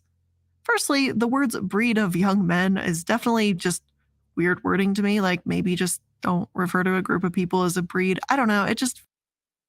What, bitch? What, bro? Well, don't refer to people as a breed. But y'all talking about the incel, look, she has a video talking about Andrew Tate is the king of incels. And they be talking about like the incel, oh, this new breed of young men, they're incels and they're angry at women and da-da-da-da-da. Like, bruh, y'all be talking like that. So don't get, oh my God, she's on a fucking moral high ground, bro. It's fucking bullshit. Feels kind of creepy or weird. I can't really place my finger on it, but something about it is just kind of giving me the ick. But secondly, how different is he? Is Drake actually the clean guys? I'm gonna just tell you like this, bro. When you're on this stream, bro, y'all gotta stop like asking personal questions about me, like, oh, are you going here today, or is this your routine? Like, bro, y'all gotta stop doing that shit, because y'all try, like, y'all gotta understand this YouTube shit ain't no game. Like, I'm not finna tell you, oh yes, I'm going here at this time. Like, bruh, this internet shit ain't no game. I take my life seriously, nigga. So like, if y'all asking where I'm at and all this other shit, like, just know that like the burner is always near and we don't play them games. cut, honest, and emotional image he's portrayed to be? Or do the accusations of him being a groomer actually have some weight to them? Let's start with Here's an article. 6 times Drake allegedly groomed young girls. Let's listen. with how Drake openly treats women, and then we'll talk about who he allegedly is behind closed doors.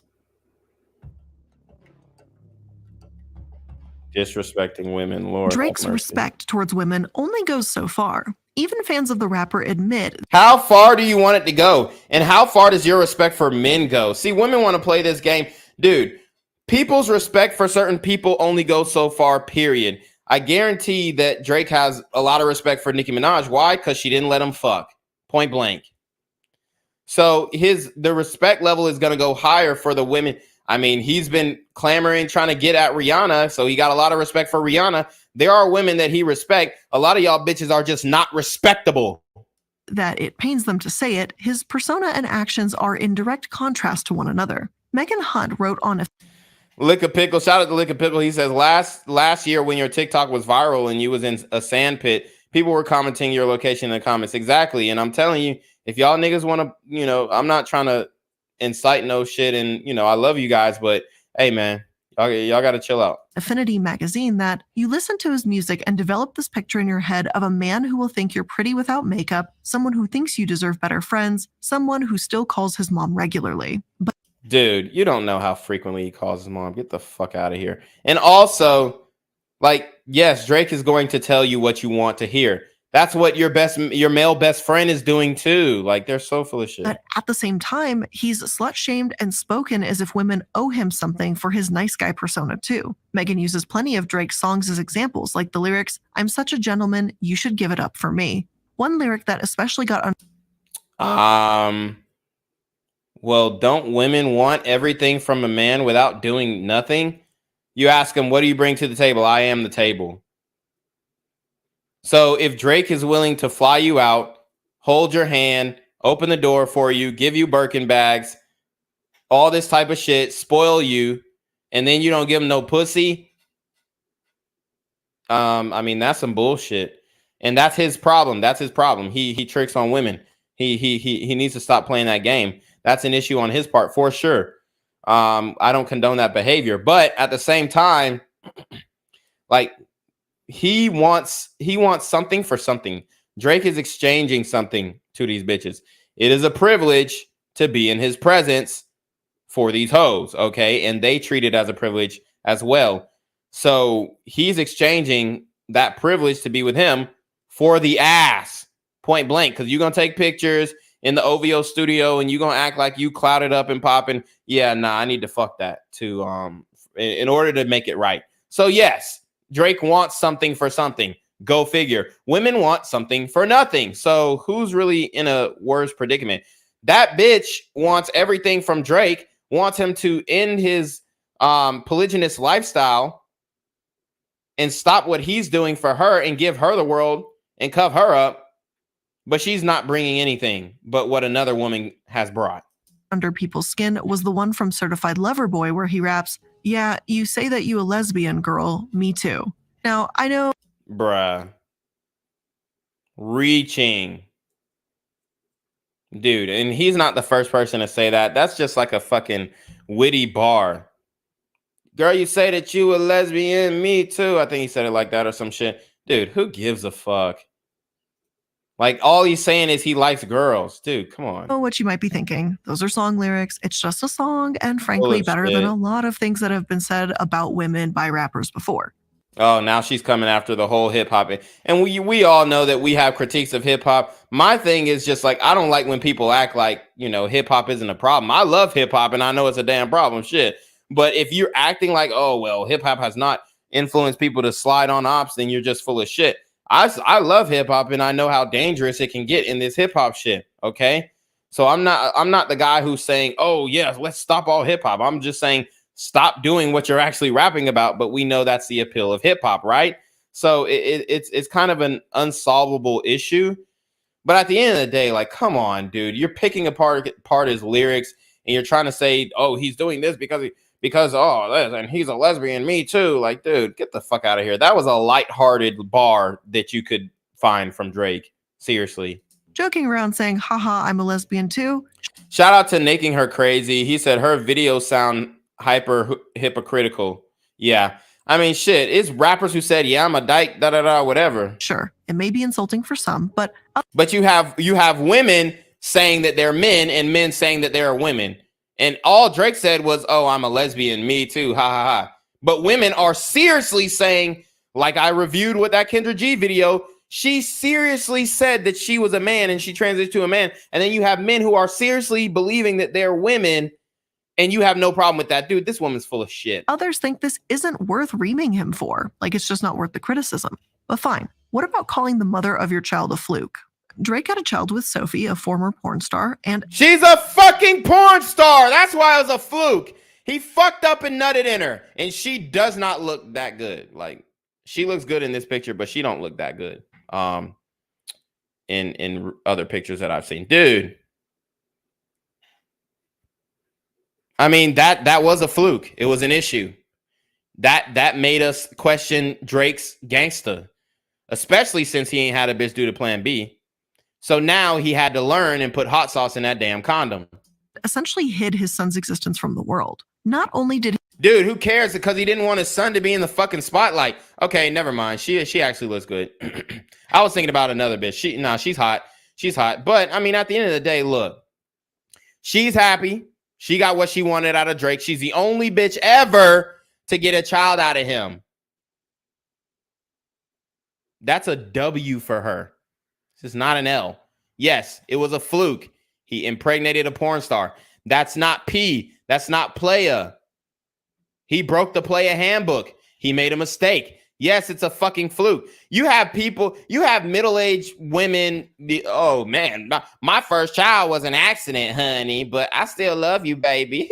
And they tell their child that. Meanwhile, she's talking about, oh, well, Drake said it was a fluke. And dude, get the fuck out of here. His representatives call Sophie a liar before Drake himself confirmed the child Adonis. Yeah, because these hoes be lying.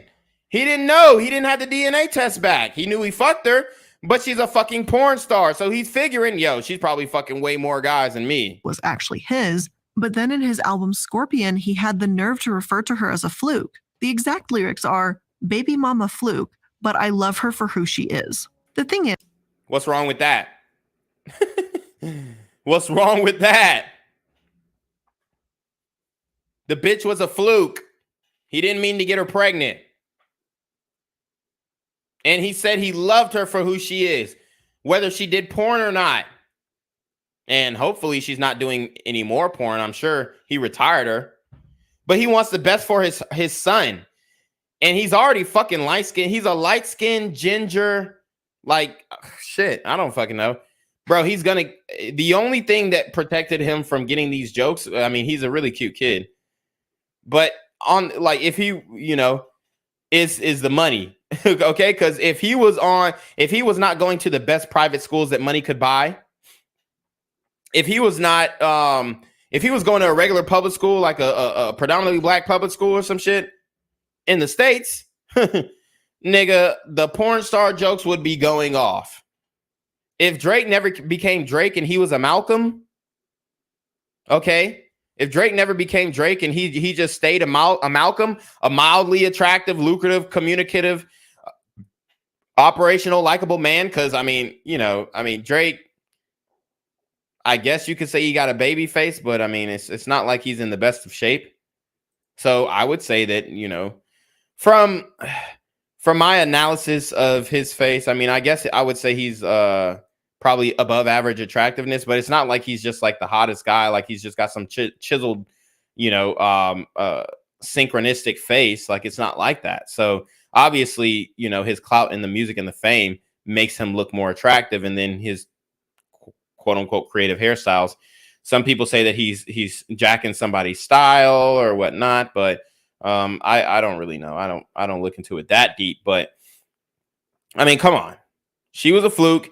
If in reality, his son would have been the butt of every joke if he was at a public high school or any type of public elementary school. Hell, these little niggas is watching OnlyFans because their classmates are getting on OnlyFans early. Their classmates getting on TikTok and doing the lead funnel into their OnlyFans. It's not as if a lot of reputable sources are reporting on the topic. I'm sure there are fans that may say this wasn't intentional or it was exaggerated. Yet, I would have to assume that someone as big as Drake has a team of producers and musicians working on his tracks. There's no way that this was only heard once. Nobody said it was a fucking accident. Dude, get the fuck out. Of course he meant it. Yes, it was a fluke. It was an accident, baby. It was not planned. By him, approved, and then sent into the world. People heard this. He and his team heard this multiple times, heard it, and then said, yeah, we're good with it. Let it Yeah, it was a good bar. So what? go live. But it gets worse, because on the same album, he sampled some incredibly famous women singing, only for the songs they're featured in to be, well, critical of women. In the song Emotionless, he rapped, I know a girl whose one goal was to visit Rome. Then she finally got to Rome, and all she did was post pictures for people at home, because all that mattered was impressing everybody she's known. Dude, that's literally every bitch.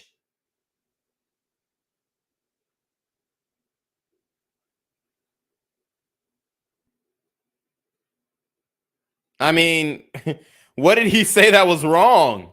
That's literally the facts. That's literally what these chicks do. They do it every day on Instagram. What are you talking about, bro? A lot of these chicks talk about live in the present, live in the now. The first thing that they do, pulling out their phones and taking pictures. I know a girl whose one goal was to visit Rome. Then she finally got to Rome, and all she did was post pictures for people at home, because all that mattered was impressing everybody she's known. If Drake wants to make a point, that's fine, but why did he need to sample Mariah Carey's song Emotions on it? What? Because the producer 40 thought it was a hot, dope beat, period. Obviously, I cannot speak for Mariah Carey, but it sure doesn't seem like that's what her lyrics were intended for. It just feels a bit disrespectful to the— Guess what? She cleared the damn sample. Do you know how the music industry works? You think he could just sample Mariah Carey and not give her credit? No, she cleared the fucking sample. Stop it with this. Oh my gosh, she's so disingenuous. Mariah Carey and her team cleared the sample. And you know Mariah Carey, she's particular about her shit. She don't go nowhere unless they got 30 lights set up and a whole makeup crew, you know, giving her a touch up. Mariah Carey cleared the sample. She thought it was okay. She probably thought it was a dope line. She probably thought it was a dope song. So if Mariah Carey liked it, I love it. The original artist, to the intent of the song Emotions itself. Now, he also samples Lauryn Hill from her track X Factor on his song Nice for What. The music video of the song also the track was approved. Also, the sample was approved. What is she talking about? What's she talking about? Cyrus Cherry says, stop it. My dream is to visit the royal family's home, Buckingham Palace. Gen Z, please do a stream about polygamous relationships. I not only believe in polygamous relationships, but I think it's unnatural to live without them. Yeah, that's a hard one. Yeah, we can do that. Song has a lot of women in it. Issa Rae, Misty. And I can understand traveling and taking pictures, but I mean, come on, guys. I mean, the women are taking pictures of the food. They taking pictures of the beach. They taking pictures of the. I mean, they're probably taking, and you know, they don't just take one picture. They're taking like hundreds of pictures and then using the best one. Like, dude, come on. They're taking pictures of their ass on the beach. They're taking. I mean, they're showing their ass, and they're only posting like 1% of the pictures. So most of that time that they're used taking pictures, they could just be more efficient. Get one picture of each thing that they want to get. But no, they're taking hundreds of pictures, taking multiple minutes, adding up to hours that are lost on that trip, taking pictures. And I get taking pictures for sure. But at the end of the day, are you going to be present or are you going to be still on the internet, you know, trying to flex for people back home? Copeland, Rashida Jones, Olivia Wright, and many, many more, which is awesome, right? Which is great, of course, until he just kind of calls them hoes throughout the whole song. Refinery29 argues that Drake was trying to act like Quote it. Where did he call them hoes, bruh? Like a hero or a savior towards women just to make himself look good. The song made headlines like, I don't need Drake's feminist anthem Nice for What? It won't fix hip-hop's misogyny problem. Look, okay, yes, hip-hop has a misogyny problem. Sure, okay? But there are, like I said, it's just lyrics. There are problems in other fields. I think OnlyFans has a misogyny problem, but guess what? They're still busting it wide open. Okay? They're still busting it wide open. And y'all trying to destigmatize sex work, but you can't have sex work without misogyny. They go hand in hand. Cooley 410 says, niggas love talking about poly relationships, bro. You're literally seeing that play out in real time. Only 20% of men having all the women while the other men are high and dry. Yeah, you're right. Some didn't call Drake's new hit a feminist anthem, but said that most of his songs are sad fuckboy anthems instead, which is great. Which is great. She just like shitting on men. Who cares? All the bitches want to suck his dick. Dude, all these women, like, for one, I don't know what she looks like, but I would assume that she's not hot. All the women that she's talking about, oh, misogyny problem, Drake. Dude, you got women who are eating Drake's ass. They're giving him a rim job. They fucking want him, point blank. Articles questioned if Nice for What would redeem him, while some praised it for being wholesome and marking a new era for feminist Drake. Again. Yo, shout out to Carlton with the $5 Cash App. Yo, that's some real shit, bro. Carlton's a real nigga. I do not know Drake personally. I don't know his intentions. Maybe they were pure here. I personally just find it hard to believe that he was really all that invested and careful about how he rapped about women when he literally called Sophie a fluke in the same album. Well, you don't hear Sophie saying shit. She ain't said a goddamn thing. She's put the fuck up. Let me repeat. She is put the fuck up. Not to mention, he doesn't exactly treat all women the same either. Yes, he did jump on the opportunity to sample Mariah Carey for a track, but on another one of his songs, he used his ex-girlfriend's voice without her permission. According to Erica Lee, his ex, they agreed to work on the song Marvin's Room and split the proceeds. She was asked to record the song's hook and monologue, and Drake even acknowledged how important Lee's contribution was, texting, "You basically made that song." But for someone who basically made it, Drake seemed pretty hesitant to give her proper payment and credit. Drake insisted that he didn't promise her anything, and though some tabloids suggested that the lawsuit was settled, there's nothing else really said about the case. Well, the lawsuit was settled. She didn't have her business in order. She didn't have her affairs in order. She didn't sign no contracts. That's her fault on the due diligence. That's the music industry, baby. That's the music industry. You could talk about Drake, but he's not the only one who's done that. Look at Glorilla. She don't want to give her damn producer. She want to sell the rights to the song when he's the one who damn produced the damn beat. Without the beat, she is not Glorilla. So, I mean, that's the music industry. You got women out here trying to fuck. You got Meg Thee Stallion trying to get out her contract, but the guy who had her in her contract is the one who made her. She wouldn't be Meg Thee Stallion without these niggas' influence and these niggas' help. So, come on now. That same Refinery29 article that started off with high praise for the changes Drake made in the industry ended on a low point, stressing that he's merely not as reckless as other rappers.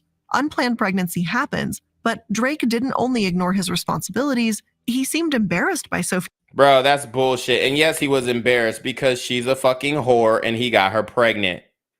Point blank. Too. After all, this is the same guy that rapped about how much he values college. And they're going to be like, oh, well, why'd you call her a whore? Don't call her a whore. Well, guess what? I guarantee if I go look up one of her pornos, I go look up one of her fucking flicks, a nigga is fucking her from the back, and she's like, oh, yeah, you want me to be your dirty slut, don't you? You want me to be your fucking whore, don't you? So don't give me that bullshit. Because I guarantee she calls herself a slut. So fuck out of here. She probably did the slut walk. Some bullshit. Cyrus Cherry said, Gen Z, dude, did you see that Sneeko showed up at Trump's house with Kanye? Didn't know Kanye knew Sneeko. Kanye running for president over Kanye, but dude needs meds. Yeah, I'm not big on Kanye running for president. I don't think it's a good idea. I think that he can try. He needs to worry about fixing Chicago. That's what he needs to do. He needs to first run for mayor of Chicago, which he would win. You can't just go from hip hop, half a billionaire to run for president. Like, no, bruh. You need to get in political office in your local community first and work your way up. I'm not saying you have to do that. I'm just saying that that's the route that I think that he should take. Okay. Like Arnold Schwarzenegger. I mean, even being governor of California is a big feat for sure. But I mean, he was on roids, but was he that mentally unstable than Kanye? Maybe he's a fucking brute, but I mean, he did make huge mistakes for sure. And he's not the smartest guy. He's a fucking idiot, but he won is my point.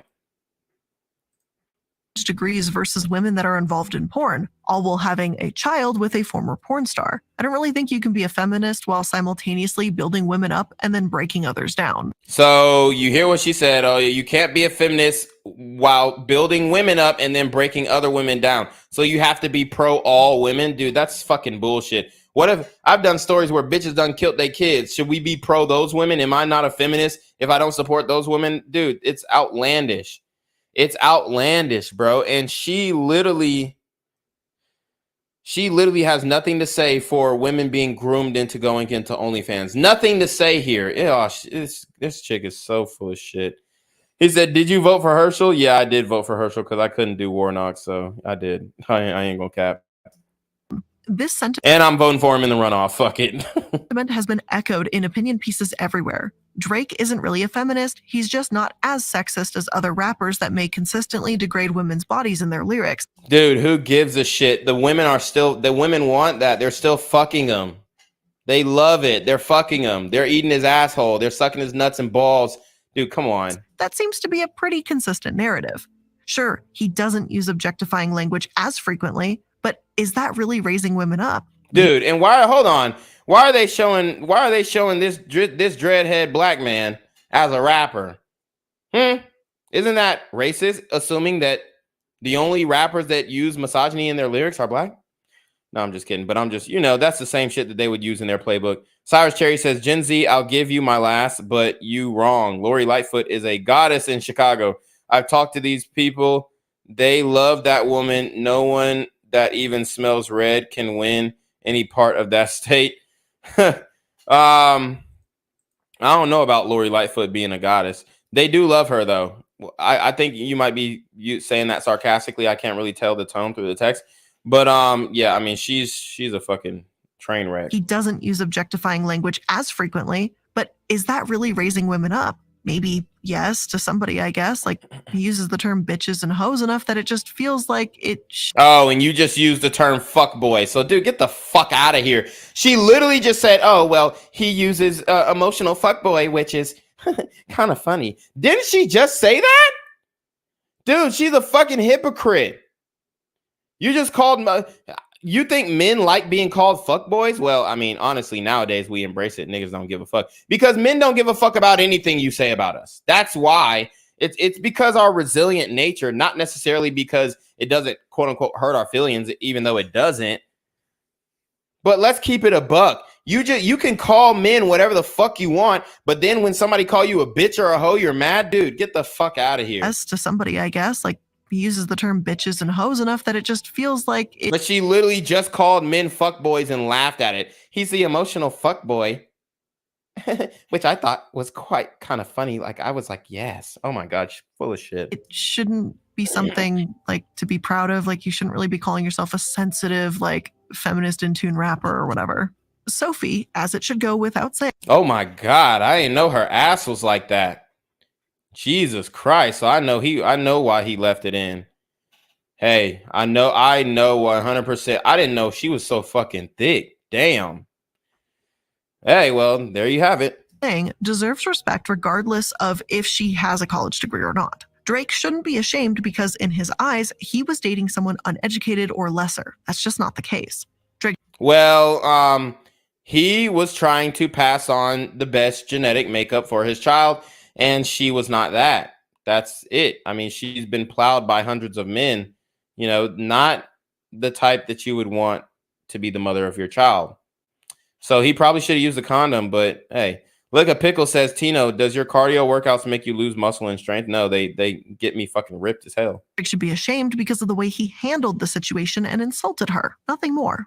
Between this, his questionable lyric choices, and mixed reviews on his feminist anthems and the doubts around sampling his ex-girlfriend's voice, the way Drake treats women isn't 100% black and white. Maybe you give him credit for the massive changes he's made to the music industry and don't see a problem with some of his language. Or maybe you believe he's just a hypocrite. Reactions are mixed here and understandable. And I believe everybody's a hypocrite. I'm going to call it out, but I really don't give a fuck as long as you're not hurting me or anybody else. But everybody's a hypocrite to some degree. Like, yeah, like every fucking dude is talking about some, oh, well, I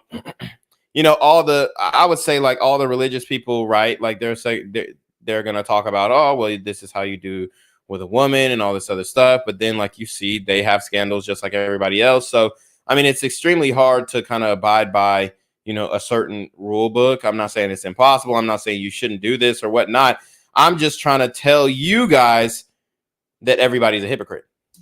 So, but when it comes to how Drake treats girls, as in minors, well, then the credit some fans give as in minors, here we go, of him starts to run dry. And before we go ahead to talk about some of Drake's interests in underage girls, I'm going to go ahead and put today's interest in underage girls. All right. Sponsors here. It's going to be a quick little 2 to 3 minute point for you to sit and think about it. Do I want to hear about this or not? If you don't, I'll go ahead and see you next episode. Great having you here today. But I'm just letting you know that after this ad break, we're going to talk about some disturbing shit. So that was your warning. All right, so we got the ad. Before. Oh yeah, this is pretty long ad. Oh, hold on. All right. Next /casket. Okay, here we go. Concerning behavior toward girls. Let's get it. Please note that this next section will contain mentions of sexual assault. Dude, are you fucking kidding me? When has Drake faced any type of sexual assault charges? Dude, that is some bullshit. Warning, this is going to have something to do with sexual assault. Bruh, this nigga Drake did not sexually assault nobody, bruh. Come on. Look at Pickle says, I want to do your cardio workouts, but don't want to lose my strength. No, bro, you'll be fine. Cyrus Cherry says, daddy, because he was high yellow. Oh, okay. And again, let me just throw it out there that not a lot of reputable sources are reporting on this. So feel free to take what I'm saying with a grain of salt.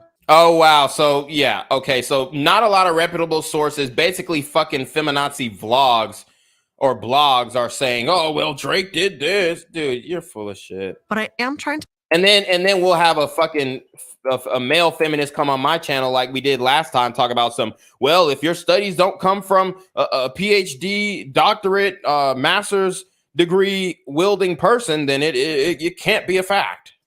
To stick to what we know that Drake has done and not insert too much speculation outside of it. One of these incidents is pretty obviously disgusting, and we know it happens because you can actually watch it play out on stage. Here's the scenario.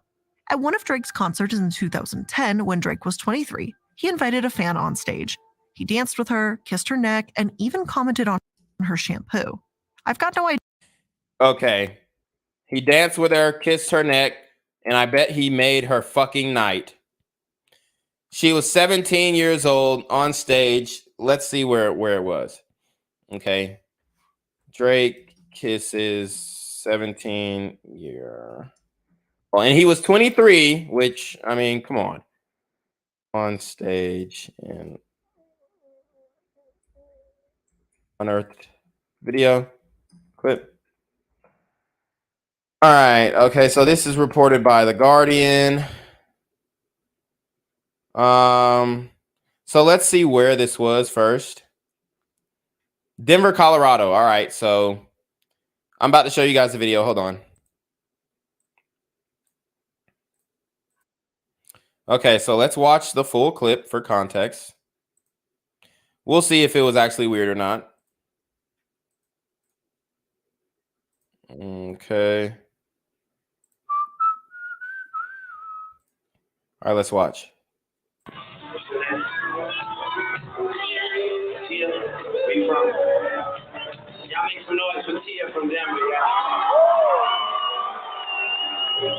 I mean, she looks great. He's 23, she's 17.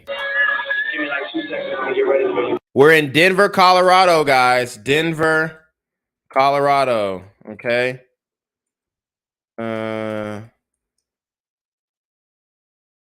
Oh, wow. So just so happens to be that the age of consent in Denver, Colorado is 17 years old. So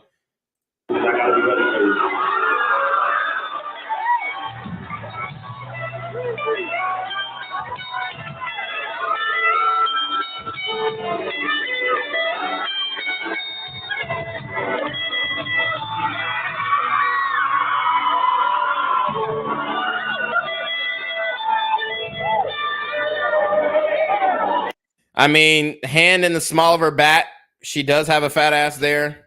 The age of consent in Colorado is 17. When this went down, when was this? When did this go down? This was in 2015. Oh, hold on. Let me see when this was. I'm sorry, I'm trying to get the date. Video surfaced. I can't.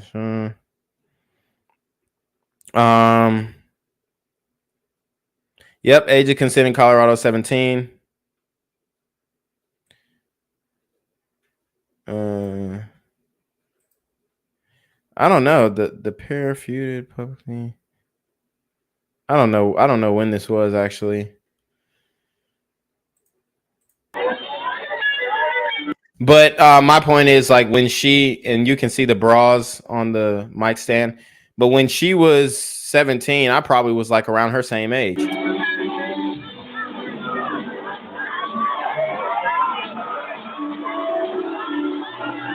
I mean, she is bad though.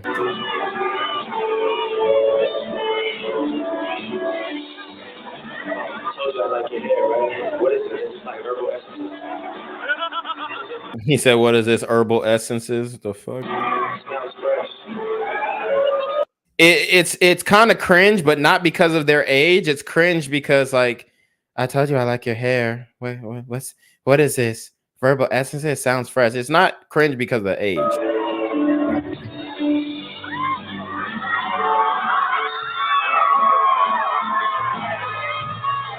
And this woman is alpha widowed by Drake, and she didn't even fuck him. Isn't that crazy, y'all?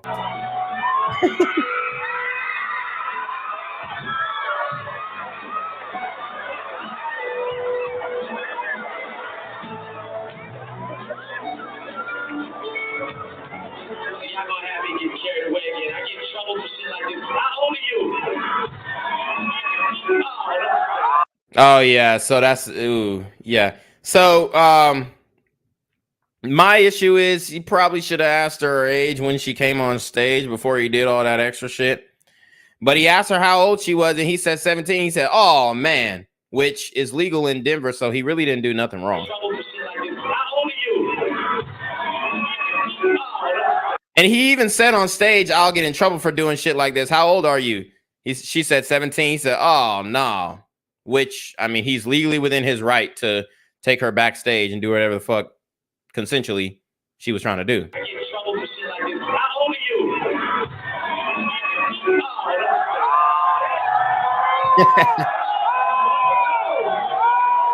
Yeah, the fans were not fucking with that, but I mean, I would have just said, hey, age of consent map, I'm good.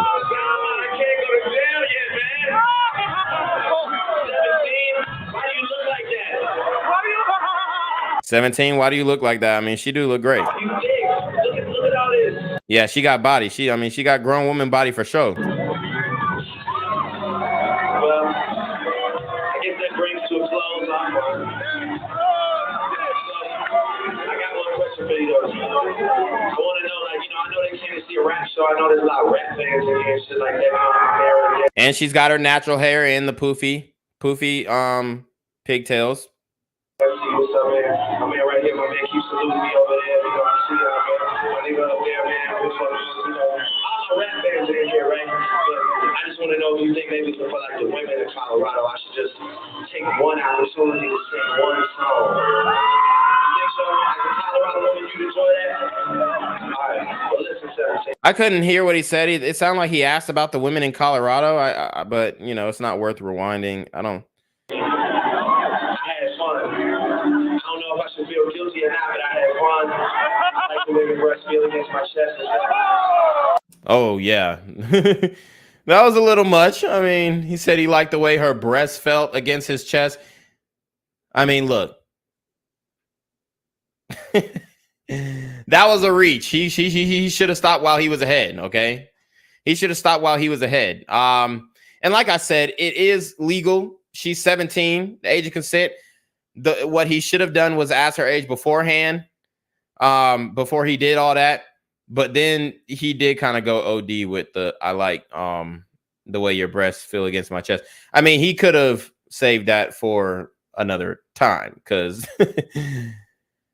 I mean, whew, yeah, I can understand why there's a certain amount of outrage, and we'll read the comments too because I know they're probably grilling his ass.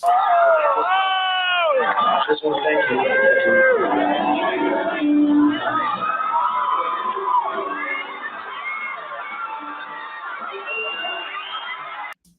Okay, so the multiple kisses, there's nothing wrong with that legally, but it was a little OD. It was a little OD for sure.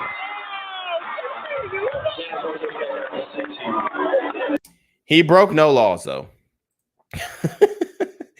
He broke no laws. It was a little much. It was a little much. I'm not gonna lie and act like after he realized her age and then he kind of went, oh, I like the way your breasts feel against my chest, which, like I said, it is legal. He can technically say that to her, no issue. He could even have sex with her, no issue. But 17 is a little too close to 16, and then it's just a little much. Even though the age of consent in Georgia is 16, so legally, it could go down in Georgia as well. I mean, it is going down. I mean, like I said earlier, guys, the elementary school girls were dating the middle school guys. The middle school girls were dating the high school guys, and then the high school girls are dating college dudes. So they're already doing that shit anyway. Like 17-year-old girls dating 21, 23-year-old, 25-year-old dudes, even 16-year-olds. I mean, that's just how the game goes. Younger women like older men, and vice versa. Should there be a line of demarcation? For sure. Okay, for sure. But I don't think, 16 is it's a little much. Okay. 17 is more. I mean, it is just a year, but then you could say, oh, well, 15 is just a year too. So it's a very touchy subject. And, the young lady, she went up there, she participated, she had no issue. It says Colorado also provides exemptions for specified age differences between partners and for marriage. Age of sexual consent. The Colorado age of sexual consent is 17 years old. Colorado law does not criminalize criminalize consensual sex when both parties are 17 years old or older. So there you have it. And it says there's a question. Can a 17-year-old date a 25-year-old in Colorado?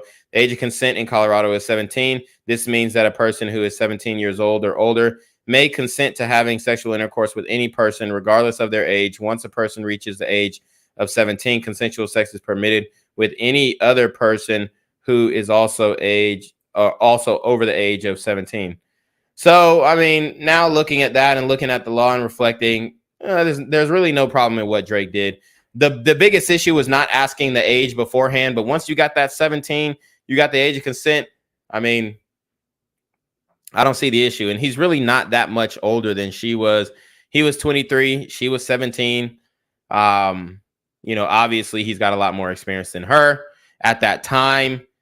But I mean, he really didn't go too crazy. Like, it's not like he said, oh yeah, let me get your number, I'm going to fuck you after the show, even though he would be well within his right to do that. He really didn't do nothing wrong.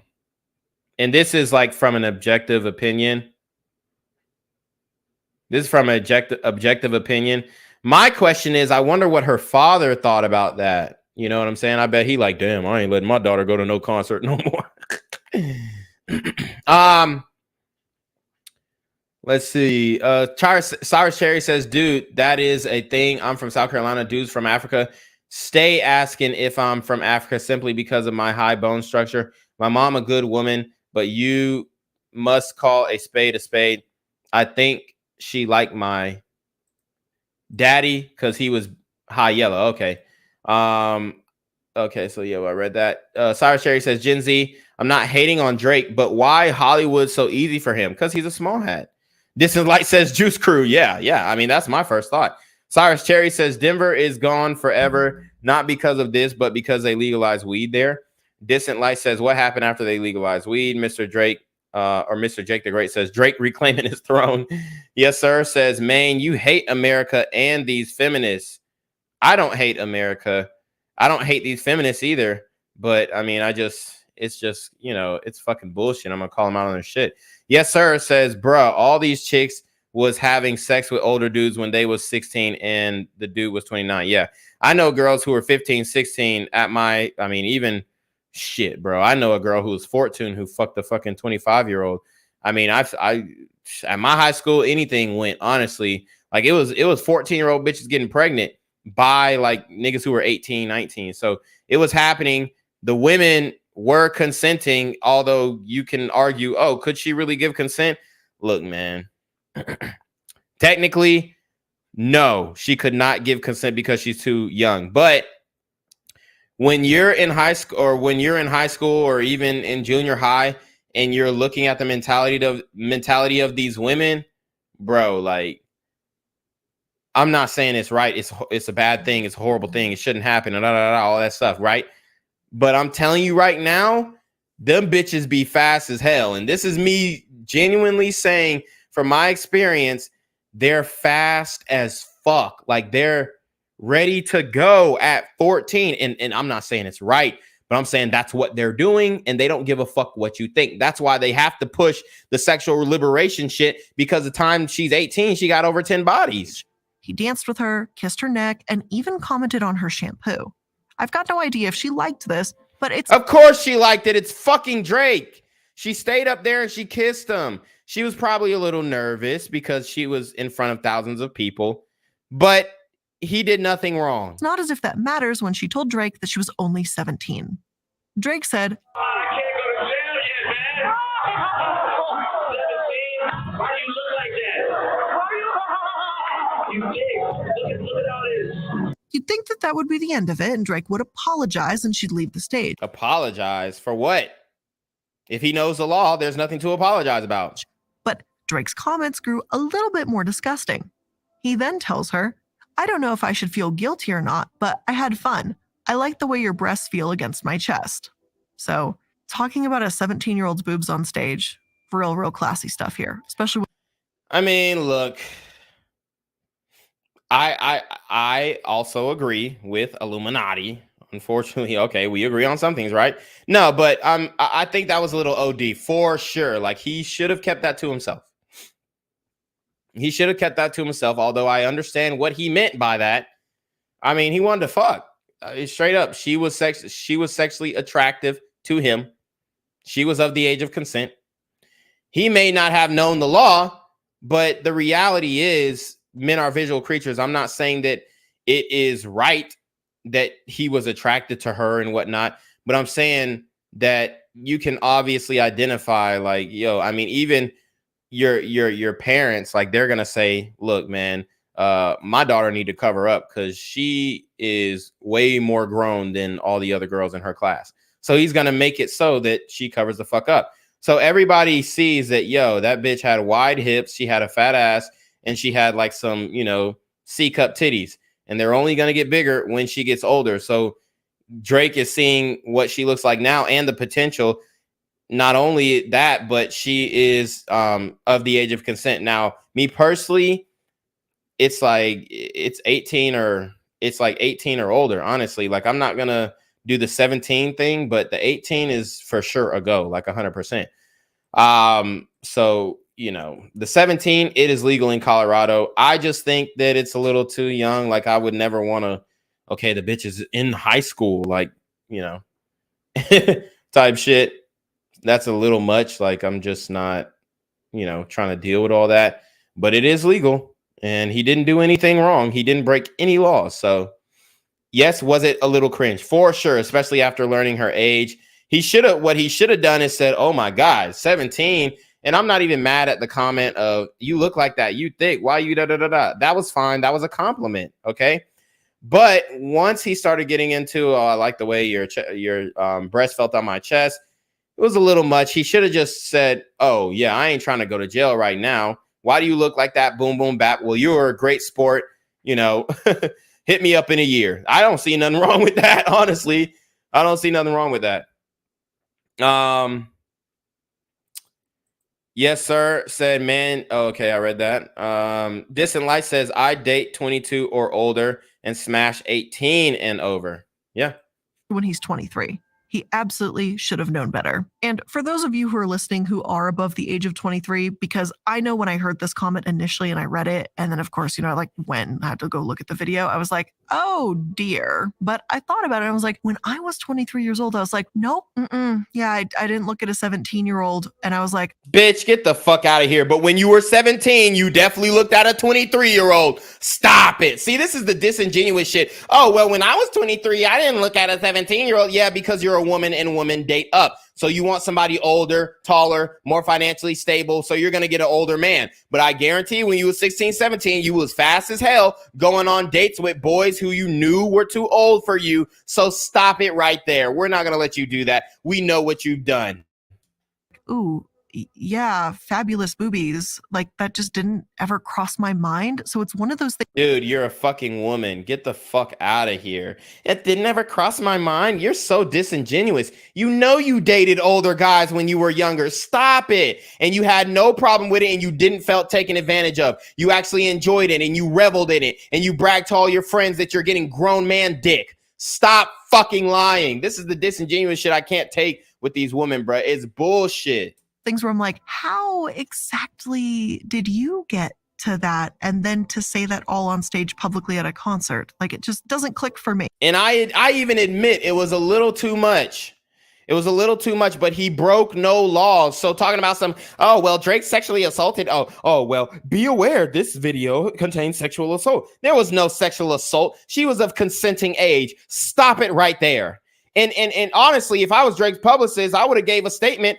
In Colorado, the age of consent is 17. Drake did no wrong. Although he regrets the situation that happened, he admits to no wrongdoing. Facts. And leave it at that. And then let the cards fall where they may. How about that, bitch? But apparently it clicked for him.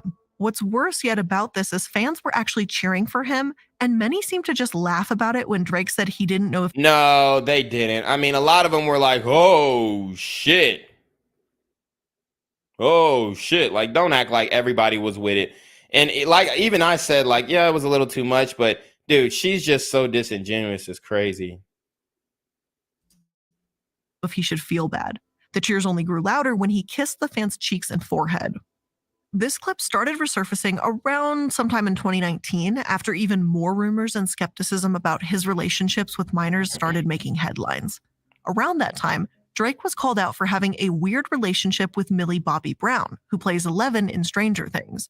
At the time, Millie was 14 years old and Drake was 31 years old when they met. Okay, so let's see how weird the relationship was, quote unquote. And they struck up a friendship that both said was a friendship or a mentorship, whatever they want to call it, and nothing more. Other sources, though again, many of them aren't the most reputable in the world, they claim that the text between them show something a little deeper, and Drake was supposedly texting Millie how much he missed her. When she turned 18, a TikTok user... Hold on, let me run that back. My bad, I was reading the text. ...call it and nothing more. He was 14 years old and Drake was 31 years old when they met, and they struck up a friendship that both said was a friendship or a mentorship, whatever they want to call it. I mean, a mentorship, that's sugar baby language for sure. But she got her own money. Her parents got the money. But her parents definitely, they definitely signed off on the relationship with Drake, I guarantee. Because her being connected to Drake, being next to Drake, is a W for her career, point blank. So he struck up a friendship with the 14-year-old. He's 31 years old. He's in the music industry. I mean, that tends to happen. Young musicians, entertainers come in the game all the time. Did he fuck her or no? And nothing more. Other sources, though again, many of them aren't the most reputable in the world, they claim that the text between them show something a little deeper, and Drake was supposedly texting Millie how much he missed her. When she turned 18... Where's the evidence? Where's the evidence? A TikTok... She already said it was from a shady blog and it wasn't peer reviewed by doctors and PhDs and all this shit. TikTok user played audio from a SpongeBob episode that says, "Finally, I've been trying to catch you boys all day." Okay, well, that's a woman's perspective. SpongeBob episode that says, "Finally." Okay, so Drake after Millie's 18th birthday announcement. If he waited till she became 18, like I said, what's the problem? And this is a girl's interpretation. So she's saying there's like a trending sound on TikTok that's finally I've da da da da da. Just like these women, if they wait till they're 18 till they go to OnlyFans, I don't see the issue. She's a grown woman. She's making her own decisions. So why is it an issue when Drake says, "Hey, you're of legal age. Let me step down on you"? And that's even, you don't even know that she did it or not. So basically, they're trying to make fun of Drake saying that he waited for her. Finally, I've been trying to catch you boys all day beneath her 18th birthday. It should be funny. I'm sorry. I love a good SpongeBob meme. Yeah, no. I'm sorry. I love a good SpongeBob. No, you think it's funny because you were doing the same thing when you were fucking 14. Stop it. I'm so fucking tacky. But you guys know the quote and how it goes. But it was, underneath her 18th birthday photo. It was, again, meant to... And that was a woman's interpretation of it. That was a fucking TikTok made by a woman. It wasn't like Drake came out and said, "Yes, I've been waiting on her since she was 14. Imply that, hey, Millie was finally 18 and legal to do stuff with, which again... Well, 17 would be legal in the state of Colorado. So he could have, expedited that situation if he really wanted to. Is a really fucking gross implication. Drake, in a moment of sheer stupidity, commented "lol" beneath the TikTok. Oof. Yeah.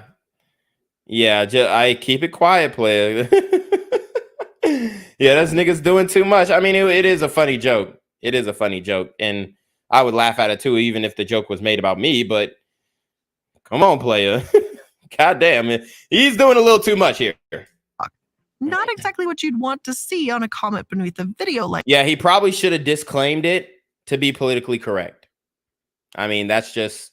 If I'm in the spotlight like this, that's what I would do, whether I felt a different way or not. Like this.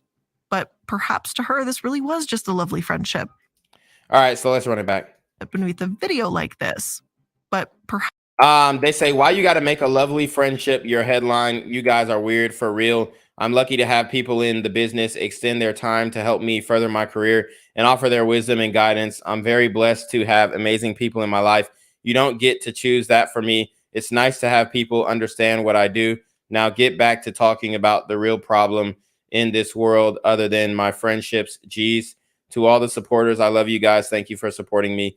Many thanks to you guys. Sending my love to you wherever you are in the world." All right, so what you have to understand is that there ain't no friendships in this game, baby girl. Drake is helping you out because eventually, yes, he is, he's probably going to want to fuck. for sure. I mean, I'm not denying the fact that he probably wants to fuck. Hell, the bitch is 18. She looks good. Damn, nigga. I mean, in that picture, nigga, I'd fuck too. Okay. And I didn't even think she looked good in fucking Stranger Things. I thought she was not looking good at all. Like when they made her bald and all the looks that they were giving her. But then shit, the bitch is wearing the Cinderella dress and it's giving. So it's like, yes, niggas would fuck. She's 18. I mean, that's the reality of the situation. Okay. Perhaps to her, this really was just a lovely friendship. But people were hesitant to give the benefit of the doubt to Drake. Drake was supposedly dating a model that was not much older than Millie around the same time, so it really doesn't make anything better to like add context to just the time frame that this was all going on. Now, unfortunately, it's been widely speculated and rumored that Drake was dating model Bella Harris when he was 31 and she was only 18. US Magazine has reported. And where's the issue? Reported that they aren't dating, while others said the caption of her "No place I'd rather be" on a photo of them together was a couple confirmation. So did Drake date her? I don't know. I've also got no clue about what kind of text he may have sent Billie Eilish when she was 17, but Billie staunchly defends their friendship too.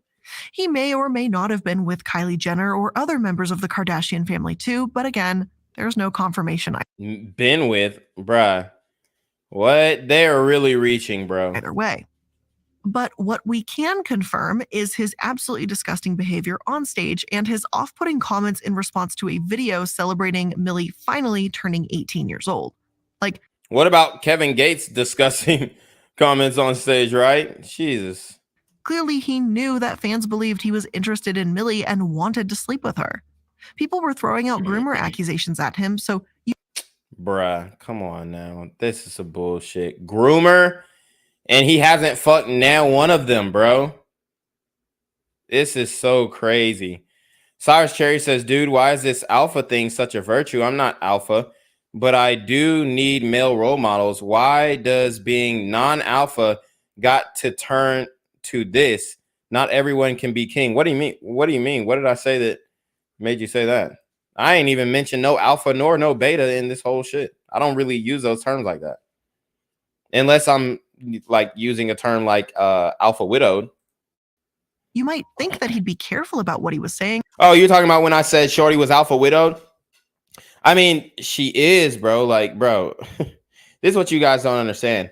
When, I mean, you know, Cyrus Cherry, you have a different experience, like dating experience, but like specifically like when dealing with women, bro, she's going to compare that moment in her life where she was like, you know, even if she like, I don't know this woman from a can of paint. I don't know what she's doing now, but I guarantee she didn't like, I can't guarantee that, but I'm almost positive that that was a highlight of her life. And at that point, she probably went down a downward spiral, and she's probably not in shape now. I'm just guessing. She's probably not in shape now. She put on the freshman 25, and she doesn't look as good as she was looking at 17. So I would say that she probably fucked around and lost a lot of her beauty. So now she's holding every other man to the standard of Drake, who basically made her life by bringing her on stage, especially knowing what Drake has become now. She probably wished she would have took more advantage of that situation and not been so shy. So that's what I'm saying by alpha widowed, because she's going to be comparing every guy to that Drake situation that she had on stage.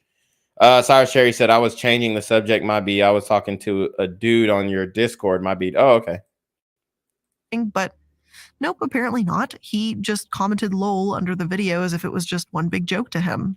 I mean, come on. I mean, who's not going to fuck that girl right now, bro? I mean, she just turned 18.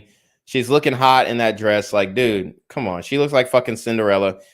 Come on. And then there'll be the same bitches like, oh, you're a bad bitch. You can have any man you want. You're so hot. Like, dude, fuck out of here. Yeah, she is. And niggas want to fuck, point blank. I mean, I don't know about anybody else, but I didn't think she was that cute in Stranger Things. So I don't really think niggas was checking for her until she really turned 18. Like, niggas didn't put her on the waiting list. Like, nobody was really waiting for her to glow up. And like, then we seen like her glow up and we're like, oh shit, we didn't think that she could. So now her beauty is catching us by surprise. Like, at first, like, I think most niggas who watch Stranger Things did not think she was cute. Like she was a 5. Then you see her in that dress, and now she's like a fucking 6.5 and a 7, possibly. Okay, so like it wasn't like niggas was on the waiting list. Now Billie Eilish, yes, because niggas found out that she had big titties at a young age, so they did put her on a waiting list. You know, that's true. And so did they do Kylie Jenner, but that was Tyga. It wasn't Drake. It was Tyga. Tyga was been dealing with Kylie Jenner. It was not Drake who redshirted her. While the birthday bash for Kylie, the reputed relationship with Bella Harris and singer Bro says that was a chick. He's talking about 11 in Stranger Things. Yeah, that's a woman. Georgia Smith, who was supposedly dating Drake when she was See, niggas didn't even know that was a bitch, man. Come on. 19 and he was 30, or the text with Millie. I don't know. 19, 30, who cares? It's fucking legal. Stop dick policing. These bitches is fucking insane, bro. Know how far any of these interactions. Yes, sir, says Tyga a pedo. I mean, he is doing the OF thing. He's doing OnlyFans and shit like that, and I think he pumped his dick or some shit. He redshirted Kylie.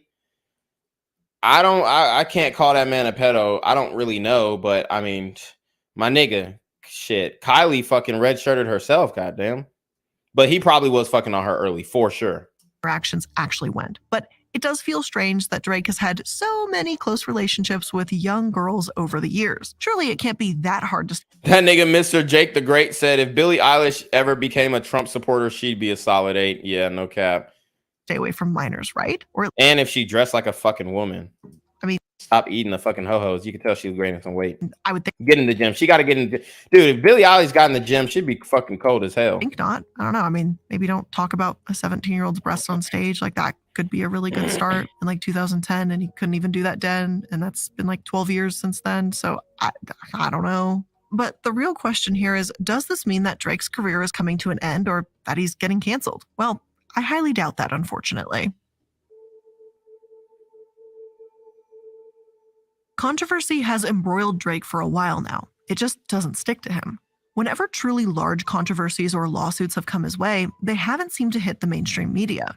Back in 2017, a woman by the name of Laquana Morris, who goes by Layla Lace, accused him of sexual assault. He insisted that everything between them was consensual, but still ended up settling for $350,000. Bruh, see, this is that bullshit. Laquana Morris. Okay, we gonna have to check that out too. But he paid the woman $350,000. He paid her $350,000 to a woman who accused. Man, these bitches are just extorting him. Let's hear the story. Layla's story didn't seem to add up at first, but even after she filed a complaint with the New York Attorney Grievance Committee against her own attorney, the case has remained quiet. So it didn't add up at first, and then now they're saying it added up. Other lawsuits that haven't really made headlines in anything but tabloids include Noelle Detail Fisher accusing Drake of sicking a bodyguard on him and copyright infringement in his music. Even when violence surrounding him has made the news, it's often specified that his entourage or his bodyguards are the ones involved, going overboard with people close to him or being rude to drivers in Toronto traffic. And that means that Drake himself still comes out of the situation looking innocent. But here's the thing. I mean, is Drake probably an asshole?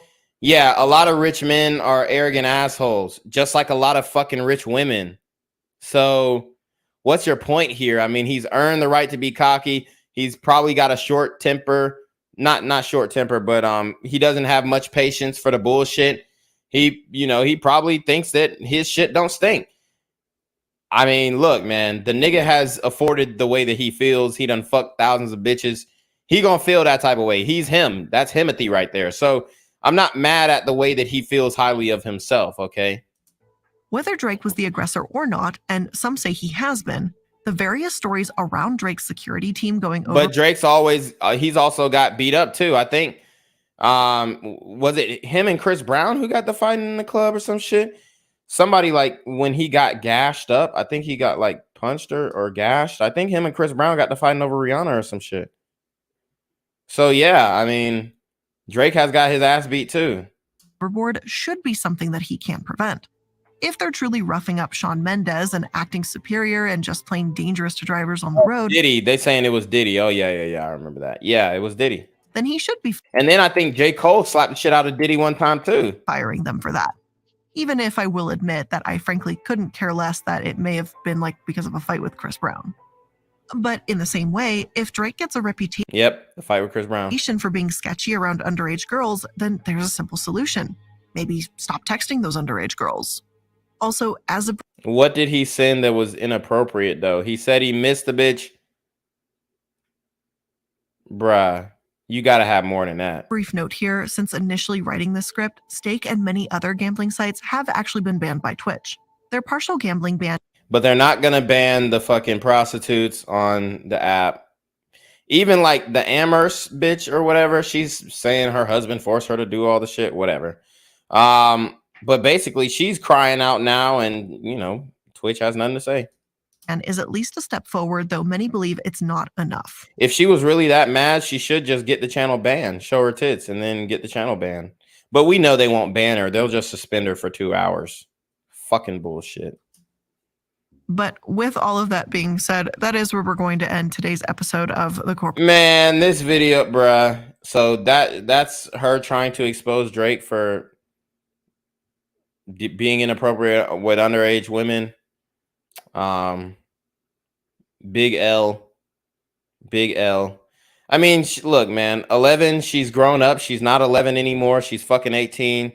She's looking hot right now. At first, I thought she was bald. She's got long, beautiful brunette hair. She looks good. What's the issue? If Drake wants to fuck her now and she's feeling it and she's down, who gives a fuck?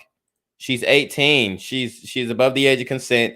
She can do whatever the fuck she wants to do. Stop policing what women do with their bodies.